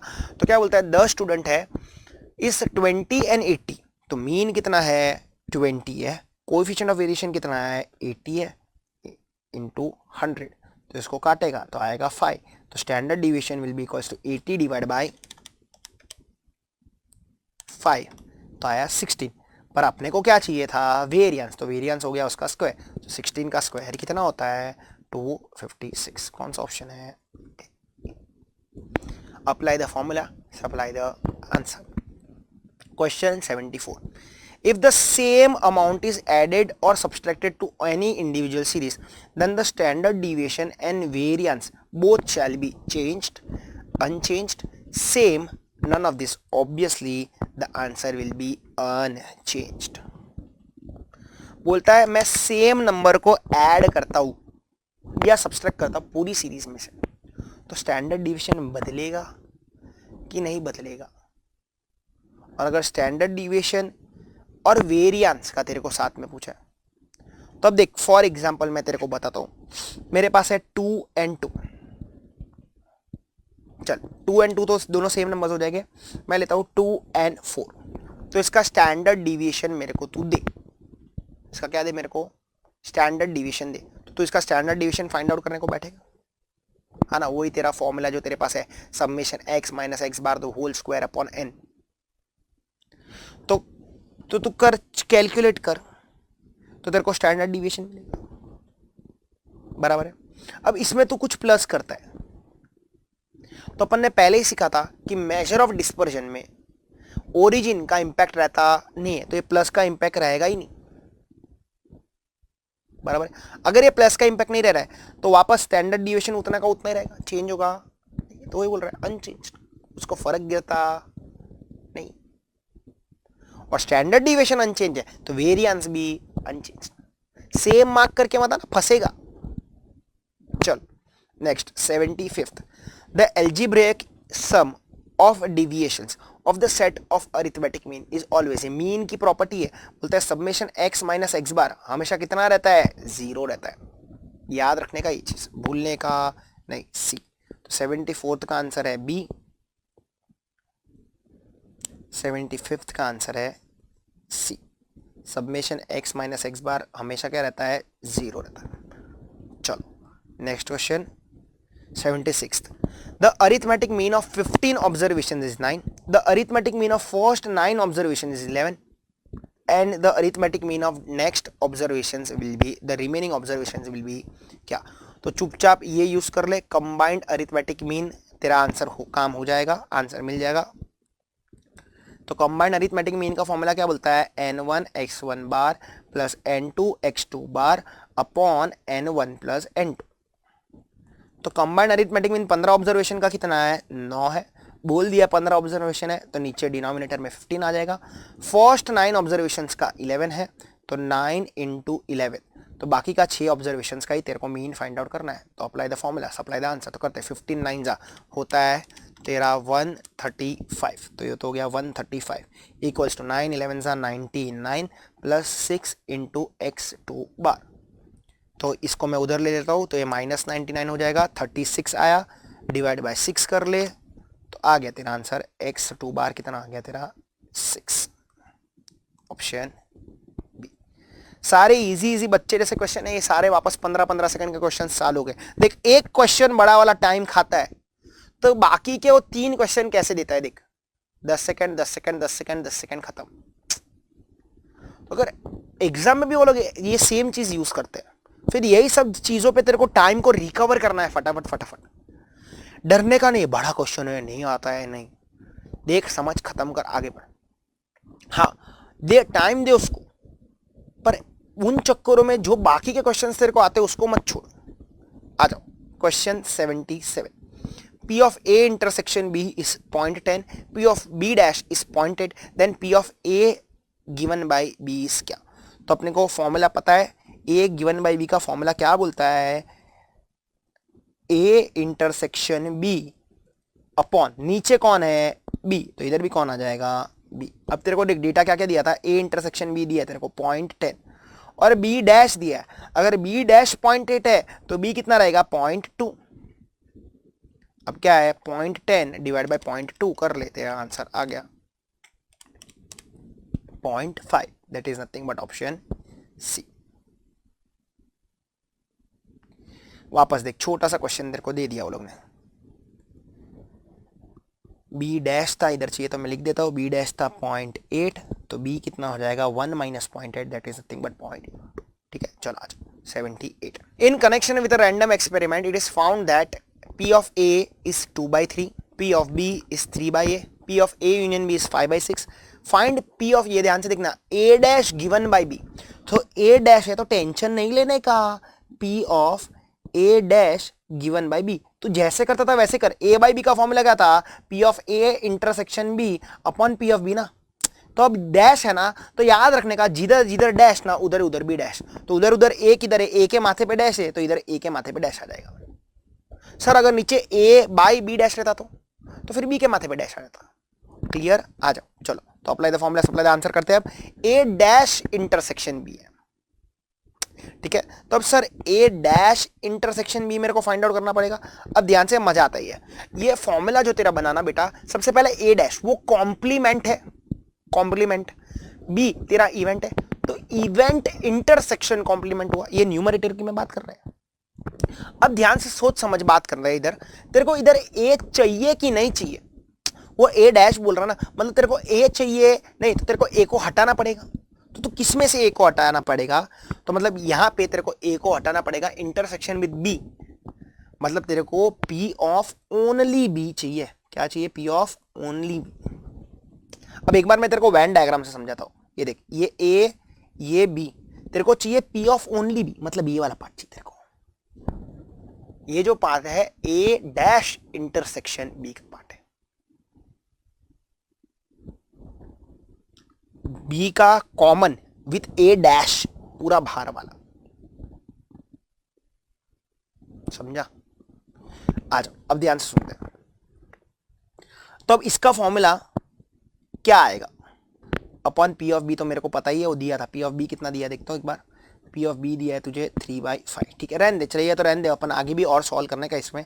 अब ये A P of only B का फॉर्मूला क्या आएगा, तो पी ऑफ बी जो तेरा वो पूरा सर्कल था उसमें से तेरे को खाली चांद ही चाहिए था, minus P of A intersection B upon P of B, तेरा काम हो गया। अब देख पी ऑफ बी पड़ा है, P of A intersection B नहीं पड़ा है सर, तब वो फाइंड आउट कर, P of A intersection B कैसा आएगा, चल पहले वो फाइंड आउट कर लेते हैं। तो P of A intersection B कैसा आएगा sir, P of A intersection B मिलेगा, मेरे को पता है वो फॉर्मूला है P of A plus P of B minus P of A intersection B, ये किसका फॉर्मूला है, P of A union B का फॉर्मूला है, ठीक है, आ जाओ, तो उसी से अपने को फाइंड आउट करना पड़ेगा, P of A union B equals to P of A plus P of B minus P of A intersection B. अब बात करते इधर, तो P of A union B दिया है 5/6, पी ऑफ ए कितना दिया देख ले एक बार, 2/3 प्लस पी ऑफ बी कितना दिया है 3/5 minus P of A intersection B.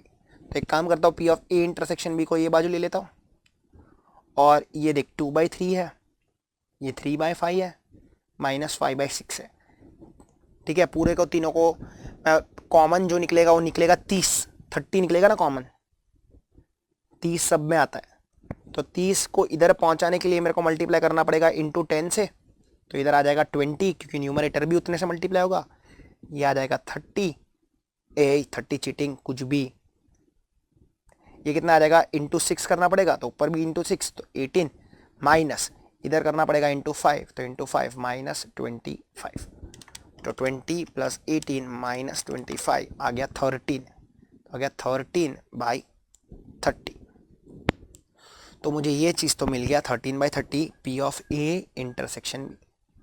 अब मैं इसको सॉल्व करता हूँ, तो अब देख इसको मैं इजीली कैसे सॉल्व कर सकता हूँ, मैं उनका डिनोमिनेटर है ना वो अलग अलग कर लेता हूँ, तो ये हो जाएगा P of B upon P of B minus P of A intersection B upon P of B, तो ये काट के तो ये तो 1 ही हो गया ना, इसके लिए मैंने किया, आ जाओ, तो 1 माइनस, अब P of A intersection B अभी हमने फाइंड आउट किया था कितना था 13/30, तो माइनस ब्रैकेट में अब 13/30, अब देख मैं ट्विस्ट कर रहा हूं, अब ये डिनोमिनेटर का डिनोमिनेटर तो न्यूमरेटर बन जाएगा, तो मैं इसको इनटू रिवर्स में लिखता हूं, पी ऑफ बी कितना था अपने पास दिया है, पी ऑफ बी कितना दिया है 3/5, तो डिनोमिनेटर में रहता ना, तो इंटू 3/5 का क्या हो जाएगा इंटू 5/3, स्टेप्स बचा रहा हूं मैं, इससे ही तेरे को एग्जाम में करना है, 5 1 जा 6 जा, तो आ गया 1 माइनस 13/18, 18 उधर जाएगा, 5/18 इज योर करेक्ट आंसर। कौन सा ऑप्शन है, ऑप्शन डी।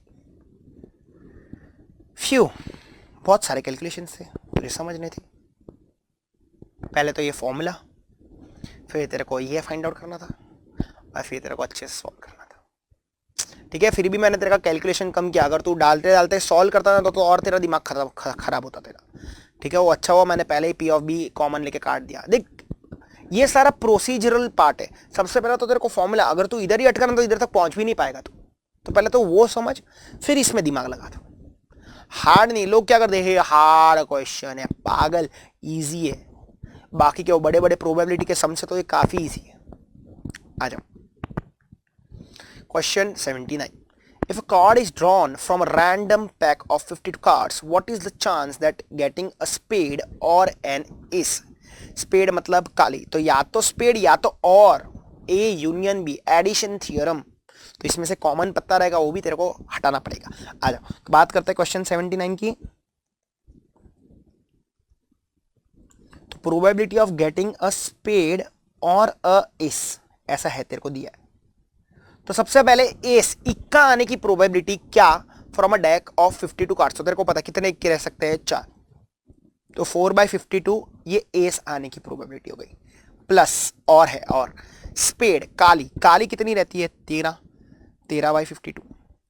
ए पर ऐसा भी तो हो सकता है ना, एक पत्ता जो दोनों के बीच में कॉमन, देख ले है क्या, तो उसको तेरे को काटना पड़ेगा। हाँ एस में स्पेड ऑफ एस भी तो होता है, क्लब एस, स्पेड एस, फिर तेरा हार्ट एस, लाल वाला इक्का, और चरकट वाला इक्का, डायमंड वाला इक्का।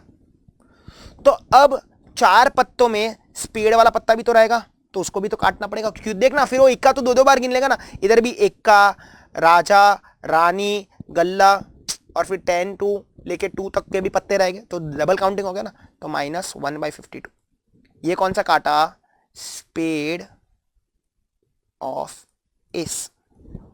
तो टोटल कितना आ गया, 13 + 4 - 1, 16/52। सर 16/52 नहीं है, तो एक बार डेसिमल भी है, चेक करना, 0.30। सर वो भी नहीं है, अरे तो 4 से भी तो कट होगा। क्या यार, 4 4 जा 4 13 जा, देख है, हाश है ऑप्शन ए। क्वेश्चन इजी था तो इधर ऑप्शन में गेम कर रहा है तेरे से। तो आ जाओ question 80। The chance of getting a sum of 10 in a simple single throw. अब देख ये दोनों ऑप्शन इंस्टीट्यूट ने सेम दिए, ठीक है। तो देखते हैं कौन सा ऑप्शन क्या कैसे निकलता है, ए निकलता है, डी निकलता है, या तो फिर बी और सी में से एक निकलेगा। अब बोलता है जब मैं डाई को थ्रो करूंगा, सर सिंगल डाई पे तो 6 नंबर रहता है, तो 10 नहीं आ सकता। तो इधर यहाँ पे तेरे को समझना था कि उसने एक डाई ने 2 डाई थ्रो किए रहेंगे। तो अब 10 का सम कितनी बार आ सकता है, अगर 2 अलग अलग डाई मेरे हाथ में है, तो 10 का सम ऑफ 10 चाहिए मेरे को। तो अगर देख पहले मैं 1 से चालू करता हूँ, 1 6 पॉसिबल नहीं है, ओके। जब बढ़ते जाएगा 3 7 भी पॉसिबल नहीं है, ठीक है। तो चालू होगा 4 6 से, है तो 6 4 भी तो आ सकते हैं। एक डाई पे 4 आया, दूसरे डाई पे 6 आया, टोटल 10 हो गया। तो वाइसा वर्सा भी पॉसिबल है, तो 2 केस तो हो गई। अब वैसा और कोई केस पॉसिबल है क्या, है ना, 5 5।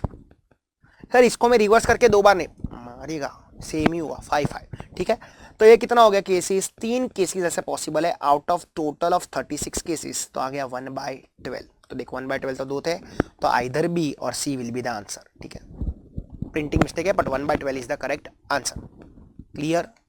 तो ये तेरे को समझना था कि उसने एक डाई ने 2 डाई रोल किया था। आ जाओ बात करते हैं आगे।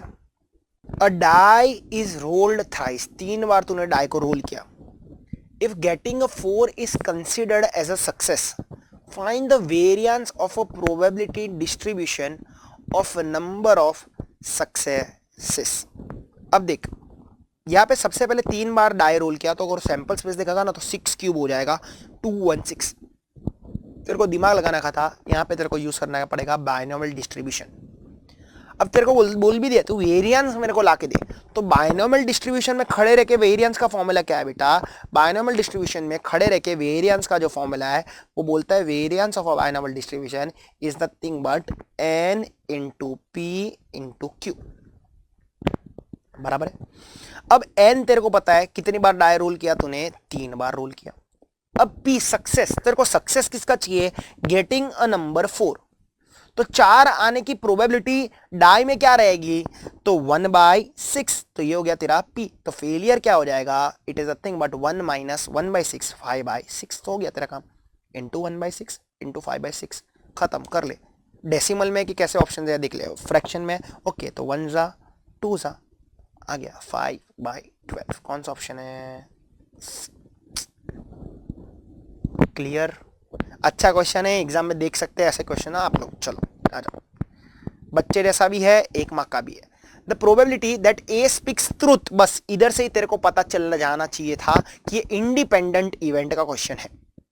जब भी ट्रू और फॉल्स, डेथ, सर्वाइवल, ऐसे सब क्वेश्चन आए ना, पास फेल, तो ऐसे सब क्वेश्चन आए ना, समझ जाने का ये इंडिपेंडेंट इवेंट्स है। तेरे पास होने से क्या मेरे को फर्क गिरेगा? अगर मैं पास होऊंगा तो मैं पास ही होऊंगा, मैं फेल होऊंगा तो मैं फेल ही होऊंगा। समझ रहा है? मतलब क्या, कभी भी एग्जांपल ले ले, रोहित शर्मा का सेंचुरी बनाया रोहित शर्मा ने, तो क्या उससे विराट कोहली का सेंचुरी अफेक्ट होगा? नहीं। अगर विराट कोहली को मारने का है तो वो भी मार ही देगा। तो यहां पे भी तू अगर सच बोल रहा है तो तेरी सच बोलने से मेरे को फर्क गिरता नहीं है। समझा कि नहीं समझा? तो A स्पीक्स ट्रूथ देता है 4/5 में, while the probability for B is 3/4। तो मेरे को, मैं पहले यहाँ पे A लिख देता हूं, ये भी तेरे मॉड्यूल का ही क्वेश्चन है। Probability of A speaking the truth, मतलब A ट्रूथ के लिए मैं नॉर्मल रखता हूं, और ये अगर फॉल्स बोलेगा ना तो उसके लिए अपन कॉम्प्लीमेंट यूज करेंगे, मतलब P ऑफ A डैश। तो A ट्रूथ बोलता है 4/5 की उसमें, तो ऑब्वियसली A डैश क्या हो जाएगा तेरा 1/5। अब वैसे ही प्रोबेबिलिटी ऑफ B कितना दिया है? B दिया तेरा 3/4, तो ये कितना हो जाएगा? 1/4 हो जाएगा तेरा B डैश। ठीक है। अब क्या बोलता है? What is the probability that they contradict each other while saying the fact. अब तेरे को probability of contradiction find out करना है। अब कॉन्ट्राडिक्शन मतलब क्या होगा? कॉन्ट्राडिक्ट कब होगा? तकरार कब होगी? जब तू सच बोलेगा और मैं झूठ बोलेगा, या तो तू झूठ बोलेगा और मैं सच बोलेगा। अब देख, मैंने सच बोला, तूने भी सच बोला, तो क्या बोलेगा? ए अपन दोनों भाई भाई, तू भी सच्चा मैं भी सच्चा। तू झूठ बोला मैं भी झूठ बोला तो भी अपन दोनों झूठे, हुआ झगड़ा होगा क्या अपने बीच में? कॉन्ट्राडिक्शन कब होगा? मैं सच बोलूंगा तू झूठ बोलेगा। तो अगर सपोज पहले ए लेते हैं, तो ये कैसे रह सकता है? मैं सच बोला और तू झूठ बोला, इनटू क्यू किया, क्योंकि ये इंडिपेंडेंट इवेंट्स है। और ऐसा भी तो हो सकता है, मैं झूठ बोला और तू सच बोला। चलो तो अब अप्लाई कर लेते हैं। 4/5 इंटू B डैश देख 1/4 प्लस A डैश देख 1/5 इंटू 3/4। तो ये हो जाएगा, काटना मत, 4/20 प्लस 3/20, तो ये आ जाएगा तेरा 7/20। कौन सा ऑप्शन है 7/20? ऑप्शन समझा? कॉन्ट्राडिक्शन मतलब समझा? आ जाओ, इंडिपेंडेंट इवेंट था वापस से। Question number 83।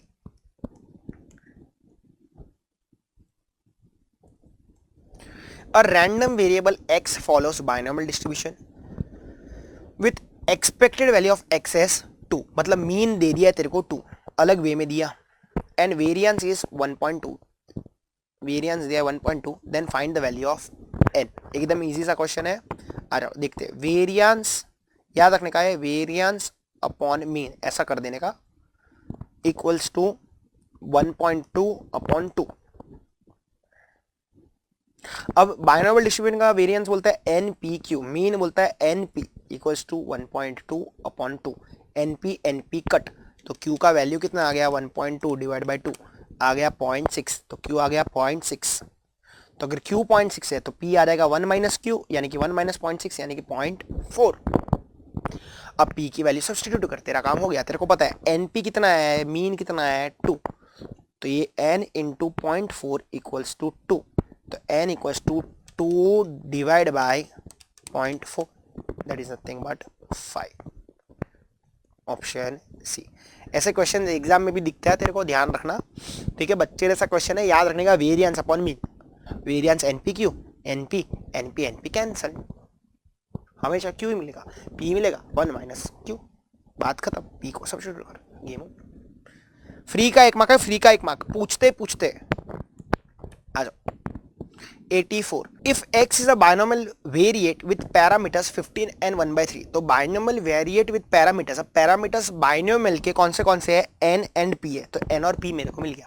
What is the mode of the distribution? तो अब देख मोड डिपेंड करता है, वो या तो यूनी मॉडल हो सकता है या तो बाई मॉडल हो सकता है. आ जाओ देखते हैं ध्यान से इधर. Question number 84. अब पता कैसे चलेगा कि यूनी मॉडल है कि बाई मॉडल है, देखते अपन समझते हैं. उसके लिए सबसे पहले करना पड़ेगा डू n + 1 × p. याद रखना अगर बाइनोमियल का मोड पूछा तो डू n + 1 × p. तो n तेरे को दिया कितना है 15, 15 + 1 16 डिवाइड बाई इंटू 1/3. तो ये करेगा तो आएगा 16 डिवाइड बाई 3 आ जाएगा 5.333. अब इसी से पता चलेगा कि ये बाई मॉडल है कि यूनी मॉडल है. अगर ये पूरा अक्खा नंबर होल नंबर आया रहता 5 आया रहता तो फिर दो मोड होता 5 एंड उसके पहले का नंबर 4. समझा था, वो भी पहले इधर समझ ले. पर क्योंकि ये डेसिमल में आया तो ये जो लार्जेस्ट इंटीग्रल पार्ट बोलते हैं, इसको क्या बोलते हैं, largest integral part is your mode. तो मोड कितना है, मोड इक्वल्स टू 5. यहां पे यूनी मॉडल ही है, बाई मॉडल नहीं. देख दो ऑप्शन भी दिया है उसने तेरे को कंफ्यूज करने के लिए. अब सर एक बार एक और एग्जांपल इसका दिखा देना यार, मेरे को थोड़ा समझा थोड़ा नहीं समझा. सपोज मैं n की वैल्यू थोड़ी बदल देता हूँ. सपोज n की वैल्यू मैं ले लेता हूँ 17 लेता हूँ 17. ठीक है, तो n की वैल्यू सपोज मैं 17 लेता हूँ तो 17 + 1 तो करेगा 18 divide by 3 into 1/3. p remains the same. तो 18 डिवाइड बाई 3 कितना आ गया 6. तो अब ये अक्खा आया ना, होल नंबर आया ना, तो दो मोड क्या हो गया 6. एक मोड हो गया 6 मोड 1 और मोड 2 हो जाएगा तेरा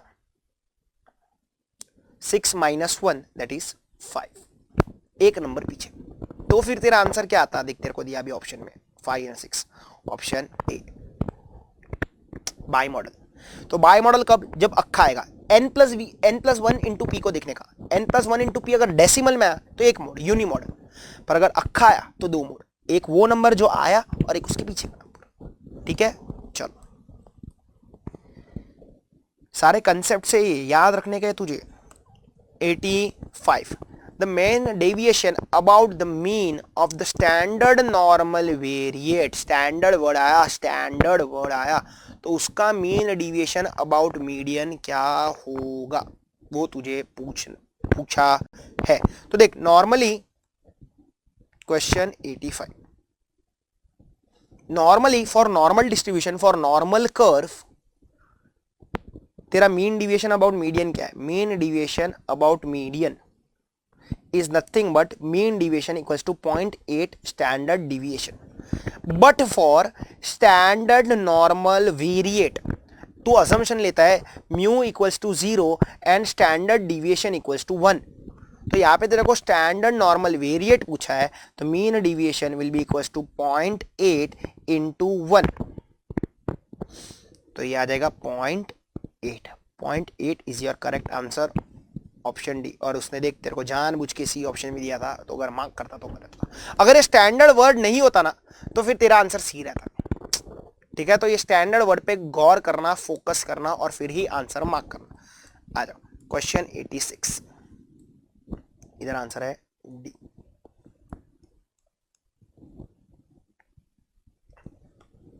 If the quartile deviation of a normal distribution with mean 10 and SD4 is what? तो तेरे को क्वार्टाइल डिस्ट्रीब्यूशन तुझे फाइंड आउट करना है विथ मीन 10 एंड SD4.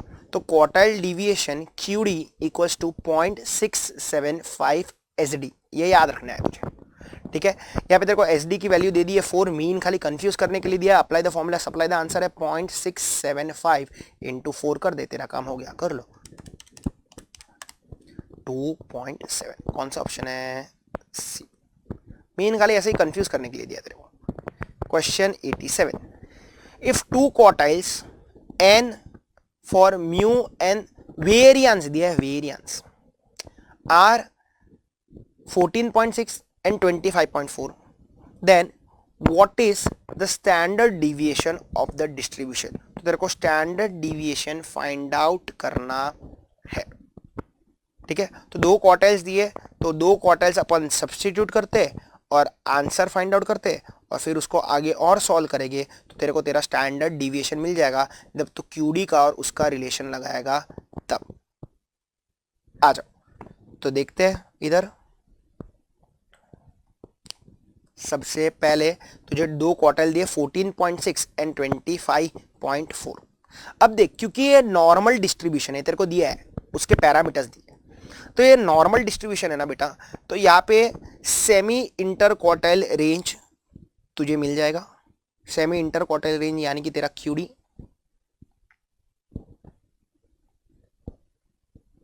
जो कि रहेगा Q3 minus Q1 upon Q।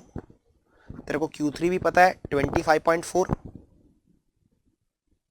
Q1 भी पता है 14.6 अपॉन 2 कर, तो ये तेरे को तेरा QD मिल गया। तो QD कितना मिल रहा है 25.4 माइनस 14.6 डिवाइड बाई 2 करेगा, आएगा QD इक्वल्स टू 5.4। ये तेरा आधा काम हुआ है। अब अपने को पता है वी नो स्टैंडर्ड डिविएशन ना, तो QD equals to 0.675 standard deviation. ये नॉर्मल डिस्ट्रीब्यूशन तेरे को इसके लिए यहाँ पे वो लोग ने ये दिया कि भाई ये नॉर्मल डिस्ट्रीब्यूशन तुझे यहाँ पे यूज करना है, ठीक है। तो आ जाओ, तो ये नॉर्मल डिस्ट्रीब्यूशन के थियरी में जैसे कि अपन ने क्वेश्चन भी देखा इधर MD ये वाला और ये वाला, ये भी नॉर्मल डिस्ट्रीब्यूशन का ही था। आ जाओ, तो 5.4 इक्वल्स टू 0.675 स्टैंडर्ड डिविएशन, मैं 0.675 से डिवाइड कर देता हूँ, स्टैंडर्ड डिविएशन का आंसर आ गया जो कि मेरा है 8, ऑप्शन डी। सब जगह पे ये apply the formula supply the answer ही, और कुछ नहीं है। कंसेप्ट तेरे को पता होना चाहिए, एक ये पता होना चाहिए और एक 0.8 पता होना चाहिए, तेरा काम खत्म। That is this is nothing but the relationship between QD MD and HD। आ जाओ, question 88, when P is larger than 0.5 then the binomial distribution is। तो देख, पहले सबसे पहले ये समझ, binomial distribution सिमेट्रिकल भी हो सकता है और सिमेट्रिकल भी हो सकता है। सिमेट्रिकल रहा तो P इक्वल्स टू Q, और सिमेट्रिकल में भी दो, एक तो P greater than 0.5 and P less than 0.5। तो अगर ग्रेटर देन 0.5 है या लेस देन 0.5 है तो कैसा है वो, असिमेट्रिकल, क्योंकि सिमेट्रिकल में तो P इक्वल्स टू Q। आज क्वेश्चन 88 ऑप्शन है ए। क्वेश्चन 89 क्या बोलता है, question 89, A die is thrown 100 times, 100 बार थ्रो किया। If a getting an even number is considered as success, then find the variance number of success। तो वापस ये NPQ हो गया ना, वेरियंस पूछा अपन ने, ऐसा क्वेश्चन पहले किया, ठीक है। तो variance is nothing but NPQ। N है 100, P और Q अपन फाइंड आउट कर लेते हैं। तेरे को यहाँ पे क्या बोला था, getting an even number, even number is a success. तो इवन नंबर डाई में कौन से हो सकते हैं, 2, 4 और 6, 3 हो सकते हैं। तो 3/6 है ना, 2 आने की प्रोबेबिलिटी 1/6, 4 आने की प्रोबेबिलिटी 1/6, 6 आने की प्रोबेबिलिटी 1/6, तीनों का टोटल 3/6 यानी कि हाफ ना। तो P कितना है, हाफ, तो Q भी हो जाएगा हाफ, तो Q भी कितना हो जाएगा, हाफ, 1 माइनस P, तो इंटू हाफ, तो 100 डिवाइड बाई 4, आंसर आ गया 25। कितना इजी था सर ये, तो कितना मतलब हद के बाहर इजी था। क्लियर, इवन नंबर चाहिए तो मैं वापस इधर लिख देता हूँ, 2 हो सकते हैं, 2, 4 और 6। चलो आ जाओ, 2 regression lines are perpendicular. Perpendicular कब रहेंगे, जब ऑप्शन ए रहेगा तब वो लोग परपेंडिकुलर रहेंगे, आर उनका 0 रहेगा, 0।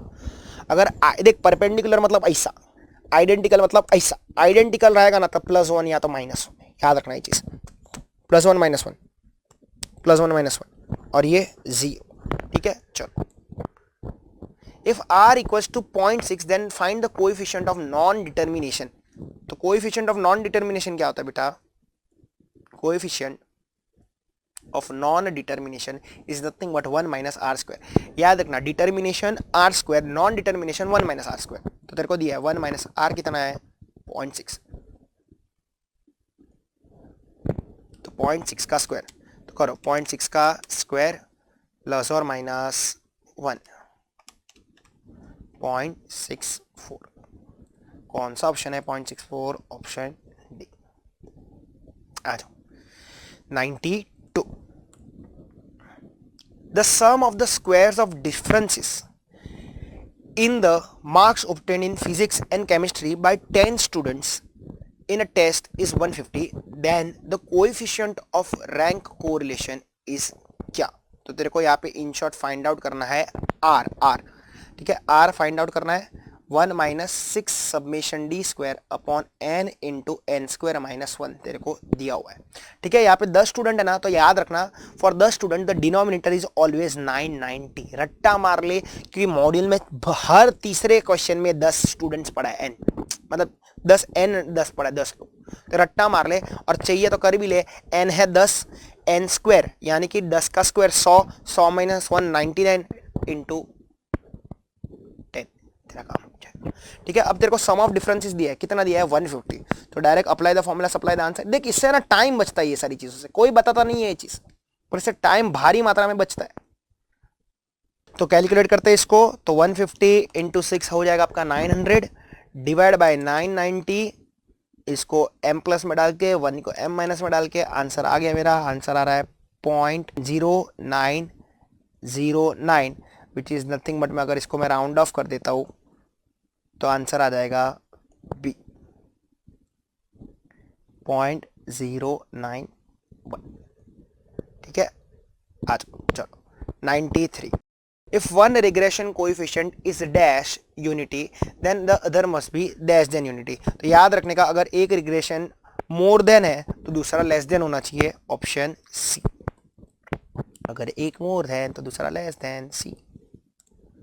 Question 94, the find the coefficient of correlation for this equation. तो तेरे को आर फाइंड आउट करना है। मस्त बड़ा सा क्वेश्चन है जो तूने पहले भी किया रहेगा, अजम्पशन लेने का, सॉल्व करने का, साथ साथ में करते आ जाओ। तो सबसे पहले मैं लेता हूं इसको 2x plus 3y equals to 2, और इसको मैं लेता हूं 4x plus 3y equals to 4। अब अजम्पशन ले, तेरे हिसाब से अजम्पशन ले, कुछ भी अजम्पशन ले सकता है। मैं सपोज इसको अज्यूम करता हूं, assuming the first equation as, assuming this one as x on y, और इसको मैं अजम्पशन ऑब्वियसली मेरे को करना पड़ेगा y ऑन x। तो अगर ये x ऑन y है तो उसको x के फॉर्मेट में लेके आ, वो y ऑन x है तो y ऑन x के फॉर्मेट में लेके आ, x ऑन y से मिलेगा bxy, उधर से मिलेगा byx, फिर मिल जाएगा तेरे को तेरा r। आ जाओ देखते। तो इसको मैं x के फॉर्मेट में लेके आता हूँ, 2x equals to 2 minus 3y, x will be equals to 2/2 minus 3/2y।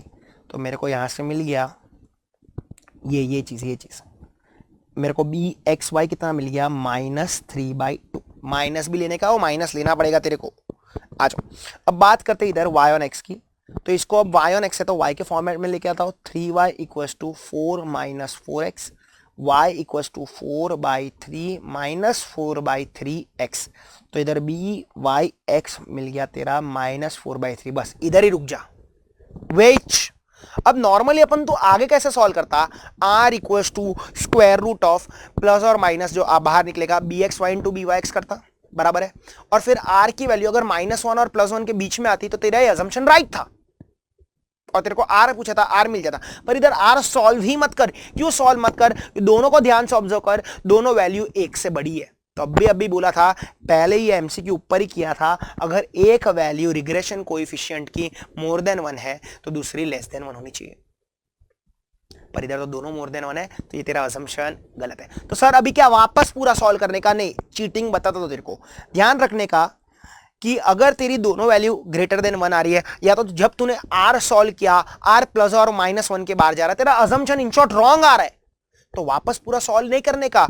bxy बन जाएगा byx एंड byx बन जाएगा bxy, पर थोड़ा रिवर्स करने का, उसको क्या देने का, रिवर्स करने का। तो bxy byx बन जाएगा, मतलब ये बन जाएगा byx पर कैसा, रिवर्स वाला, -2/3। उसको उल्टा कर दे, रिवर्स कर दे, ठीक है। और जो byx है वो बन जाएगा bxy पर कैसा, उल्टा वाला। तो -4/3 है ना, हो जाएगा -3/4। काम खत्म, गेम ओवर, फिनिश हो गया। अब तेरे को तेरा आर भी मिल जाएगा। अब थोड़ा दिमाग लगाना, दोनों नेगेटिव है तो आर भी नेगेटिव रहेगा, बाहर नेगेटिव आ जाएगा, अंदर है 2/3। डेसिमल में कि कैसे है, डेसिमल में, तो डेसिमल में सॉल्व कर देते, खत्म करते।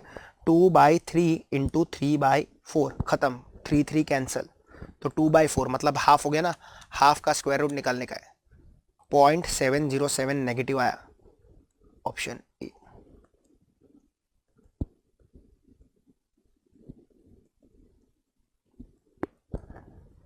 समझा कि नहीं समझा?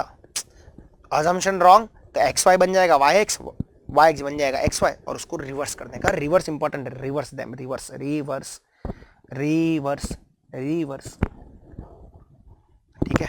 चलो, और सर नेगेटिव क्यों आया? क्योंकि दोनों वैल्यू नेगेटिव है ना, वो भी प्रॉपर्टी है, प्रॉपर्टी साथ में याद रखने का, जितना प्रैक्टिस करता जाएगा उतना तेरे को याद रहता जाएगा।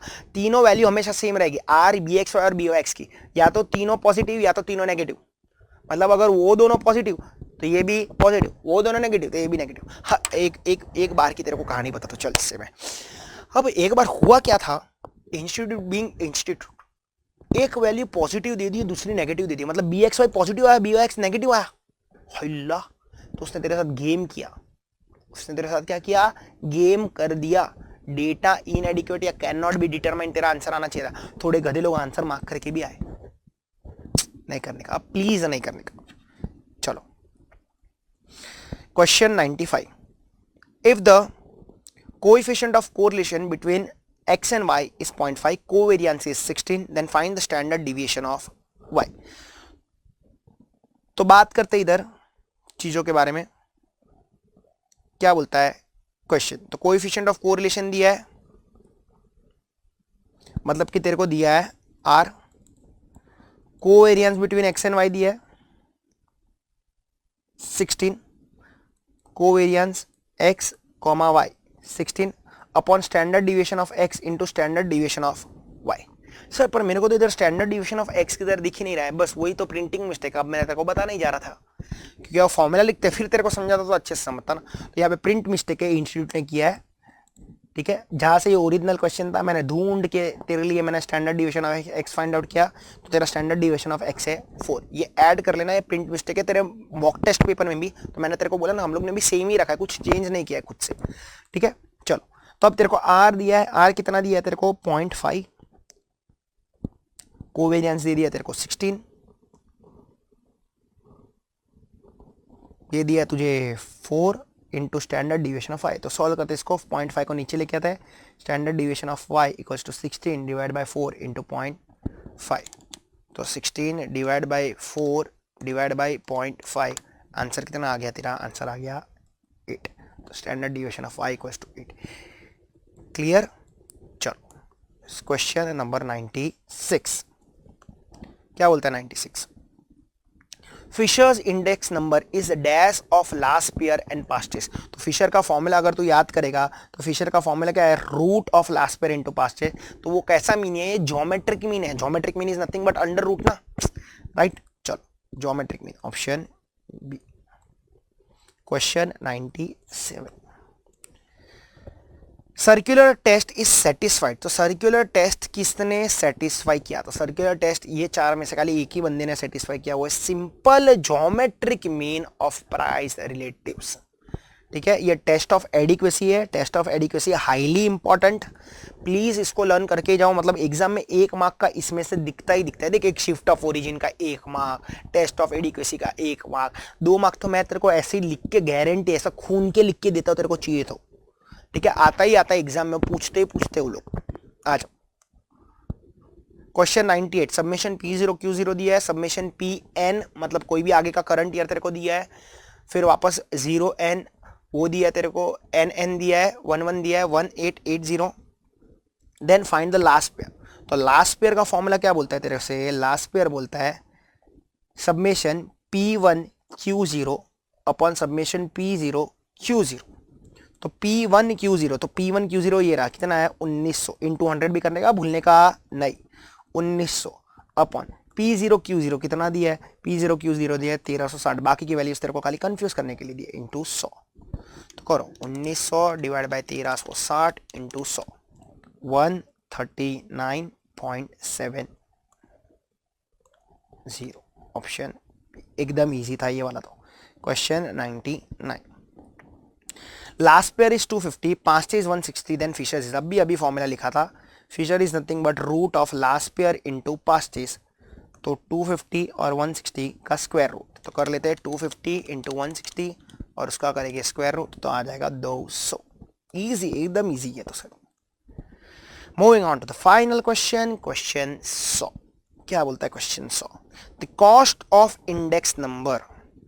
तो तो कॉस्ट ऑफ इंडेक्स नंबर इस कैसा ऑलवेज, ये तो इंडेक्स नंबर का जो कॉस्ट रहता है, जो तू फाइंड आउट करता है कॉस्ट ऑफ लिविंग इंडेक्स, वो हमेशा कैसा रहता है, वो तेरे को पूछा है। तो हमेशा वो रहता है वेटेड। कैसा रहता है वो? वेटेड। ठीक है, क्योंकि वेट्स रहते हैं। देखना ये सब में क्या है, ये वेट्स ही तो है, क्या है? वेट्स है। ठीक है, तो इसी के साथ बेटा तुम्हारा स्टैटिस्टिक्स और लॉजिकल रीजनिंग मैंने किया समाप्त। सर ने ऑलरेडी आपका मैथ्स का पार्ट कवर किया है। So with this we cover your mock test paper of December 2023, the first mock test paper. ये वैसा सेकंड भी आएगा जल्द। प्लीज़ अच्छा लगे तो इसको लाइक करना, शेयर करना एंड सब्सक्राइब करना। Thank you so much.